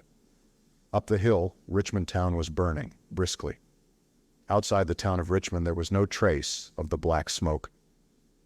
Then suddenly, as we approached Kew, came a number of people running, and the upper works of a Martian fighting machine loomed in sight over the housetops, not 100 yards away from us. We stood aghast at our danger, and had the Martian looked down, we must immediately have perished. We were so terrified that we dared not go on, but turned aside and hid in a shed in a garden. There the curate crouched, weeping silently and refusing to stir again. But my fixed idea of reaching Leatherhead would not let me rest, and in the twilight I ventured out again. I went through a shrubbery and along a passage beside a big house standing in its own grounds, and so emerged upon the road towards Kew. The curate I left in the shed, but he came hurrying after me. That second start was the most foolhardy thing I ever did, for it was manifest the Martians were about us. No sooner had the curate overtaken me than we saw either the fighting machine we had seen before or another far away across the meadows in the direction of Kew Lodge. 4 or 5 little black figures hurried before it across the green-gray of the field. and in a moment it was evident this Martian pursued them. In 3 strides he was among them, and they ran, radiating from his feet in all directions. He used no heat ray to destroy them, but picked them up one by one. Apparently he tossed them into the great metallic carrier which projected behind him, much as a workman's basket hangs over his shoulder. It was the first time I realized that the Martians might have any other purpose than destruction with defeated humanity.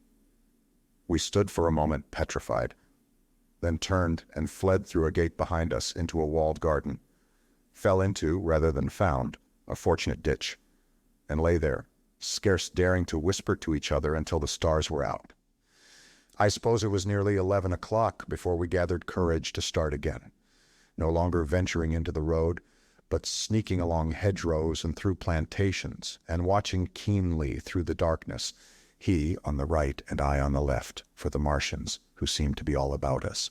In one place we blundered upon a scorched and blackened area, now cooling and ashen, and a number of scattered dead bodies of men burned horribly about the heads and trunks, but with their legs and boots mostly intact, and of dead horses 50 feet perhaps, behind a line of 4 ripped guns and smashed gun carriages. Sheen, it seemed, had escaped destruction, but the place was silent and deserted. Here we happened on no dead, though the night was too dark for us to see into the side roads of the place. Sheen, my companion, suddenly complained of faintness and thirst, and we decided to try one of the houses. The first house we entered, after a little difficulty with the window, was a small semi-detached villa, and I found nothing eatable left in the place but some moldy cheese. There was, however, water to drink, and I took a hatchet which promised to be useful in our next house breaking. We then crossed to a place where the road turns towards Mortlake. Here there stood a white house within a walled garden, and in the pantry of this domicile we found a store of food, 2 loaves of bread in a pan, an uncooked steak, and the half of a ham. I give this catalogue so precisely because, as it happened, we were destined to subsist upon this store for the next fortnight. Bottled beer stood under a shelf, and there were 2 bags of haricot beans and some limp lettuces. This pantry opened into a kind of wash-up kitchen, and in this was firewood. There was also a cupboard in which we found nearly a dozen of burgundy tinned soups and salmon, and 2 tins of biscuits. We sat in the adjacent kitchen in the dark, for we dared not strike a light, and ate bread and ham, and drank beer out of the same bottle. The curate, who was still timorous and restless, was now, oddly enough, for pushing on, and I was urging him to keep up his strength by eating when the thing happened that was to imprison us. "It can't be midnight yet," I said, and then came a blinding glare of vivid green light. Everything in the kitchen leaped out, clearly visible in green and black, and vanished again, and then followed such a concussion as I have never heard before or since. So close on the heels of this as to seem instantaneous came a thud behind me, a clash of glass, a crash and rattle of falling masonry all about us, and the plaster of the ceiling came down upon us, smashing into a multitude of fragments upon our heads. I was knocked headlong across the floor against the oven handle and stunned. I was insensible for a long time, the curate told me, and when I came to, we were in darkness again, and he, with a face wet, as I found afterwards, with blood from a cut forehead, was dabbing water over me. For some time I could not recollect what had happened. Then things came to me slowly. A bruise on my temple asserted itself. "Are you better?" asked the curate in a whisper. At last I answered him. I sat up. "Don't move," he said. "The floor is covered with smashed crockery from the dresser. You can't possibly move without making a noise, and I fancy they are outside." We both sat quite silent, so that we could scarcely hear each other breathing. Everything seemed deadly still, but once something near us, some plaster or broken brickwork, slid down with a rumbling sound. Outside and very near was an intermittent metallic rattle. "That," said the curate, when presently it happened again. "Yes," I said, "but what is it?" "A Martian," said the curate. I listened again. It was not like the heat ray, I said, and for a time I was inclined to think one of the great fighting machines had stumbled against the house, as I had seen one stumble against the tower of Shepperton Church. Our situation was so strange and incomprehensible that for 3 or 4 hours, until the dawn came, we scarcely moved, and then the light filtered in, not through the window, which remained black, but through a triangular aperture between a beam and a heap of broken bricks in the wall behind us. The interior of the kitchen we now saw grayly for the first time. The window had been burst in by a mass of garden mold which flowed over the table upon which we had been sitting and lay about our feet. Outside, the soil was banked high against the house. At the top of the window frame, we could see an uprooted drain pipe. The floor was littered with smashed hardware. The end of the kitchen towards the house was broken into, and since the daylight shone in there, it was evident the greater part of the house had collapsed. Contrasting vividly with this ruin was the neat dresser, stained in the fashion pale green, and with a number of copper and tin vessels below it, the wallpaper imitating blue and white tiles, and a couple of colored supplements fluttering from the walls above the kitchen range. As the dawn grew clearer, we saw through the gap in the wall the body of a Martian, standing sentinel, I suppose, over the still, glowing cylinder. At the sight of that, we crawled as circumspectly as possible out of the twilight of the kitchen into the darkness of the scullery. Abruptly, the right interpretation dawned upon my mind. "The fifth cylinder," I whispered. "The fifth shot from Mars has struck this house and buried us under the ruins." For a time the curate was silent, and then he whispered, "God have mercy upon us." I heard him presently whimpering to himself. Save for that sound, we lay quite still in the scullery. I for my part scarce dared breathe, and sat with my eyes fixed on the faint light of the kitchen door. I could just see the curate's face, a dim oval shape, and his collar and cuffs. Outside there began a metallic hammering, then a violent hooting, and then again, after a quiet interval, a hissing like the hissing of an engine. These noises, for the most part problematical, continued intermittently and seemed, if anything, to increase in number as time wore on.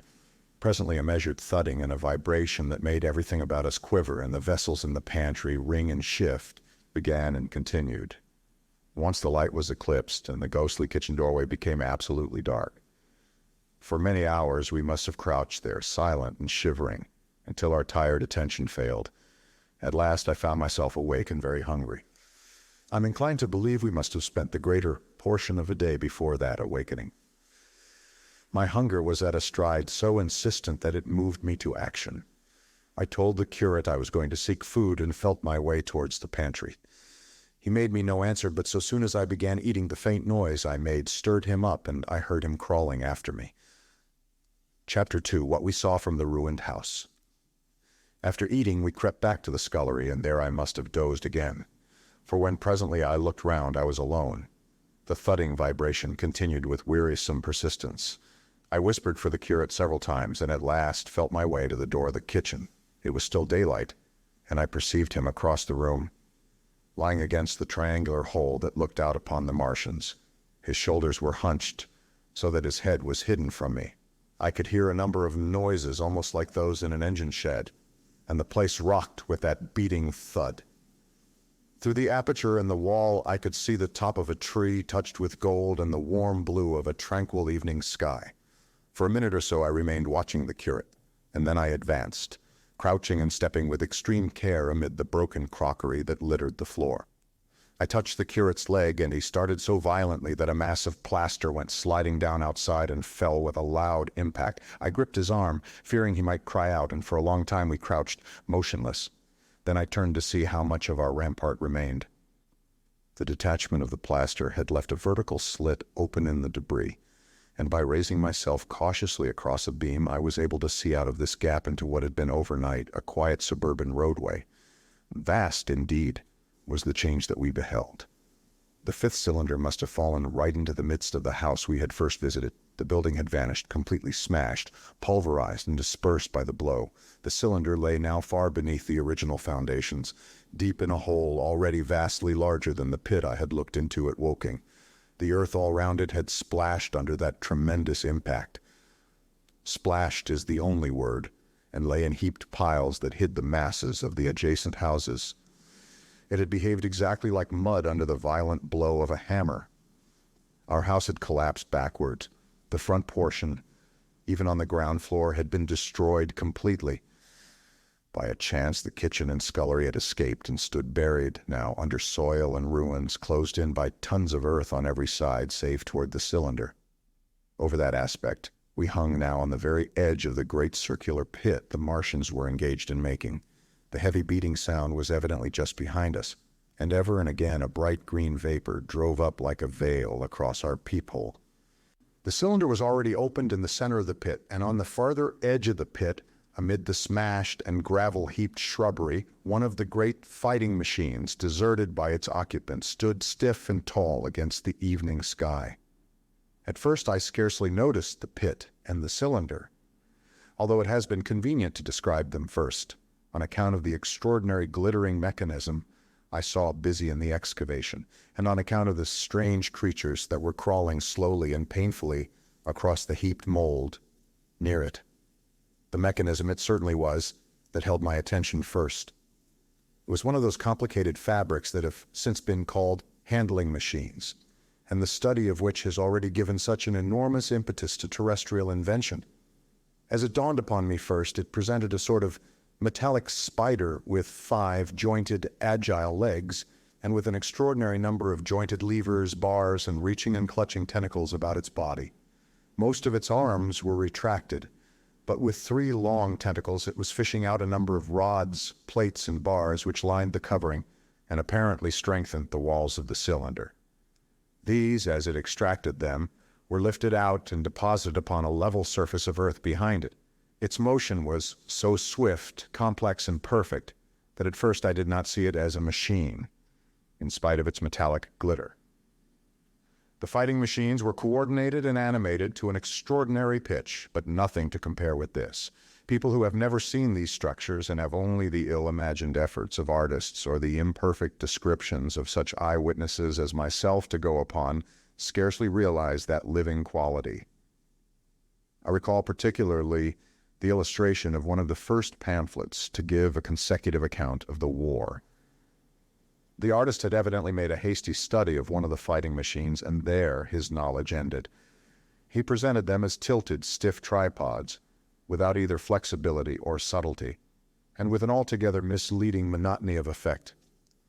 The pamphlet containing these renderings had a considerable vogue, and I mention them here simply to warn the reader against the impression they may have created. They were no more like the Martians I saw in action than a Dutch doll is like a human being. To my mind, the pamphlet would have been much better without them. At first, I say, the handling machine did not impress me as a machine, but as a crab-like creature with a glittering integument, the controlling Martian, whose delicate tentacles actuated its movements, seeming to be simply the equivalent of the crab's cerebral portion. But then I perceived the resemblance of its gray-brown, shiny, leathery integument to that of the other sprawling bodies beyond, and the true nature of this dexterous workman dawned upon me. With that realization, my interest shifted to those other creatures, the real Martians. Already I had had a transient impression of these, and the first nausea no longer obscured my observation. Moreover, I was concealed and motionless and under no urgency of action. They were, I now saw, the most unearthly creatures it is possible to conceive. They were huge round bodies, or rather heads, about 4 feet in diameter, each body having in front of it a face. This face had no nostrils. Indeed, the Martians do not seem to have had any sense of smell, but it had a pair of very large, dark-colored eyes, and just beneath this, a kind of fleshy beak. In the back of this head or body, I scarcely know how to speak of it, was the single tight tympanic surface, since known to be anatomically an ear, though it must have been almost useless in our dense air. In a group round the mouth were 16 slender, almost whip-like tentacles, arranged in 2 bunches of 8 each. These bunches have since been named rather aptly by that distinguished anatomist, Professor Howe's, the hands.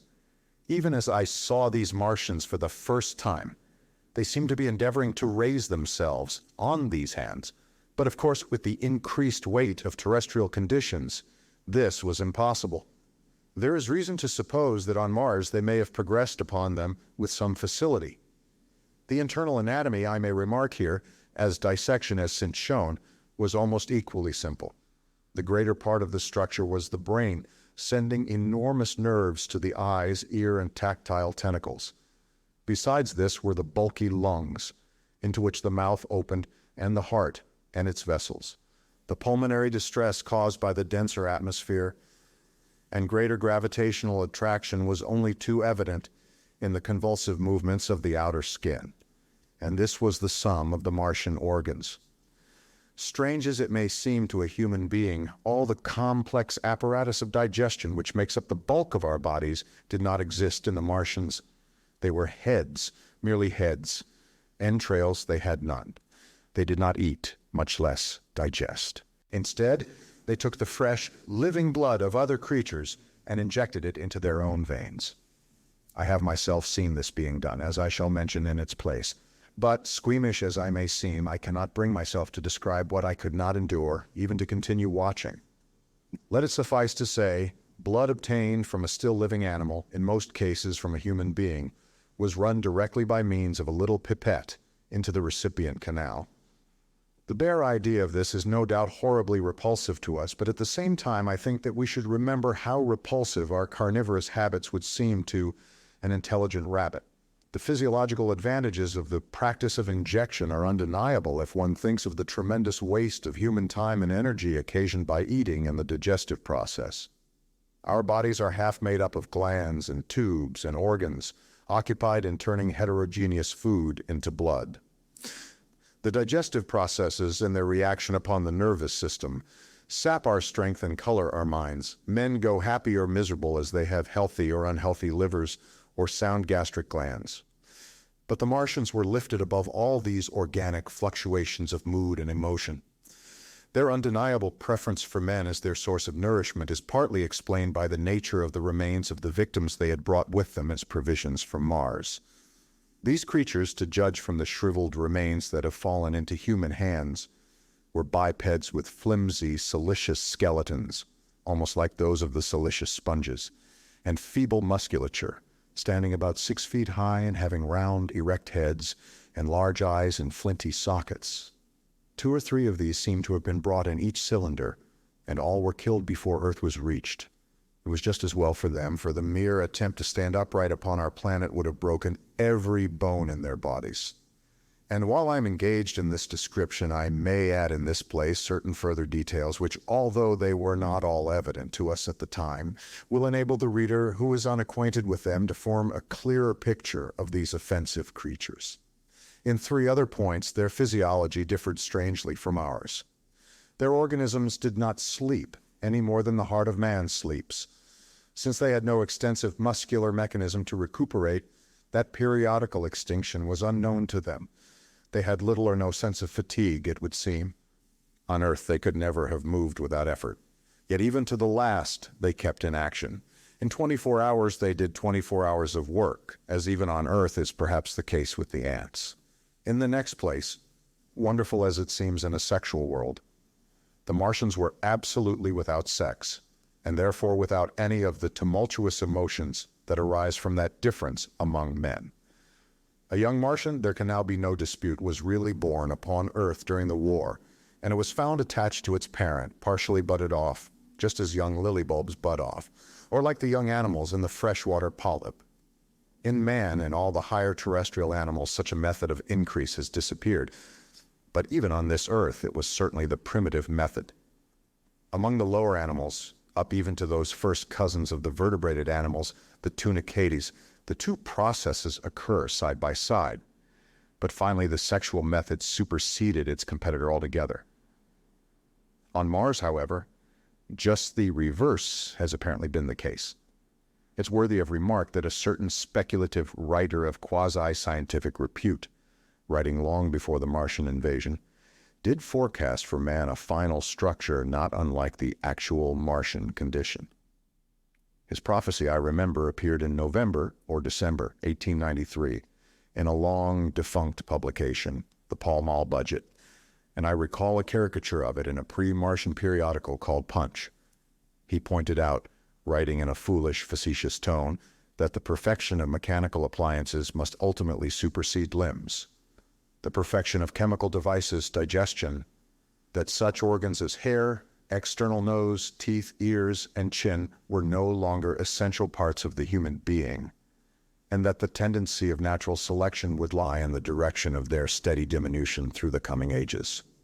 The brain alone remained a cardinal necessity. Only one other part of the body had a strong case for survival, and that was the hand, teacher and agent of the brain.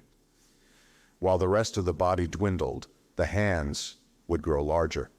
There is many a true word written in jest, and here in the Martians, we have beyond dispute the actual accomplishment of such a suppression of the animal side of the organism by the intelligence.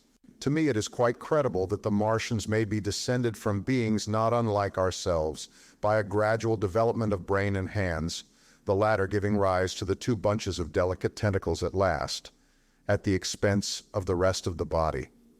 Without the body, the brain would, of course, become a mere selfish intelligence, without any of the emotional substratum of the human being. The last salient point in which the systems of these creatures differed from ours was in what one might have thought a very trivial particular. Microorganisms which cause so much disease and pain on Earth have either never appeared upon Mars, or Martian sanitary science eliminated them ages ago. 100 diseases, all the fevers and contagions of human life, consumption, cancers, tumors, and such morbidities, never entered the scheme of their life. And speaking of the differences between the life on Mars and terrestrial life, I may allude here to the curious suggestions of the red weed. Apparently, the vegetable kingdom in Mars, instead of having green for a dominant color, is of a vivid blood-red tint. At any rate, the seeds which the Martians, intentionally or accidentally, brought with them, gave rise in all cases to red-colored growths. Only that known popularly as the red weed, however, gained any footing in competition with terrestrial forms. The red creeper was quite a transitory growth, and few people have seen it growing. For a time, however, the red weed grew with astonishing vigor and luxuriance. It spread up the sides of the pit by the third or fourth day of our imprisonment, and its cactus-like branches formed a carmine fringe to the edges of our triangular window.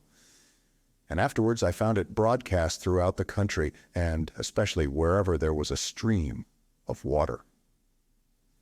The Martians had what appears to have been an auditory organ, a single round drum at the back of the head body, and eyes with a visual range not very different from ours, except that, according to Phillips, blue and violet were as black to them.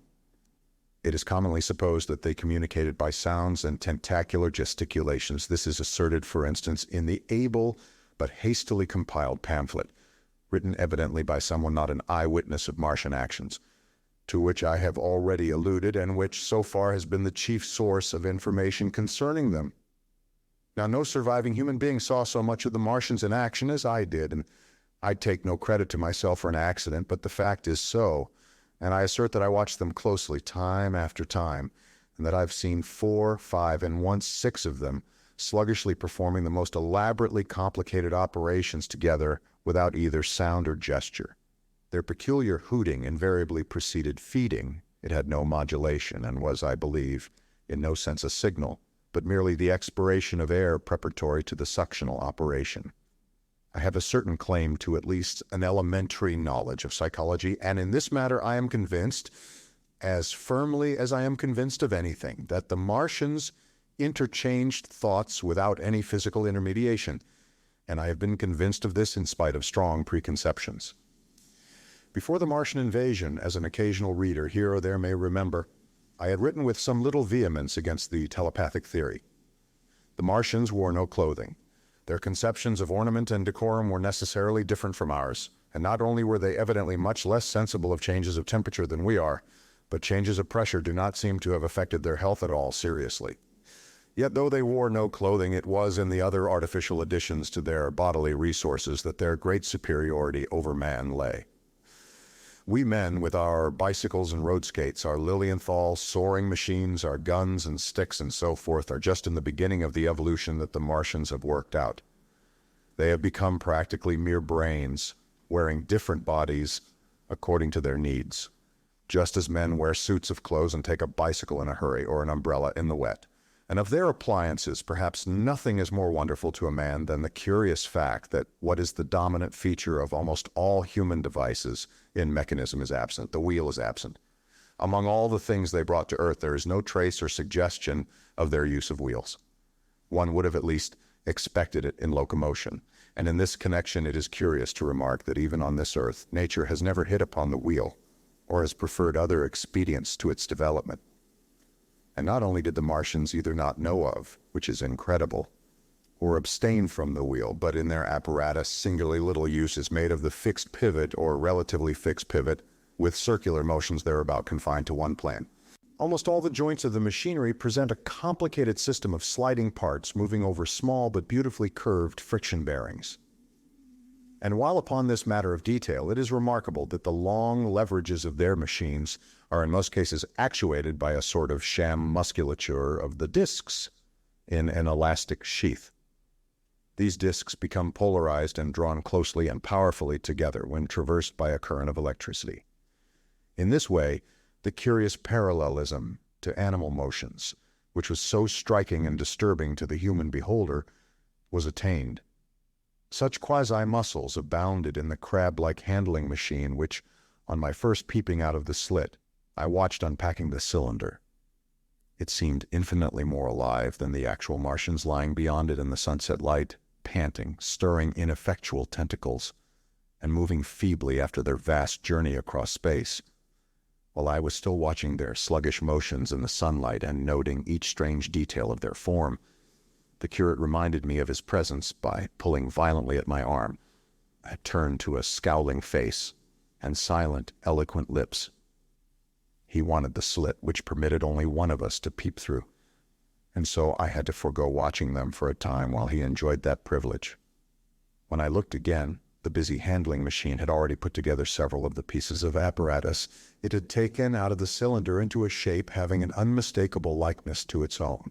And down on the left a busy little digging mechanism had come into view, emitting jets of green vapor and working its way round the pit, excavating and embanking in a methodical and discriminating manner. This it was which had caused the regular beating noise, and the rhythmic shocks that had kept our ruinous refuge quivering. It piped and whistled as it worked. So far as I could see, the thing was without a directing Martian at all. Chapter 3. The Days of Imprisonment. The arrival of a second fighting machine drove us from our peephole into the scullery, for we feared that from his elevation the Martian might see down upon us behind our barrier. At a later date we began to feel less in danger of their eyes, for to an eye in the dazzle of the sunlight outside our refuge must have been blank blackness. But at first the slightest suggestion of approach drove us into the scullery in heart-throbbing retreat. Yet terrible as was the danger we incurred, the attraction of peeping was for both of us irresistible. And I recall now with a sort of wonder that in spite of the infinite danger in which we were between starvation and a still more terrible death, we could yet struggle bitterly for that horrible privilege of sight. We would race across the kitchen in a grotesque way between eagerness and the dread of making a noise and strike each other and thrust and kick within a few inches of exposure. The fact is that we had absolutely incompatible dispositions and habits of thought and action, and our danger and isolation only accentuated the incompatibility. At Halliford I had already come to hate the curate's trick of helpless exclamation, his stupid rigidity of mind. His endless muttering monologue vitiated every effort I made to think out a line of action, and drove me at times, thus pent up and intensified almost to the verge of craziness. He was as lacking in restraint as a silly woman. He would weep for hours together, and I verily believe that to the very end this spoiled child of life thought his weak tears in some way efficacious, and I would sit in the darkness unable to keep my mind off him by reason of his importunities. He ate more than I did, and it was in vain I pointed out that our only chance of life was to stop in the house until the Martians had done with their pit, that in that long patience a time might presently come when we should need food. He ate and drank impulsively in heavy meals at long intervals. He slept little. As the days wore on, his utter carelessness of any consideration so intensified our distress and danger that I had, much as I loathed doing it, to resort to threats, and at last to blows, that brought him to reason for a time. But he was one of those weak creatures, void of pride, timorous, anemic, hateful souls, full of shifty cunning, who face neither God nor man, who face not even themselves. It is disagreeable for me to recall and write these things, but I set them down that my story may lack nothing. Those who have escaped the dark and terrible aspects of life will find my brutality, my flash of rage in our final tragedy easy enough to blame, for they know what is wrong as well as any, but not what is possible to tortured men. but those who have been under the shadow, who have gone down at last to elemental things, will have a wider charity. And while within we fought out our dark, dim contest of whispers, snatched food and drink, and gripping hands and blows, without in the pitiless sunlight of that terrible June was the strange wonder, the unfamiliar routine of the Martians in the pit. Let me return to those first new experiences of mine. After a long time, I ventured back to the peephole to find that the newcomers had been reinforced by the occupants of no fewer than 3 of the fighting machines. These last had brought with them certain fresh appliances that stood in an orderly manner about the cylinder. The second handling machine was now completed and was busied in serving one of the novel contrivances the big machine had brought. This was a body resembling a milk can in its general form, above which oscillated a pear-shaped receptacle and from which a stream of white powder flowed into a circular basin below. The oscillatory motion was imparted to this by one tentacle of the handling machine. With 2 spatulate hands, the handling machine was digging out and flinging masses of clay into the pear-shaped receptacle above, while with another arm it periodically opened a door and removed rusty and blackened clinkers from the middle part of the machine. Another steely tentacle directed the powder from the basin along a ribbed channel towards some receiver that was hidden from me by the mound of bluish dust. From this unseen receiver, a little thread of green smoke rose vertically into the quiet air. As I looked, the handling machine, with a faint and musical clinking, extended telescopic fashion, a tentacle that had been a moment before a mere blunt projection until its end was hidden behind the mound of clay. In another second, it had lifted a bar of white aluminium into sight, untarnished as yet, and shining dazzlingly, and deposited it in a growing stack of bars that stood at the side of the pit. Between sunset and starlight, this dexterous machine must have made more than 100 such bars out of the crude clay, and the mound of bluish dust rose steadily until it topped the side of the pit. The contrast between the swift and complex movements of these contrivances and the inert, panting clumsiness of their masters was acute, and for days I had to tell myself repeatedly that these latter were indeed the living of the 2 things. The curate had possession of the slit when the first men were brought to the pit. I was sitting below, huddled up, listening with all my ears. He made a sudden movement backward, and I, fearful that we were observed, crouched in a spasm of terror. He came sliding down the rubbish and crept beside me in the darkness, inarticulate, gesticulating, and for a moment I shared his panic. His gesture suggested a resignation of the slit, and after a little while my curiosity gave me courage, and I rose up, stepped across him, and clambered up to it. At first I could see no reason for his frantic behavior. The twilight had now come. The stars were little and faint, but the pit was illuminated by the flickering green fire that came from the aluminium making. The whole picture was a flickering scheme of green gleams and shifting rusty black shadows, strangely trying to the eyes. Over and through it all went the bats, heeding it not at all. The sprawling Martians were no longer to be seen.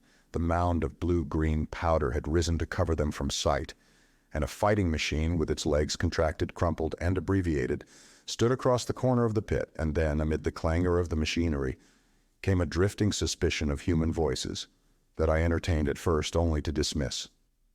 I crouched, watching this fighting machine closely, satisfying myself now for the first time that the hood did indeed contain a Martian. As the green flames lifted, I could see the oily gleam of his integument and the brightness of his eyes. And suddenly I heard a yell and saw a long tentacle reaching over the shoulder of the machine to the little cage that hunched upon its back. Then something struggling violently was lifted high against the sky, a black, vague enigma against the starlight. And as this black object came down again, I saw by the green brightness that it was a man. For an instant he was clearly visible. He was a stout, ruddy, middle-aged man, well-dressed. 3 days before he must have been walking the world, a man of considerable consequence. I could see his staring eyes and gleams of light on his studs and watch chain. He vanished behind the mound, and for a moment there was silence, and then began a shrieking and a sustained and cheerful hooting from the Martians. I slid down the rubbish, struggled to my feet, clapped my hands over my ears, and bolted into the scullery. The curate, who had been crouching silently with his arms over his head, looked up as I passed, cried out quite loudly at my desertion of him, and came running after me. That night, as we lurked in the scullery, balanced between our horror and the terrible fascination this peeping had, although I felt an urgent need of action, I tried in vain to conceive some plan of escape. But afterwards, during the second day, I was able to consider our position with great clearness. The curate, I found, was quite incapable of discussion. This new and culminating atrocity had robbed him of all vestiges of reason or forethought. Practically, he had already sunk to the level of an animal, but as the saying goes, I gripped myself with both hands. It grew upon my mind, once I could face the facts, that terrible as our position was, there was as yet no justification for absolute despair. Our chief chance lay in the possibility of the Martians making the pit nothing more than a temporary encampment. Or even if they kept it permanently, they might not consider it necessary to guard it, and a chance of escape might be afforded us. They also weighed very carefully the possibility of our digging a way out in a direction away from the pit, but the chances of our emerging within sight of some sentinel fighting machine seemed at first too great. And I should have had to do all the digging myself. The curate would certainly have failed me. It was on the third day, if my memory serves me right, that I saw the lad killed. It was the only occasion on which I actually saw the Martians feed. After that experience, I avoided the hole in the wall for the better part of a day. I went into the scullery, removed the door, and spent some hours digging with my hatchet as silently as possible. But when I had made a hole about a couple of feet deep, the loose earth collapsed noisily, and I did not dare continue. I lost heart and lay down on the scullery floor for a long time, having no spirit even to move. And after that I abandoned altogether the idea of escaping by excavation. It says much for the impression the Martians had made upon me that at first I entertained little or no hope of our escape being brought about by their overthrow through any human effort. But on the fourth or fifth night I heard a sound like heavy guns. It was very late in the night, and the moon was shining brightly. The Martians had taken away the excavating machine, and save for a fighting machine that stood in the remoter bank of the pit, and a handling machine that was buried out of my sight in a corner of the pit immediately beneath my peephole, the place was deserted by them, except for the pale glow from the handling machine, and the bars and patches of white moonlight. The pit was in darkness, and except for the clinking of the handling machine, quite still. That night was a beautiful serenity. Save for one planet, the moon seemed to have the sky to herself. I heard a dog howling, and that familiar sound it was that made me listen. Then I heard quite distinctly a booming exactly like the sound of great guns. 6 distinct reports I counted, and after a long interval, 6 again. And that was all. Chapter 4. The Death of the Curate. It was on the 6th day of our imprisonment that I peeped for the last time and presently found myself alone. Instead of keeping close to me and trying to oust me from the slit, the curate had gone back into the scullery. I was struck by sudden thought. I went back quickly and quietly into the scullery. In the darkness I heard the curate drinking. I snatched in the darkness, and my fingers caught a bottle of Burgundy. For a few minutes there was a tussle. The bottle struck the floor and broke, and I desisted and rose. We stood panting and threatening each other. In the end, I planted myself between him and the food, and told him of my determination to begin a discipline. I divided the food in the pantry into rations to last us 10 days. I would not let him eat any more that day. In the afternoon, he made a feeble effort to get at the food. I had been dozing, but in an instant I was awake. All day and all night we sat face to face, I weary but resolute, and he weeping and complaining of his immediate hunger. It was, I know, a night and a day, but to me it seems now, an interminable length of time, and so our widened incompatibility ended at last in open conflict. For 2 vast days we struggled in undertones and wrestling contests. There were times when I beat and kicked him madly, times when I cajoled and persuaded him. And once I tried to bribe him with the last bottle of Burgundy, for there was a rainwater pump from which I could get water. But neither force nor kindness availed. He was indeed beyond reason. He would neither desist from his attacks on the food, nor from his noisy babbling to himself. The rudimentary precautions to keep our imprisonment endurable he would not observe. Slowly I began to realize the complete overthrow of his intelligence to perceive that my sole companion in this close and sickly darkness was a man insane. From certain vague memories, I'm inclined to think my own mind wandered at times. I had strange and hideous dreams whenever I slept. It sounds paradoxical, but I am inclined to think that the weakness and insanity of the curate warned me, braced me, and kept me a sane man. On the 8th day he began to talk aloud instead of whispering, and nothing I could do would moderate his speech. "It is just, O God," he would say over and over again. "It is just. On me and mine be the punishment laid. We have sinned, we have fallen short." There was poverty, sorrow. The poor were trodden in the dust, and I held my peace. I preached acceptable folly. My God, what folly! When I should have stood up, though I died for it, and called upon them to repent, repent, oppressors of the poor and needy, the winepress of God. Then he would suddenly revert to the matter of the food I withheld from him, praying, begging, weeping, at last threatening. He began to raise his voice. I prayed him not to. He perceived a hold on me. He threatened he would shout and bring the Martians upon us. For a time that scared me, but any concession would have shortened our chance of escape beyond estimating. I defied him, although I felt no assurance that he might not do this thing. But that day, at any rate, he did not.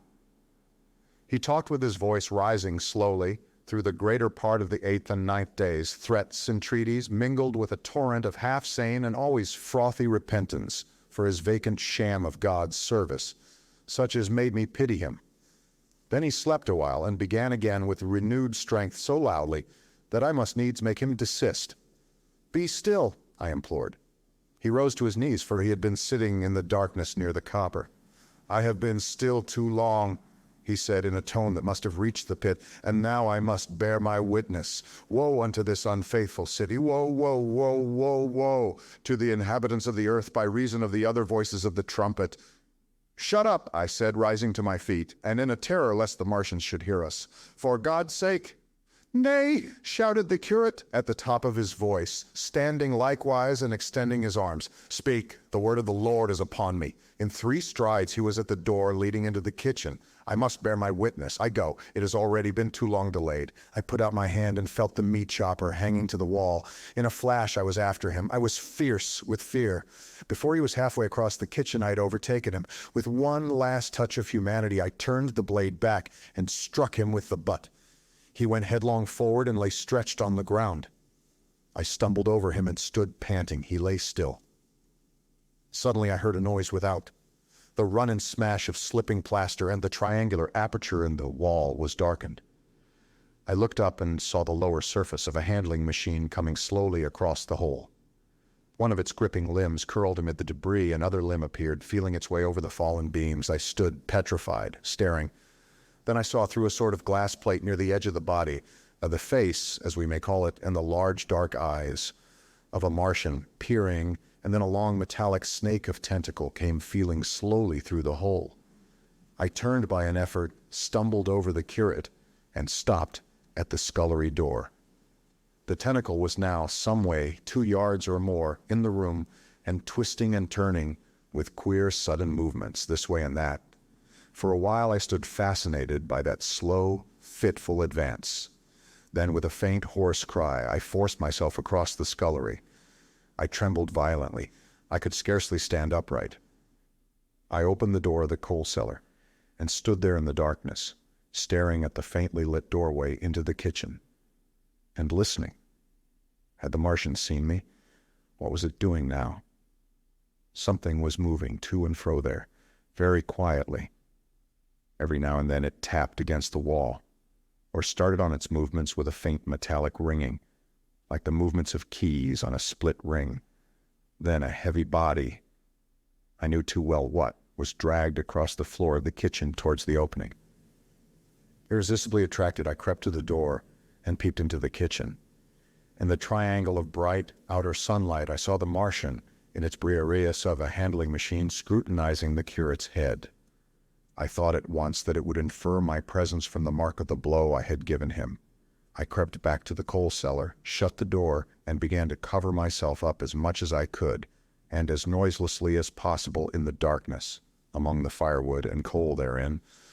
Every now and then I paused, rigid, to hear if the Martian had thrust its tentacles through the opening again. Then the faint metallic jingle returned. I traced it slowly, feeling over the kitchen. Presently I heard it nearer, in the scullery, as I judged. I thought that its length might be insufficient to reach me. I prayed copiously. It passed, scraping faintly across the cellar door. An age of almost intolerable suspense intervened. Then I heard it fumbling at the latch. It had found the door.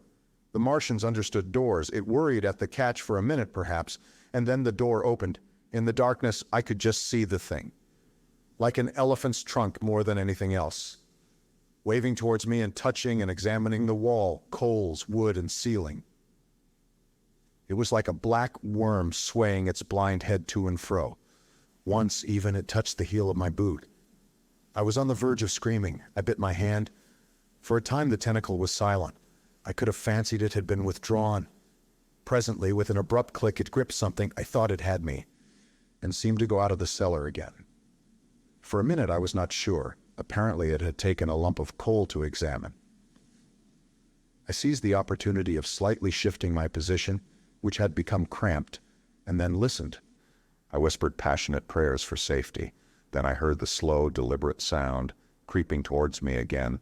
Slowly, slowly it drew near, scratching against the walls and tapping the furniture. While I was still doubtful, it rapped smartly against the cellar door and closed it. I heard it go into the pantry, and the biscuit tins rattled and a bottle smashed. And then came a heavy bump against the cellar door, then silence that passed into an infinity of suspense. Had it gone? At last I decided that it had. It came into the scullery no more, but I lay all the 10th day in the close darkness, buried among coals and firewood, not daring even to crawl out for the drink for which I craved. It was the 11th day before I ventured so far from my security. Chapter 5. The Stillness. My first act before I went into the pantry was to fasten the door between the kitchen and the scullery. But the pantry was empty. Every scrap of food had gone. Apparently, the Martian had taken it all on the previous day. At that discovery, I despaired for the first time. I took no food or no drink either, on the 11th or the 12th day. At first my mouth and throat were parched, and my strength ebbed sensibly. I sat about in the darkness of the scullery in a state of despondent wretchedness. My mind ran on eating. I thought I had become deaf, for the noises of movement I had been accustomed to hear from the pit had ceased absolutely. I did not feel strong enough to crawl noiselessly to the peephole, or I would have gone there. On the 12th day, my throat was so painful that, taking the chance of alarming the Martians, I attacked the creaking rainwater pump that stood by the sink and got a couple of glassfuls of blackened and tainted rainwater. I was greatly refreshed by this and emboldened by the fact that no inquiring tentacle followed the noise of my pumping. During these days, in a rambling, inconclusive way, I thought much of the curate and of the manner of his death. On the 13th day, I drank some more water and dozed and thought disjointedly of eating and of vague, impossible plans of escape. Whenever I dozed, I dreamt of horrible phantasms, of the death of the curate, or of sumptuous dinners, but asleep or awake, I felt a keen pain that urged me to drink again and again. The light that came into the scullery was no longer gray, but red. To my disordered imagination, it seemed the color of blood. On the 14th day, I went into the kitchen, and I was surprised to find that the fronds of the red weed had grown right across the hole in the wall, turning the half-light of the place into a crimson-colored obscurity. It was early on the 15th day that I heard a curious, familiar sequence of sounds in the kitchen, and listening, identified it as the snuffing and scratching of a dog. Going into the kitchen, I saw a dog's nose peering in through a break among the ruddy fronds. This greatly surprised me. At the scent of me, he barked shortly. I thought if I could induce him to come into the place quietly, I should be able perhaps to kill and eat him. And in any case, it would be advisable to kill him, lest his actions attracted the attention of the Martians. I crept forward, saying, "Good dog," very softly, but he suddenly withdrew his head and disappeared. I listened. I was not deaf, but certainly the pit was still. I heard a sound like the flutter of a bird's wings and a horse croaking, but that was all. For a long while I lay close to the peephole, but not daring to move aside the red plants that obscured it. Once or twice I heard a faint patter like the feet of the dog going hither and thither on the sand far below me, and there were more bird-like sounds, but that was all. At length, encouraged by the silence, I looked out. Except in the corner where a multitude of crows hopped and fought over the skeletons of the dead the Martians had consumed, there was not a living thing in the pit. I stared about me, scarcely believing my eyes. All the machinery had gone. Save for the big mound of grayish-blue powder in one corner, certain bars of aluminium in another, the black birds and the skeletons of the killed, the place was merely an empty circular pit in the sand. Slowly I thrust myself out through the red weed and stood upon the mound of rubble. I could see in any direction save behind me to the north, and neither Martians nor sign of Martians were to be seen. The pit dropped sheerly from my feet, but a little way along the rubbish afforded a practicable slope to the summit of the ruins. My chance of escape had come. I began to tremble.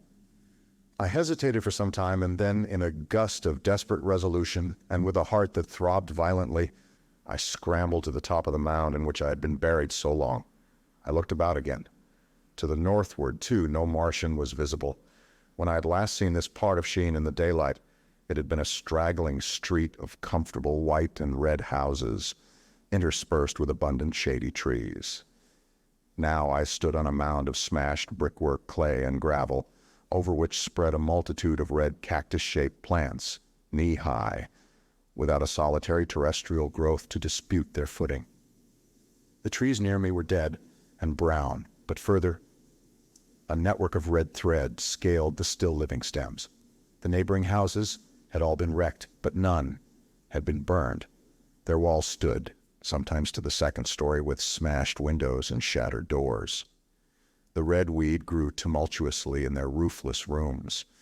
Below me was the great pit, with the crows struggling for its refuse. A number of other birds hopped about among the ruins. Far away I saw a gaunt cat slink crouchingly along a wall, but traces of men there were none. The day seemed, by contrast with my recent confinement, dazzlingly bright, the sky a glowing blue.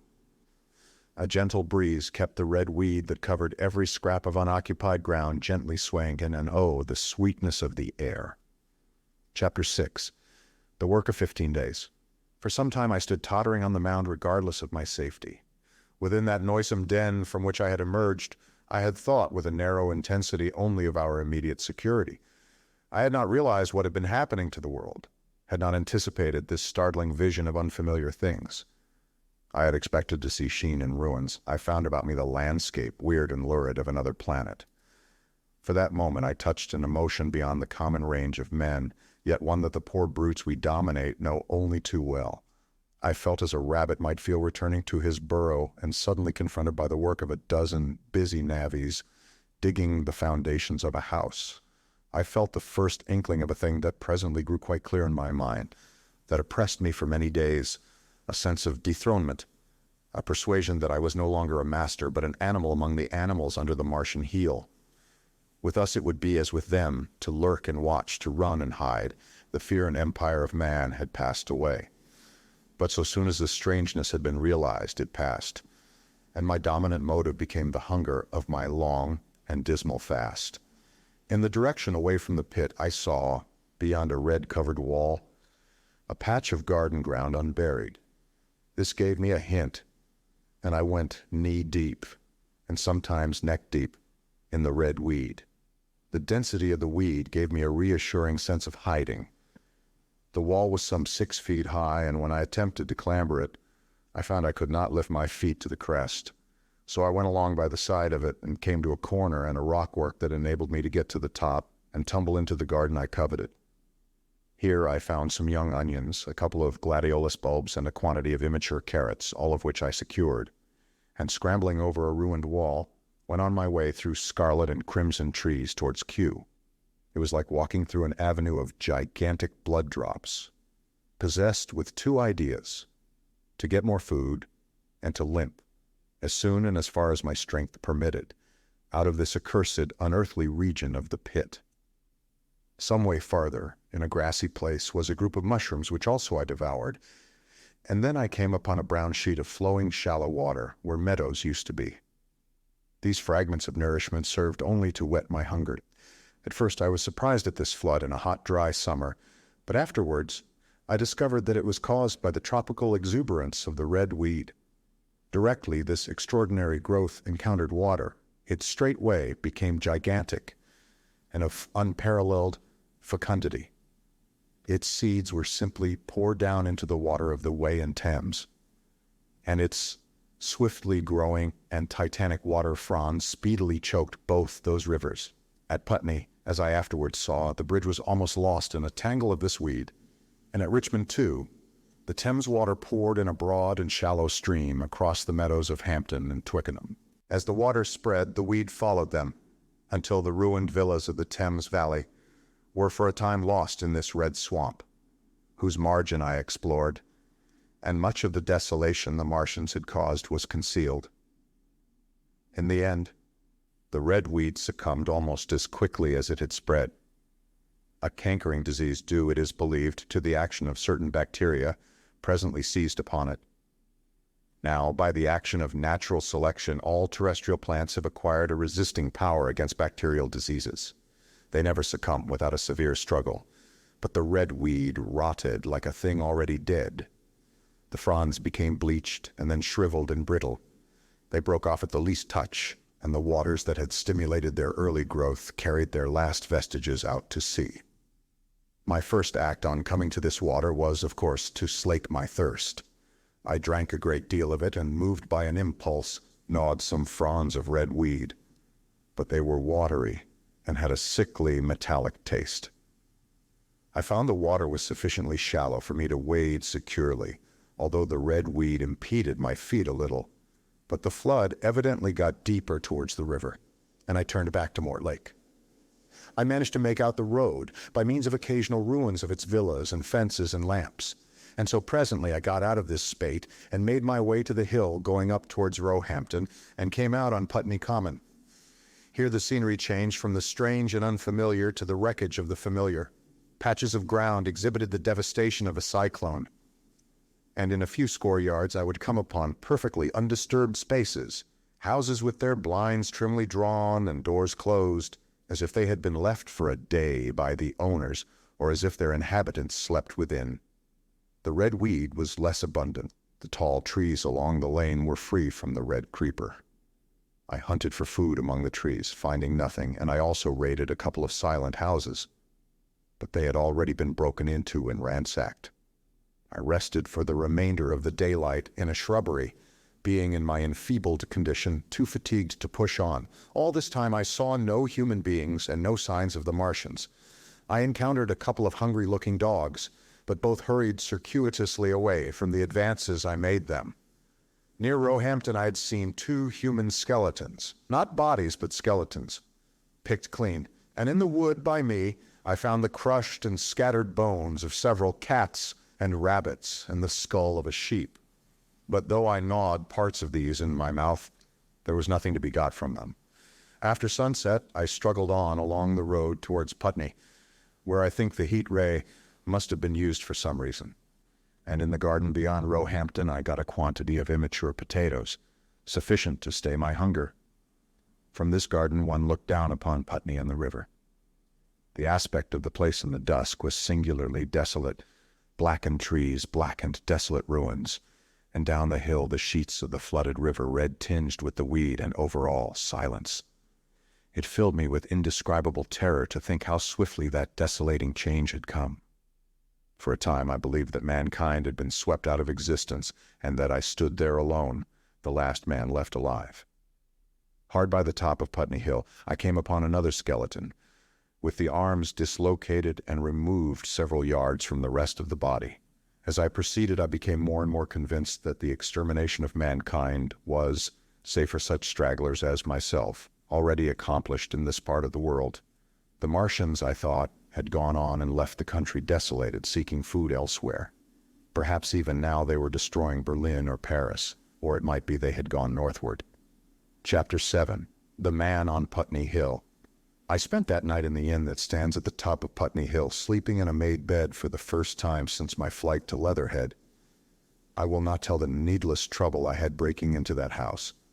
Afterwards, I found the front door was on the latch, nor how I ransacked every room for food until just on the verge of despair, in what seemed to me to be a servant's bedroom, I found a rat-gnawed crust and 2 tins of pineapple. The place had been already searched and emptied. In the bar, I afterwards found some biscuits and sandwiches that had been overlooked. The latter I could not eat. They were too rotten. But the former not only stayed my hunger, but filled my pockets.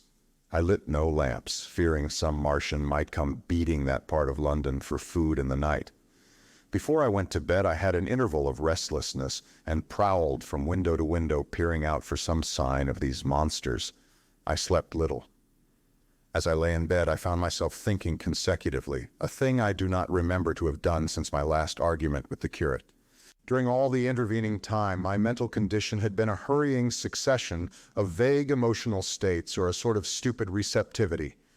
But in the night, my brain, reinforced, I suppose, by the food I had eaten, grew clear again, and I thought.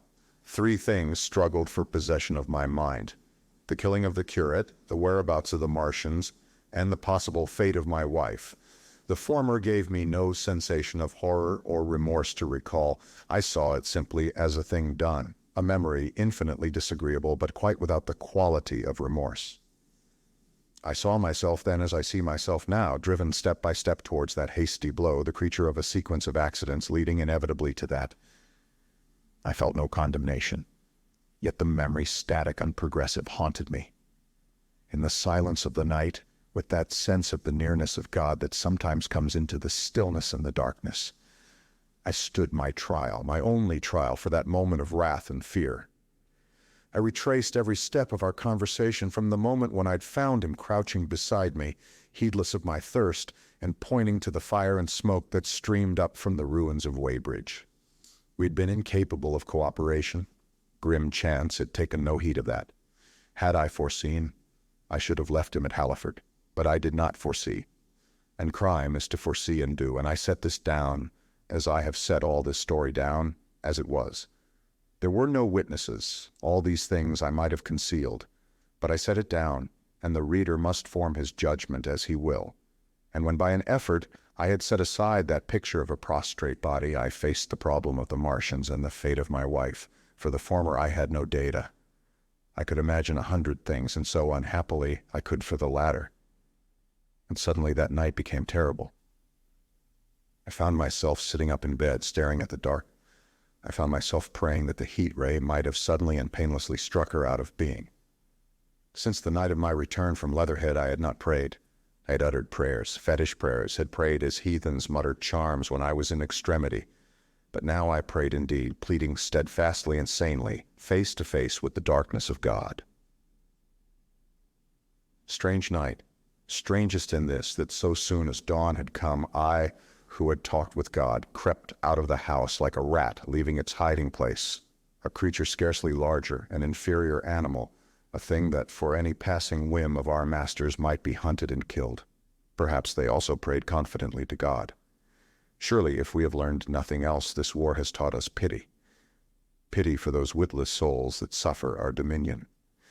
The morning was bright and fine, and the eastern sky glowed pink, and was fretted with little golden clouds. In the road that runs from the top of Putney Hill to Wimbledon was a number of poor vestiges of the panic torrent that must have poured Londonward on the Sunday night after the fighting began. There was a little 2-wheeled cart inscribed with the name of Thomas Lobb, greengrocer, New Malden, with a smashed wheel and an abandoned tin trunk. There was a straw hat trampled into the now hardened mud, and at the top of West Hill a lot of blood-stained glass about the overturned water trough. My movements were languid, my plans of the vaguest. I had an idea of going to Leatherhead, though I knew that there I had the poorest chance of finding my wife. Certainly, unless death had overtaken them suddenly, my cousins and she would have fled thence. But it seemed to me I might find or learn there whither the Surrey people had fled. I knew I wanted to find my wife, that my heart ached for her and the world of men, but I had no clear idea how the finding might be done. I was also sharply aware now of my intense loneliness. From the corner I went, under cover of a thicket of trees and bushes, to the edge of Wimbledon Common, stretching wide and far. That dark expanse was lit in patches by yellow gorse and broom. There was no red weed to be seen, and as I prowled, hesitating on the verge of the open, the sun rose, flooding it all with light and vitality. I came upon a busy swarm of little frogs in a swampy place among the trees. I stopped to look at them, drawing a lesson from their stout resolve to live, and presently, turning suddenly, with an odd feeling of being watched, I beheld something crouching amid a clump of bushes. I stood regarding this. I made a step towards it, and it rose up and became a man armed with a cutlass. I approached him slowly. He stood silent and motionless, regarding me. As I drew nearer, I perceived he was dressed in clothes as dusty and filthy as my own. He looked, indeed, as though he had been dragged through a culvert. Nearer, I distinguished the green slime of ditches, mixing with the pale drab of dried clay and shiny coaly patches. His black hair fell over his eyes, and his face was dark and dirty and sunken, so that at first I did not recognize him. There was a red cut across the lower part of his face. "Stop!" he cried when I was within 10 yards of him, and I stopped. His voice was hoarse. "Where do you come from?" he said, I thought, surveying him. "I come from Mortlake," I said. "I was buried near the pit the Martians made about their cylinder. I have worked my way out and escaped." "There is no food about here," he said. "This is my country. All this hill down to the river, and back to Clapham and up to the edge of the common. There is only food for one." "Which way are you going?" I answered slowly. "I don't know," I said. "I have been buried in the ruins of a house 13 or 14 days. I don't know what has happened." He looked at me doubtfully, then started and looked with a changed expression. "I've no wish to stop about here," said I. "I think I shall go to Leatherhead, for my wife was there." He shot out a pointing finger. "It is you," said he, "the man from Woking, and you weren't killed at Weybridge?" I recognized him at the same moment. "You are the artilleryman who came into my garden." "Good luck," he said. "We're lucky ones, fancy you." He put out a hand and I took it. "I crawled up a drain," he said, "but they didn't kill everyone, and after they went away I got off towards Walton across the fields, but it's not 16 days altogether, and your hair is gray." He looked over his shoulders suddenly. "Only a rook," he said. "One gets to know that birds have shadows these days. This is a bit open. Let us crawl under those bushes and talk. Have you seen any Martians?" I said that since I crawled out. "They've gone away across London," he said. "I guess they've got a bigger camp there. Of a night, all over there, Hampstead way. The sky is alive with their lights. It's like a great city, and in the glare you can just see them moving. By daylight you can't, but nearer, I haven't seen them." He counted on his fingers. 5 days. Then I saw a couple across Hammersmith way carrying something big, and the night before last, he stopped and spoke impressively. It was just a matter of lights, but it was something up in the air. I believe they've built a flying machine and are learning to fly. I stopped on hands and knees, for we had come to the bushes. "Fly." "Yeah," he said, "fly." I went on into a little bower and sat down. "It is all over with humanity," I said. "If they can do that, they will simply go round the world." He nodded. "They will, but it will relieve things over here a bit, and besides—" He looked at me. "Aren't you satisfied it is up with humanity?" "I am. We're down. We're beat." I stared. Strange as it may seem, I had not arrived at this fact. A fact perfectly obvious so soon as he spoke. I had still held a vague hope. Rather, I had kept a lifelong habit of mind. He repeated his words. "We're beat." They carried absolute conviction. "It's all over," he said. "They've lost one, just one, and they've made their footing good and crippled the greatest power in the world. They've walked over us. The death of that one at Weybridge was an accident, and these are only pioneers. They kept on coming, these green stars. I've seen none these 5 or 6 days, but I've no doubt they're falling somewhere every night. Nothing's to be done. We're under. We're beat." I made him no answer. I sat staring before me, trying in vain to devise some countervailing thought. "This isn't a war," said the artilleryman. "It never was a war, any more than there's war between man and ants." Suddenly I recalled the night in the observatory. After the 10th shot, they fired no more, at least until the first cylinder came. "How do you know?" said the artilleryman. I explained. He thought. "Something wrong with the gun," he said. "But what if there is? They'll get it right again. And even if there's a delay, how can it alter the end? It's just men and ants. There's the ants builds their cities, live their lives, have wars, revolutions, until the men want them out of the way, and then they go out of the way. That's what we are now, just ants. Only, yes, I said, we're eatable ants. We sat looking at each other. And what will they do with us? I said. That's what I've been thinking, he said. That's what I've been thinking. After Weybridge, I went south, thinking. I saw what was up. Most of the people were hard at it, squealing and exciting themselves. But I'm not so fond of squealing. I've been in sight of death once or twice. I'm not an ornamental soldier. And at the best and worst, death. It's just death, and it's the man that keeps on thinking comes through. I saw everyone tracking away south. Says I, food won't last this way.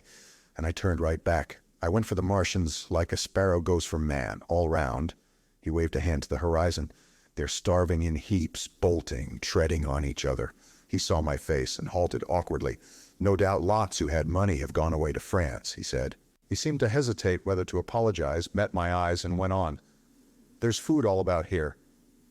Canned things in shops, wines, spirits, mineral waters. And the water mains and drains are empty. Well, I was telling you what I was thinking. Here's intelligent things, I said. And it seems they want us for food. First, they'll smash us up. Ships, machines, guns, cities, all the order and organization. All that will go. If we were the size of ants, we might pull through, but we're not. It's all too bulky to stop. That's the first certainty. Eh? I assented. It is. I've thought it out. Very well, then. Next, at present we're caught, as we're wanted. A Martian has only to go a few miles to get a crowd on the run. And I saw one day out by Wandsworth, picking houses to pieces and routing among the wreckage. But they won't keep on doing that. So soon as they've settled all our guns and ships and smashed our railways and done all the things they are doing over there, they will begin catching us systematic, picking the best and storing us in cages and things. That's what they will start doing in a bit. Lord, they haven't begun on us yet. Don't you see that?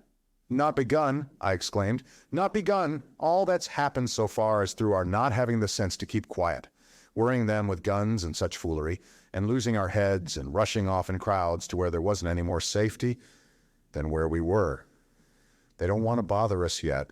They're making their things, making all the things they couldn't bring with them, getting things ready for the rest of their people. Very likely, that's why the cylinders have stopped for a bit for fear of hitting those who are here. And instead of our rushing about blind, on the howl, or getting dynamite on the chance of busting them up, we've got to fix ourselves up according to the new state of affairs. That's how I figure it out. It isn't quite according to what a man wants for his species, but it's about what the facts point to. And that's the principle I acted upon. Cities, nations, civilization, progress, it's all over. That game's up, we're beat. But if that is so, what is there to live for? The artilleryman looked at me for a moment. There won't be any more blessed concerts for 1,000,000 years or so. There won't be any Royal Academy of Arts and no nice little feeds at restaurants. If it's amusement you're after, I reckon the game is up. If you've got any drawing room manners or a dislike to eating peas with a knife or dropping H's, you'd better chuck 'em away. They ain't no further use.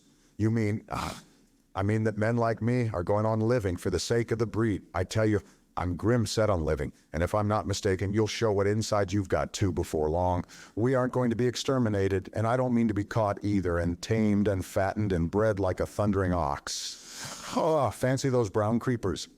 You don't mean to say... I do. I'm going on under their feet. I've got it planned. I've thought it out. We men are beat. We don't know enough. We've got to learn before we've got a chance, and we've got to live and keep independent while we learn. See, that's what has to be done. I stared, astonished, and stirred profoundly by the man's resolution. Great God, cried I, but you are a man indeed. And suddenly I gripped his hand. He said, with his eyes shining. I've thought it out, Go on. And I said, well, those who mean to escape their catching must get ready. I'm getting ready. Mind you, it isn't all of us that are made for wild beasts, and that's what it's got to be. That's why I watched you. I had my doubts. You're slender. I didn't know that it was you, you see, or just how you'd been buried. All these, the sort of people that lived in these houses and all those damn little clerks that used to live down that way, they'd be no good. They haven't any spirit in them, no proud dreams and no proud lusts. And a man who hasn't one or the other, Lord, what is he but funk and precautions they just use to skedaddle off to work? I've seen hundreds of them, bit of breakfast in hand, running wild and shining to catch their little season ticket train for fear they'd get dismissed if they didn't. Working at businesses they were afraid to take the trouble to understand, skedaddling back for fear they wouldn't be in time for dinner, keeping indoors after dinner for fear of the back streets and sleeping with the wives they married, not because they wanted them, but because they had a bit of money that would make for safety in their one little miserable skedaddle through the world, lives insured and a bit invested for fear of accidents, and on Sundays, fear of the hereafter. As if hell was built for rabbits, while the Martians will just be a godsend to these. Nice roomy cages, fattening food, careful breeding, no worry. After a week or so chasing about the fields and lands on empty stomachs, they'll come and be caught cheerful. They'll be quite glad after a bit. They'll wonder what people did before there were Martians to take care of them. And the bar loafers and mashers and singers, I can imagine them. I can imagine them, he said, with a sort of somber gratification. There'll be any amount of sentiment and religion loose among them. There's hundreds of things I saw with my eyes that I've only begun to see clearly these last few days. There's lots will take things as they are, fat and stupid, and lots will be worried by a sort of feeling that it's all wrong and that they ought to be doing something. Now, whenever things are so that a lot of people feel they ought to be doing something, the weak and those who go weak with a lot of complicated thinking always make for a sort of do-nothing religion, very pious and superior, and submit to persecution and the will of the Lord. Very likely you've seen the same thing. It's energy in a gale of funk and turned clean inside out. These cages will be full of psalms and hymns and piety, and those of a less simple sort will work in a bit of, eroticism. He paused. Very likely these Martians will make pets of some of them. Train them to do tricks, who knows? Get sentimental over the pet boy who grew up and had to be killed, and some maybe they will train to hunt us. No, I cried. That's impossible. No human being. What's the good of going on with such lies, said the artilleryman. There's men who do it cheerful. What nonsense to pretend there isn't. And I succumbed to his conviction. If they come after me, he said, Lord, if they come after me, and subsided into a grim meditation. I sat contemplating these things. I could find nothing to bring against this man's reasoning. In the days before the invasion, no one would have questioned my intellectual superiority to his. I, a professed and recognized writer on philosophical themes, and he, a common soldier. And yet he had already formulated a situation that I had scarcely realized. What are you doing? I said presently. What plans have you made? He hesitated. Well, it's like this, he said. What have we to do? We have to invent a sort of life where men can live and breed and be sufficiently secure to bring the children up. Yes. Wait a bit, and I'll make it clearer what I think ought to be done. The tame ones will go like all tame beasts. In a few generations they'll be big, beautiful, rich-blooded, stupid rubbish. The risk is that we who keep wild will go savage, degenerate into a sort of big, savage rat. You see, how I mean to live is underground. I've been thinking about the drains. Of course, those who don't know drains think horrible things. But under this London are miles and miles, hundreds of miles. And a few days' rain and London empty will leave them sweet and clean. The main drains are big enough and airy enough for anyone. Then there's cellars, vaults, stores, from which bolting passages may be made to the drains, and the railway tunnels and subways. You begin to see, and we form a band, able-bodied, clean-minded men. We're not going to pick up any rubbish that drifts in. Weaklings go out again. As you meant me to go, well, I parleyed, didn't I? We won't quarrel about that. Go on. Those who stop obey orders. Able-bodied, clean-minded women we want also. Mothers and teachers. No lackadaisical ladies, no blasted rolling eyes. We can't have any weak or silly. Life is real again, and the useless and cumbersome and mischievous have to die. They ought to die. They ought to be willing to die. It's a sort of disloyalty, after all, to live and taint the race, and they can't be happy. Moreover, dying's none so dreadful. It's the funking makes it bad, and in all those places we shall gather. Our district will be London, and we may even be able to keep a watch and run about in the open when the Martians keep away. Play cricket, perhaps. That's how we shall save the race. It's a possible thing, but saving the race is nothing in itself. As I say, that's only being rats. It's saving our knowledge, and adding to it is the thing. There are men like you come in. There's books, there's models. We must make great safe places down deep and get all the books we can. Not novels and poetry swipes, but ideas, science books. That's where men like you come in. We must go to the British Museum and pick all those books through. Especially, we must keep up our science. Learn more. We must watch these Martians. Some of us must go as spies. When it's all working, perhaps I will get caught, I mean. And the great thing is, we must leave the Martians alone. We mustn't even steal. If we get in their way, we clear out. We must show them we mean no harm. Yes, I know, but they're intelligent things, and they won't hunt us down if they have all they want and think we're just harmless vermin. The artilleryman paused and laid a brown hand upon my arm. After all, it may not be so much we may have to learn before. Just imagine this, 4 or 5 of their fighting machines suddenly starting off. Heat rays right and left, and not a Martian in them. Not a Martian in them, but men. Men who have learned the way how. It may be in my time even, those men. Fancy having one of them lovely things with its heat ray wide and free. Fancy having it in control. What would it matter if you smashed to smithereens at the end of the run after a bust like that? I reckon the Martians will open their beautiful eyes. Can't you see them, man? Can't you see them hurrying, puffing and blowing and hooting to their other mechanical affairs, something out of gear in every case? And swish, bang, rattle, swish. Just as they are fumbling over it, swish comes the heat ray, and behold, man has come back to his own. For a while, the imaginative daring of the artilleryman and the tone of assurance and courage he assumed completely dominated my mind.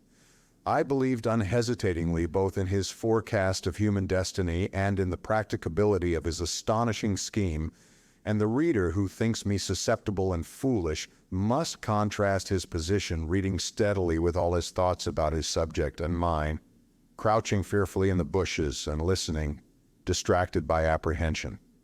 We talked in this manner through the early morning time and later crept out of the bushes and after scanning the sky for Martians hurried precipitately to the house on Putney Hill where he had made his lair.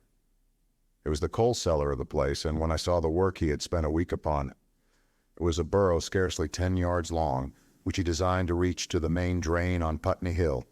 I had my first inkling of the gulf between his dreams and his powers. Such a hole I could have dug in a day, but I believed in him sufficiently to work with him all that morning until past midday at his digging. We had a garden barrow and shot the earth we removed against the kitchen range. We refreshed ourselves with a tin of mock turtle soup and wine from the neighboring pantry. I found a curious relief from the aching strangeness of the world in this steady labor.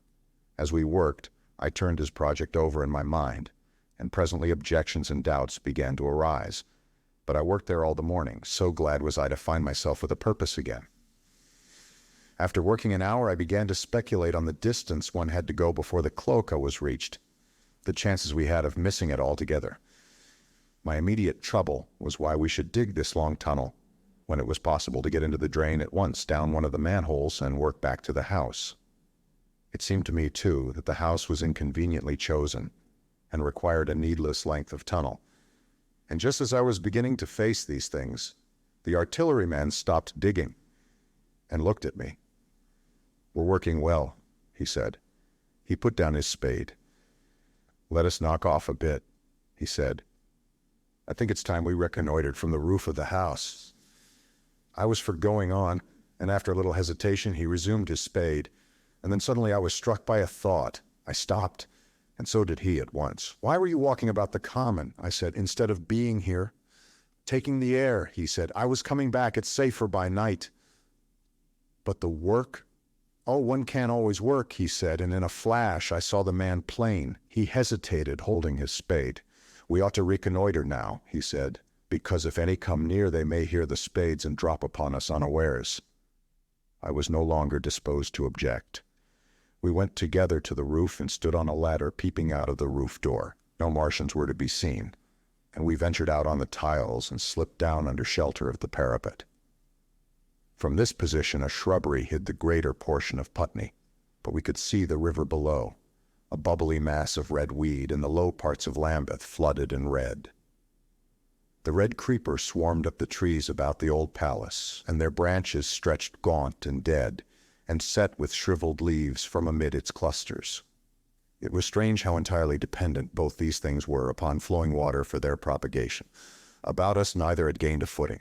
Laburnums, pink maize, snowballs, and trees of arbor vitae rose out of laurels and hydrangeas, green and brilliant into the sunlight.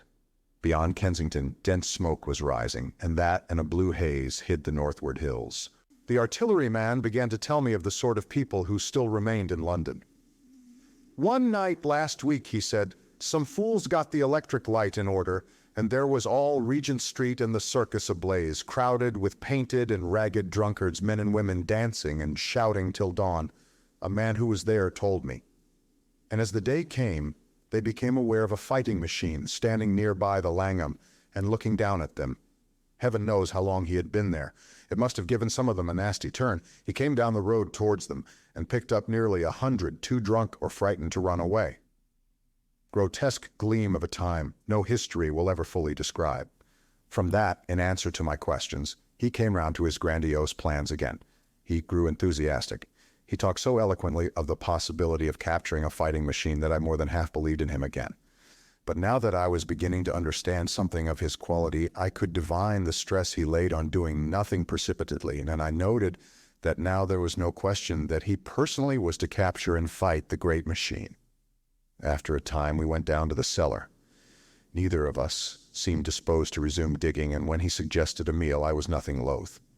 He became suddenly very generous, and when we had eaten, he went away and returned with some excellent cigars. We lit these, and his optimism glowed. He was inclined to regard my coming as a great occasion. "There's some champagne in the cellar," he said. "We can dig better on this Thames side Burgundy," said I. "No," said he. "I am host today. Champagne, great God! We've a heavy enough task before us. Let us take a rest and gather strength while we may. Look at these blistered hands." And pursuant to this idea of a holiday, he insisted upon playing cards after we had eaten. He taught me euchre, and after dividing London between us, I taking the northern side and he the southern, we played for parish points. Grotesque and foolish as this will seem to the sober reader, it is absolutely true, and what is more remarkable, I found the card game and several others we played extremely interesting. Strange mind of man! That with our species upon the edge of extermination or appalling degradation, with no clear prospect before us but the chance of a horrible death. We could sit following the chance of this painted pasteboard and playing the joker with vivid delight. Afterwards he taught me poker, and I beat him at 3 tough chess games. When dark came, we decided to take the risk and lit a lamp. After an interminable string of games, we supped, and the artilleryman finished the champagne. We went on smoking the cigars. He was no longer the energetic regenerator of his species I had encountered in the morning. He was still optimistic, but it was a less kinetic, a more thoughtful optimism. I remember he wound up with my health, proposed in a speech of small variety and considerable intermittence. I took a cigar and went upstairs to look at the lights of which he had spoken that blazed so greenly along the Highgate hills. At first I stared unintelligently across the London Valley. The northern hills were shrouded in darkness. The fires near Kensington glowed redly, and now and then an orange-red tongue of flame flashed up and vanished in the deep blue night. All the rest of London was black. Then nearer I perceived a strange light, a pale violet-purple fluorescent glow, quivering under the night breeze. For a space I could not understand it, and then I knew that it must be the red weed from which this faint irradiation proceeded. With that realization, my dormant sense of wonder, my sense of the proportion of things, awoke again.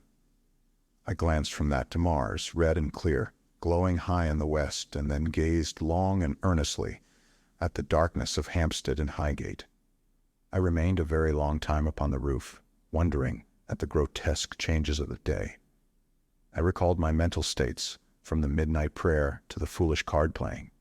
I had a violent revulsion of feeling. I remember I flung away the cigar with a certain wasteful symbolism. My folly came to me with glaring exaggeration. I seemed a traitor to my wife and to my kind. I was filled with remorse.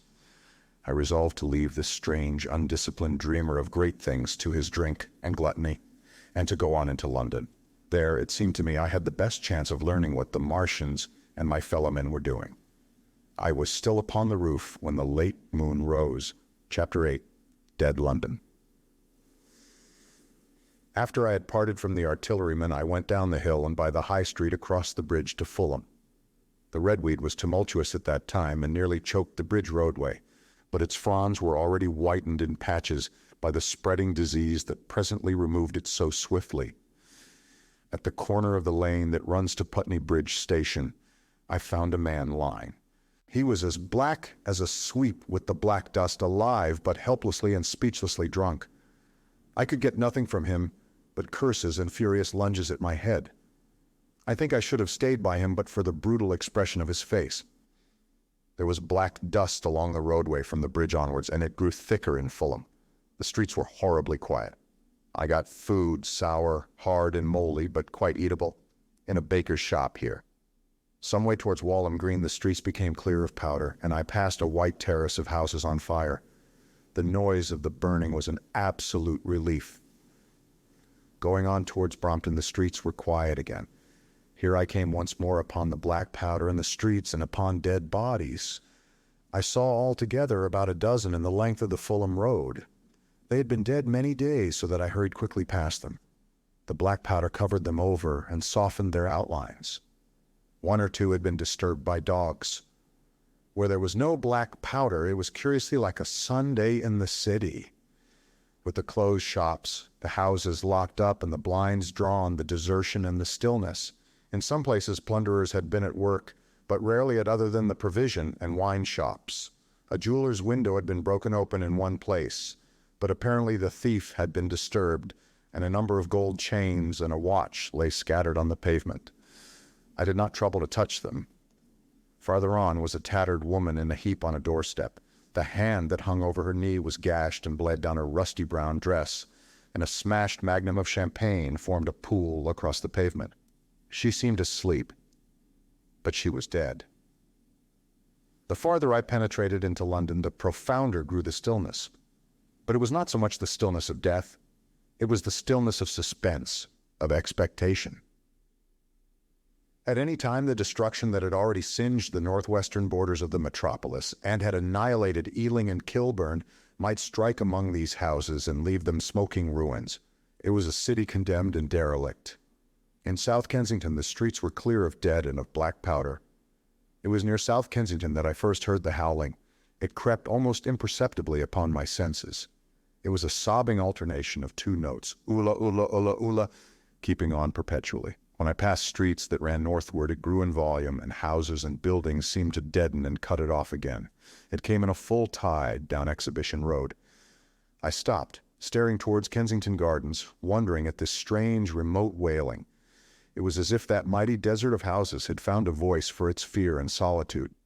Ula, ula, ula, ula, wailed that superhuman note. Great waves of sound sweeping down the broad, sunlit roadway between the tall buildings on each side. I turned northwards, marveling, towards the iron gates of Hyde Park. I had half a mind to break into the Natural History Museum and find my way up to the summits of the towers, in order to see across the park, but I decided to keep to the ground, where quick hiding was possible, and so went on up the Exhibition Road. All the large mansions on each side of the road were empty and still, and my footsteps echoed against the sides of the houses. At the top, near the park gate, I came upon a strange sight. A bus overturned, and the skeleton of a horse picked clean. I puzzled over this for a time, and then went on to the bridge over the Serpentine. The voice grew stronger and stronger, though I could see nothing above the housetops on the north side of the park, save a haze of smoke to the northwest. Ula, ula, ula, ula, cried the voice, coming, as it seemed to me, from the district about Regent's Park. The desolating cry worked upon my mind. The mood that had sustained me passed. The wailing took possession of me. I found I was intensely weary, footsore, and now again hungry and thirsty. It was already past noon. Why was I wandering alone in this city of the dead? Why was I alone when all London was lying in state, and in its black shroud I felt intolerably lonely? My mind ran on old friends that I had forgotten for years. I thought of the poisons in the chemist's shops, of the liquors the wine merchants stored. I recalled the two sodden creatures of despair who, so far as I knew, shared the city with myself. I came into Oxford Street by the Marble Arch, and here again were black powder and several bodies, and an evil, ominous smell from the gratings of the cellars of some of the houses. I grew very thirsty after the heat of my long walk. With infinite trouble, I managed to break into a public house and get food and drink. I was weary after eating and went into the parlor behind the bar and slept on a black horsehair sofa I found there. I awoke to find that dismal howling still in my ears. Ula, ula, ula, ula. It was now dusk, and after I had routed out some biscuits and a cheese in the bar, there was a meat safe, but it contained nothing but maggots. I wandered on through the silent residential squares to Baker Street. Portman Square is the only one I can name, and so came out at last upon Regent's Park. And as I emerged from the top of Baker Street, I saw far away over the trees, in the clearness of the sunset, the hood of the Martian giant from which this howling proceeded. Was not terrified. I came upon him as if it were a matter of course. I watched him for some time, but he did not move. He appeared to be standing and yelling for no reason that I could discover. I tried to formulate a plan of action. That perpetual sound of ula, ula, ula, ula confused my mind. Perhaps I was too tired to be very fearful. Certainly I was more curious to know the reason of this monotonous crying than afraid. I turned back away from the park and struck into Park Road, intending to skirt the park, went along under the shelter of the terraces and got a view of this stationary, howling Martian from the direction of St. John's Wood. A couple of 100 yards out of Baker Street, I heard a yelping chorus and saw first a dog with a piece of putrescent red meat in his jaws coming headlong towards me, and then a pack of starving mongrels in pursuit of him. He made a wide curve to avoid me, as though he feared I might prove a fresh competitor. As the yelping died away down the silent road, the wailing sound of "Ola, Ola, Ola, Ola" reasserted itself. I came upon the wrecked handling machine halfway to St. John's Wood Station. At first I thought a house had fallen across the road.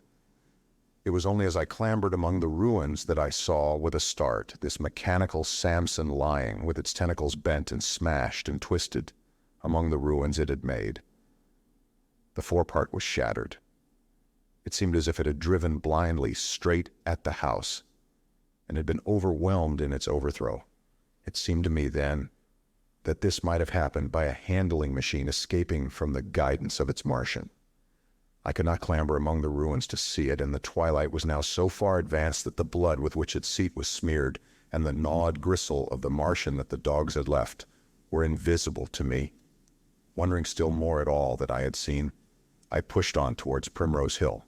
Far away, through a gap in the trees, I saw a second Martian, as motionless as the first, standing in the park towards the zoological gardens, and silent. A little beyond the ruins, about the smashed handling machine, I came upon the red weed again, and found the Regent's Canal, a spongy mass of dark red vegetation. As I crossed the bridge, the sound of "Ola, Ola, Ola, Ola" ceased. It was, as it were, cut off. The silence came like a thunderclap. The dusky houses about me stood faint and tall and dim. The trees towards the park were growing black. All about me the red weed clambered among the ruins, writhing to get above me in the dimness. Night, the mother of fear and mystery, was coming upon me. But while that voice sounded the solitude, the desolation had been endurable. By virtue of it, London had still seemed alive, and the sense of life about me had upheld me. Then suddenly a change, the passing of something, I knew not what, and then a stillness that could be felt. Nothing but this gaunt quiet. London about me gazed at me spectrally. The windows in the white houses were like the eye sockets of skulls. About me, my imagination found 1,000 noiseless enemies moving. Terror seized me, a horror of my temerity. In front of me the road became pitchy black as though it was tarred, and I saw a contorted shape lying across the pathway. I could not bring myself to go on. I turned down St. John's Wood Road and ran headlong from this unendurable stillness towards Kilburn. I hid from the night in the silence, until long after midnight, in a cabman's shelter in Harrow Road. But before the dawn my courage returned, and while the stars were still in the sky, I turned once more towards Regent's Park. I missed my way among the streets, and presently saw down a long avenue, in the half-light of the early dawn, the curve of Primrose Hill. On the summit, towering up to the fading stars, was a third Martian, erect and motionless like the others. An insane resolve possessed me. I would die and end it, and I would save myself even the trouble of killing myself. I marched on recklessly towards this Titan.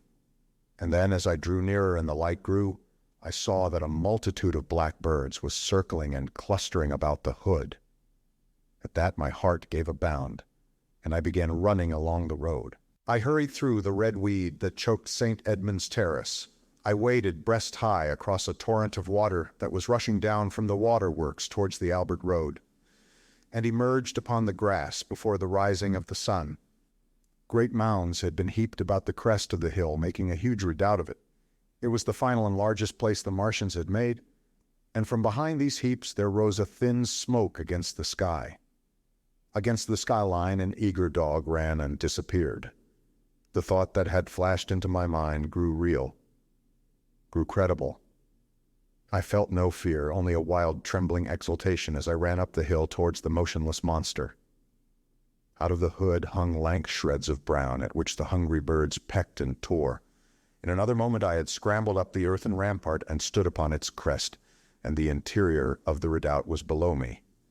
A mighty space it was, with gigantic machines here and there within it, huge mounds of material and strange shelter places, and scattered about it, some in their overturned war machines, some in the now rigid handling machines, and a dozen of them stark and silent, and laid in a row were the Martians, dead, slain by the putrefact and disease bacteria against which their systems were unprepared, slain as the red weed was being slain, slain after all man's devices had failed, by the humblest things that God in his wisdom has put upon this earth. For so it had come about, as indeed I and many men might have foreseen had not terror and disaster blinded our minds. These germs of disease have taken toll of humanity since the beginning of things, taken toll of our pre-human ancestors since life began here. But by virtue of this natural selection of our kind, we have developed resisting power. To no germs do we succumb without a struggle, and to many, those that cause putrefaction in dead matter, for instance, our living frames are altogether immune. But there are no bacteria in Mars, and directly these invaders arrived, directly they drank and fed, our microscopic allies began to work their overthrow. Already when I watched them, they were irrevocably doomed, dying and rotting even as they went to and fro. It was inevitable. By the toll of 1 billion deaths, man has bought his birthright of the earth, and it is his against all comers. It would still be his were the Martians 10 times as mighty as they are. For neither do men live nor die in vain. Here and there they were scattered, nearly 50 altogether, in that great gulf they had made, overtaken by a death that must have seemed to them as incomprehensible as any death could be. To me also at that time, this death was incomprehensible. All I knew was that these things that had been alive and so terrible to men were dead. For a moment, I believed that the destruction of Sennacherib had been repeated, that God had repented, that the angel of death had slain them in the night. I stood staring into the pit, and my heart lightened gloriously, even as the rising sun struck the world to fire about me with his rays. The pit was still in darkness. The mighty engines, so great and wonderful in their power and complexity, so unearthly in their tortuous forms, rose weird and vague and strange out of the shadows towards the light. A multitude of dogs, I could hear, fought over the bodies that lay darkly in the depth of the pit, far below me. Across the pit on its farther lip, flat and vast and strange, lay the great flying machine with which they had been experimenting upon our denser atmosphere when decay and death arrested them. Death had come not a day too soon. At the sound of a cawing overhead, I looked up at the huge fighting machine that would fight no more forever, at the tattered red shreds of flesh that dripped down upon the overturned seats on the summit of Primrose Hill. I turned and looked down the slope of the hill to where, enhaloed now in birds, stood those other 2 Martians that I had seen overnight, just as death had overtaken them. The one had died, even as it had been crying to its companions. Perhaps it was the last to die, and its voice had gone on perpetually until the force of its machinery was exhausted.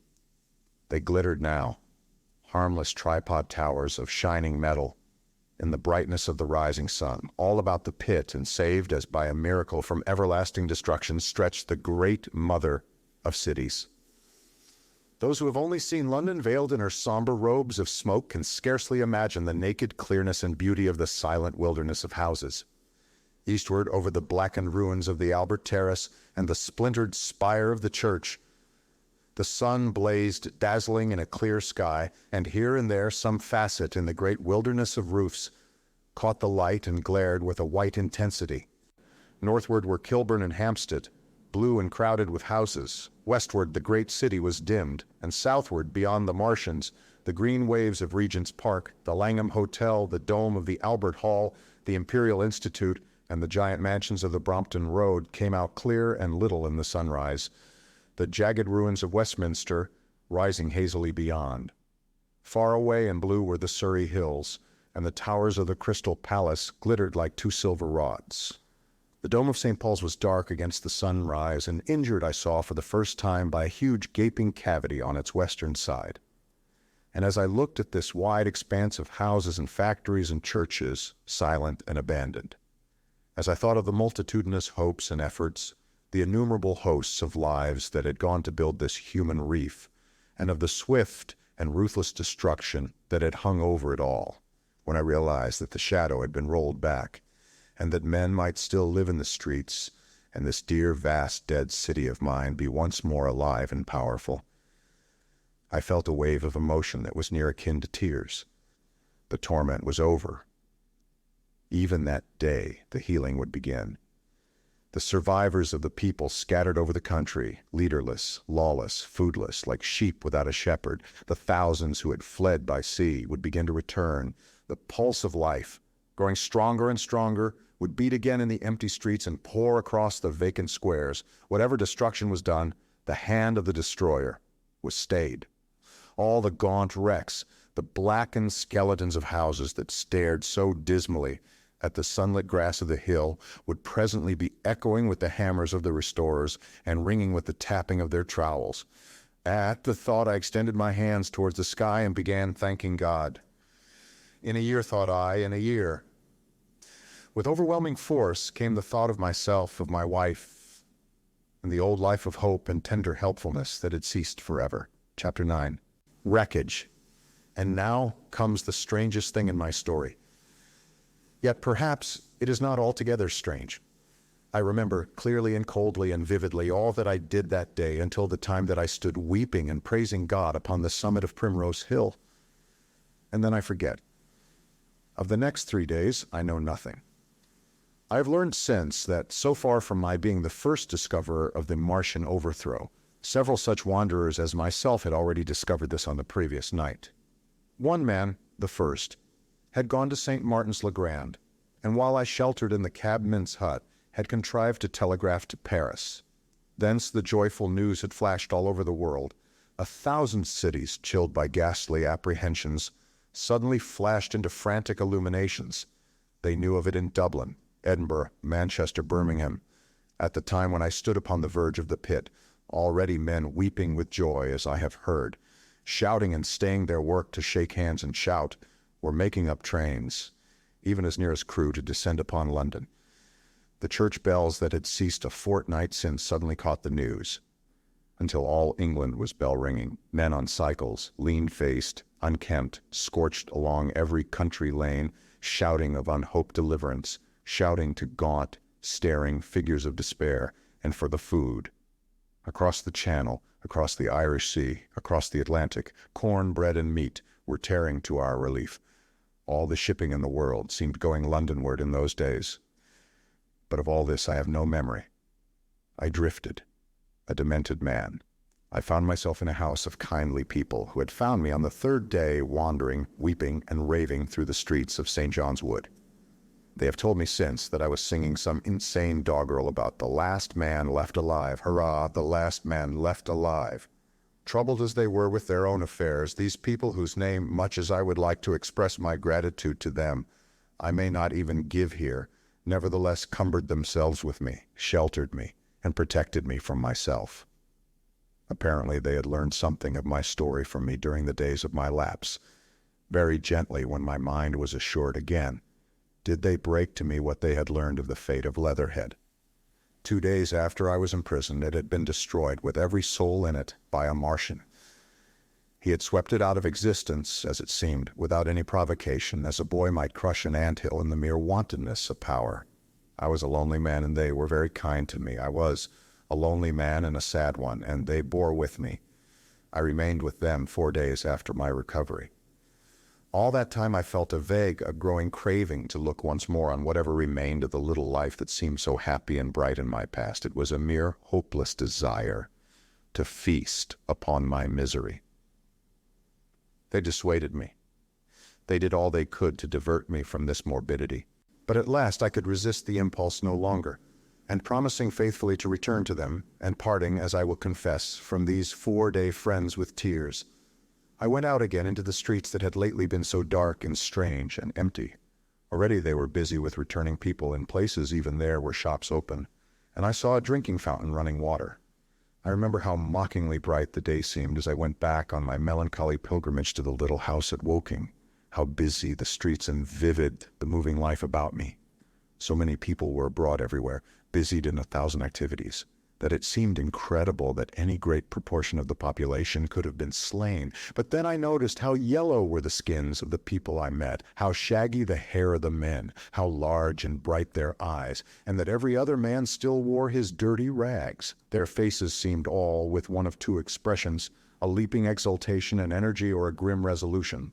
Save for the expression of the faces, London seemed a city of tramps. The vestries were indiscriminately distributing bread sent us by the French government. The ribs of the few horses showed dismally. Haggard special constables with white badges stood at the corners of every street. I saw little of the mischief wrought by the Martians until I reached Wellington Street, and there I saw the red weed clambering over the buttresses of Waterloo Bridge. At the corner of the bridge, too, I saw one of the common contrasts of that grotesque time, a sheet of paper flaunting against a thicket of the red weed, transfixed by a stick that kept it in place. It was the placard of the first newspaper to resume publication, the Daily Mail. I bought a copy for a blackened shilling I found in my pocket. Most of it was in blank, but the solitary compositor who did the thing had amused himself by making a grotesque scheme of advertisement stereo on the back page. The matter he printed was emotional. The news organization had not as yet found its way back, learned nothing fresh except that already in 1 week the examination of the Martian mechanisms had yielded astonishing results. Among other things, the article assured me what I did not believe at the time, that the secret of flying was discovered. At Waterloo, I found the free trains that were taking people to their homes. The first rush was already over. There were few people in the train, and I was in no mood for casual conversation. I got a compartment to myself and sat with folded arms, looking grayly at the sunlit devastation that flowed past the windows. And just outside the terminus, the train jolted over temporary rails, and on either side of the railway, the houses were blackened ruins. To Clapham Junction, the face of London was grimy with powder of the black smoke, in spite of 2 days of thunderstorms and rain, and at Clapham Junction the line had been wrecked again. There were hundreds of out-of-work clerks and shopmen working side by side with the customary navvies, and we were jolted over a hasty relaying. All down the line from there, the aspect of the country was gaunt and unfamiliar. Wimbledon particularly had suffered. Walton, by virtue of its unburned pine woods, seemed the least heard of any place along the line. The Wandle, the Mole, every little stream, was a heaped mass of red weed, in appearance between butcher's meat and pickled cabbage. The Surrey pine woods were too dry, however, for the festoons of the red climber. Beyond Wimbledon, within sight of the line, in certain nursery grounds, were the heaped masses of earth about the 6th cylinder. A number of people were standing about it, and some sappers were busy in the midst of it. Over it flaunted a Union Jack, flapping cheerfully in the morning breeze. The nursery grounds were everywhere, crimson with the weed, a wide expanse of livid color cut with purple shadows, and very painful to the eye. One's gaze went with infinite relief from the scorched grays and sullen reds of the foreground to the blue-green softness of the eastward hills. The line on the London side of Woking Station was still undergoing repair, so I descended at Byfleet Station and took the road to Maybury, past the place where I and the artilleryman had talked to the hussars, and on by the spot where the Martian had appeared to me in the thunderstorm. Here, moved by curiosity, I turned aside to find, among a tangle of red fronds, the warped and broken dog cart with the whitened bones of the horse scattered and gnawed. For a time I stood regarding these vestiges, Then I returned through the pine wood, neck high with red weed here and there, to find the landlord of the Spotted Dog had already found burial, and so came home past the College Arms. A man standing at an open cottage door greeted me by name as I passed. I looked at my house with a quick flash of hope that faded immediately. The door had been forced. It was unfast and was opening slowly as I approached. It slammed again. The curtains of my study fluttered out of the open window from which I and the artilleryman had watched the dawn. No one had closed it since. The smashed bushes were just as I had left them nearly 4 weeks ago. I stumbled into the hall and the house felt empty. The stair carpet was ruffled and discolored where I had crouched, soaked to the skin from the thunderstorm the night of the catastrophe. Our muddy footsteps I saw still went up the stairs. I followed them to my study and found lying on my writing table still, with the selenite paper weight upon it, the sheet of work I had left on the afternoon of the opening of the cylinder. For a space I stood reading over my abandoned arguments. It was a paper on the probable development of moral ideas with the development of the civilizing process, and the last sentence was the opening of a prophecy. In about 200 years, I had written, "We may expect..." The sentence ended abruptly. I remembered my inability to fix my mind that morning, scarcely a month gone by, and how I had broken off to get my daily chronicle from the newsboy. I remembered how I went down to the garden gate as he came along and how I had listened to his odd story of men from Mars. I came down and went into the dining room. There were the mutton and the bread, both far gone now in decay, and a beer bottle overturned just as I and the artilleryman had left them. My home was desolate. I perceived the folly of the faint hope I had cherished so long, and then a strange thing occurred. "It is no use," said a voice. "The house is deserted. No one has been here these 10 days. Do not stay here to torment yourself. No one escaped but you." I was startled. Had I spoken my thought aloud, I turned, and the French window was open behind me. I made a step to it and stood looking out, and there, amazed and afraid, even as I stood amazed and afraid, were my cousin and my wife white and tearless. She gave a faint cry. "I came," she said. "I knew. She put her hand to her throat, swayed. I made a step forward and caught her in my arms. Chapter 10. The Epilogue. I cannot but regret, now that I am concluding my story, how little I am able to contribute to the discussion of the many debatable questions which are still unsettled. In one respect, I shall certainly provoke criticism. My particular province is speculative philosophy. My knowledge of comparative physiology is confined to a book or two, but it seems to me that Carver's suggestions as to the reason of the rapid death of the Martians is so probable as to be regarded almost as a proven conclusion. I have assumed that in the body of my narrative, at any rate in all the bodies of the Martians that were examined after the war, no bacteria except those already known as terrestrial species were found, that they did not bury any of their dead, and the reckless slaughter they perpetrated point also to an entire ignorance of the putrefactive process. But probable as this seems, it is by no means a proven conclusion. Neither is the composition of the black smoke known which the Martians used with such deadly effect, and the generator of the heat rays remains a puzzle. The terrible disasters at the Ealing and South Kensington laboratories have disinclined analysts for further investigations upon the latter. Spectrum analysis of the black powder points unmistakably to the presence of an unknown element, with a brilliant group of 3 lines in the green, and it is possible that it combines with argon to form a compound which acts at once with deadly effect upon some constituent in the blood. But such unproven speculations will scarcely be of interest to the general reader to whom this story is addressed. None of the brown scum that drifted down the Thames after the destruction of Shepperton was examined at the time, and now none is forthcoming. The results of an anatomical examination of the Martians, so far as the prowling dogs had left such an examination possible, I have already given. But everyone is familiar with the magnificent and almost complete specimen in spirits at the Natural History Museum, and the countless drawings that have been made from it. And beyond that, the interest of their physiology and structure is purely scientific. A question of graver and universal interest is the possibility of another attack from the Martians. I do not think that nearly enough attention is being given to this aspect of the matter. At present, the planet Mars is in conjunction, but with every return to opposition, I for one anticipate a renewal of their adventure. In any case, we should be prepared. It seems to me that it should be possible to define the position of the gun from which the shots are discharged, to keep a sustained watch upon this part of the planet, and to anticipate the arrival of the next attack. In that case, the cylinder might be destroyed with dynamite or artillery before it was sufficiently cool for the Martians to emerge, or they might be butchered by means of guns so soon as the screw opened. It seems to me that they have lost a vast advantage in the failure of their first surprise. Possibly they see it in the same light.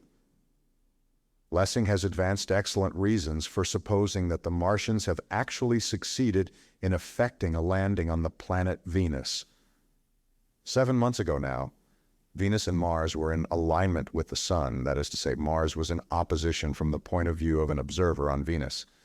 Subsequently, a peculiar luminous and sinuous marking appeared on the unillumined half of the inner planet, and almost simultaneously a faint dark mark of a similar sinuous character was detected upon a photograph of the Martian disk. One needs to see the drawings of these appearances in order to appreciate fully their remarkable resemblance in character.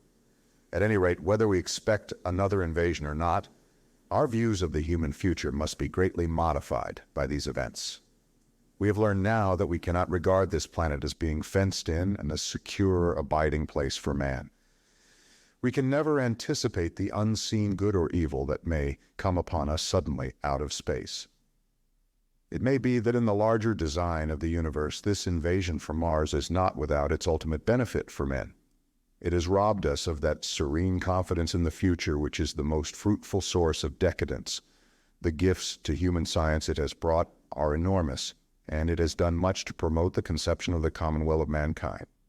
It may be that across the immensity of space, the Martians have watched the fate of these pioneers of theirs and learned their lesson, and that on the planet Venus they have found a securer settlement.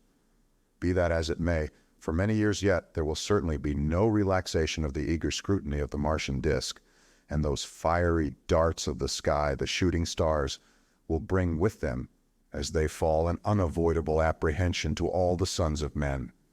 The broadening of men's views that has resulted can scarcely be exaggerated. Before the cylinder fell, there was a general persuasion that through all the deep of space no life existed beyond the petty surface of our minute sphere. Now we see further. If the Martians can reach Venus, there is no reason to suppose that the thing is impossible for men, and when the slow cooling of the sun makes this earth uninhabitable, as at last it must do, it may be that the thread of life that has begun here will have streamed out and caught our sister planet within its toils.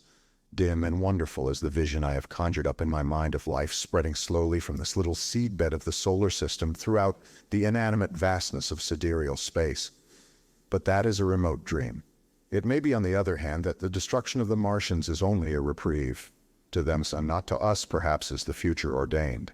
I must confess the stress and danger of the time have left an abiding sense of doubt and insecurity in my mind. I sit in my study writing by lamplight, and suddenly I see again the healing valley below set with writhing flames, and feel the house behind and about me empty and desolate. I go out into the Byfleet Road, and vehicles pass me, a butcher boy in a cart, a cab full of visitors, a workman on a bicycle, children going to school, and suddenly they become vague and unreal, and I hurry again with the artilleryman through the hot, brooding silence. Of a night I see the black powder darkening the silent streets, and the contorted bodies shrouded in that layer. They rise upon me, tattered and dog-bitten. They gibber and grow fiercer, paler, uglier, mad distortions of humanity at last, and I wake, cold and wretched, in the darkness of the night. I go to London and see the busy multitudes in Fleet Street and the Strand, and it comes across my mind that they are but the ghosts of the past haunting the streets that I have seen silent and wretched going to and fro. Phantasms in a dead city, the mockery of life in a galvanized body. And strange, too, it is to stand on Primrose Hill, as I did but a day before writing this last chapter, to see the great province of houses, dim and blue through the haze of the smoke and mist, vanishing at last into the vague lower sky, to see the people walking to and fro among the flower beds on the hill, to see the sight sears about the Martian machine that stands there still, to hear the tumult of playing children, and to recall the time when I saw it all bright and clear-cut, hard and silent under the dawn of that last great day. And strangest of all is it to hold my wife's hand again, and to think that I have counted her, and that she has counted me among the dead.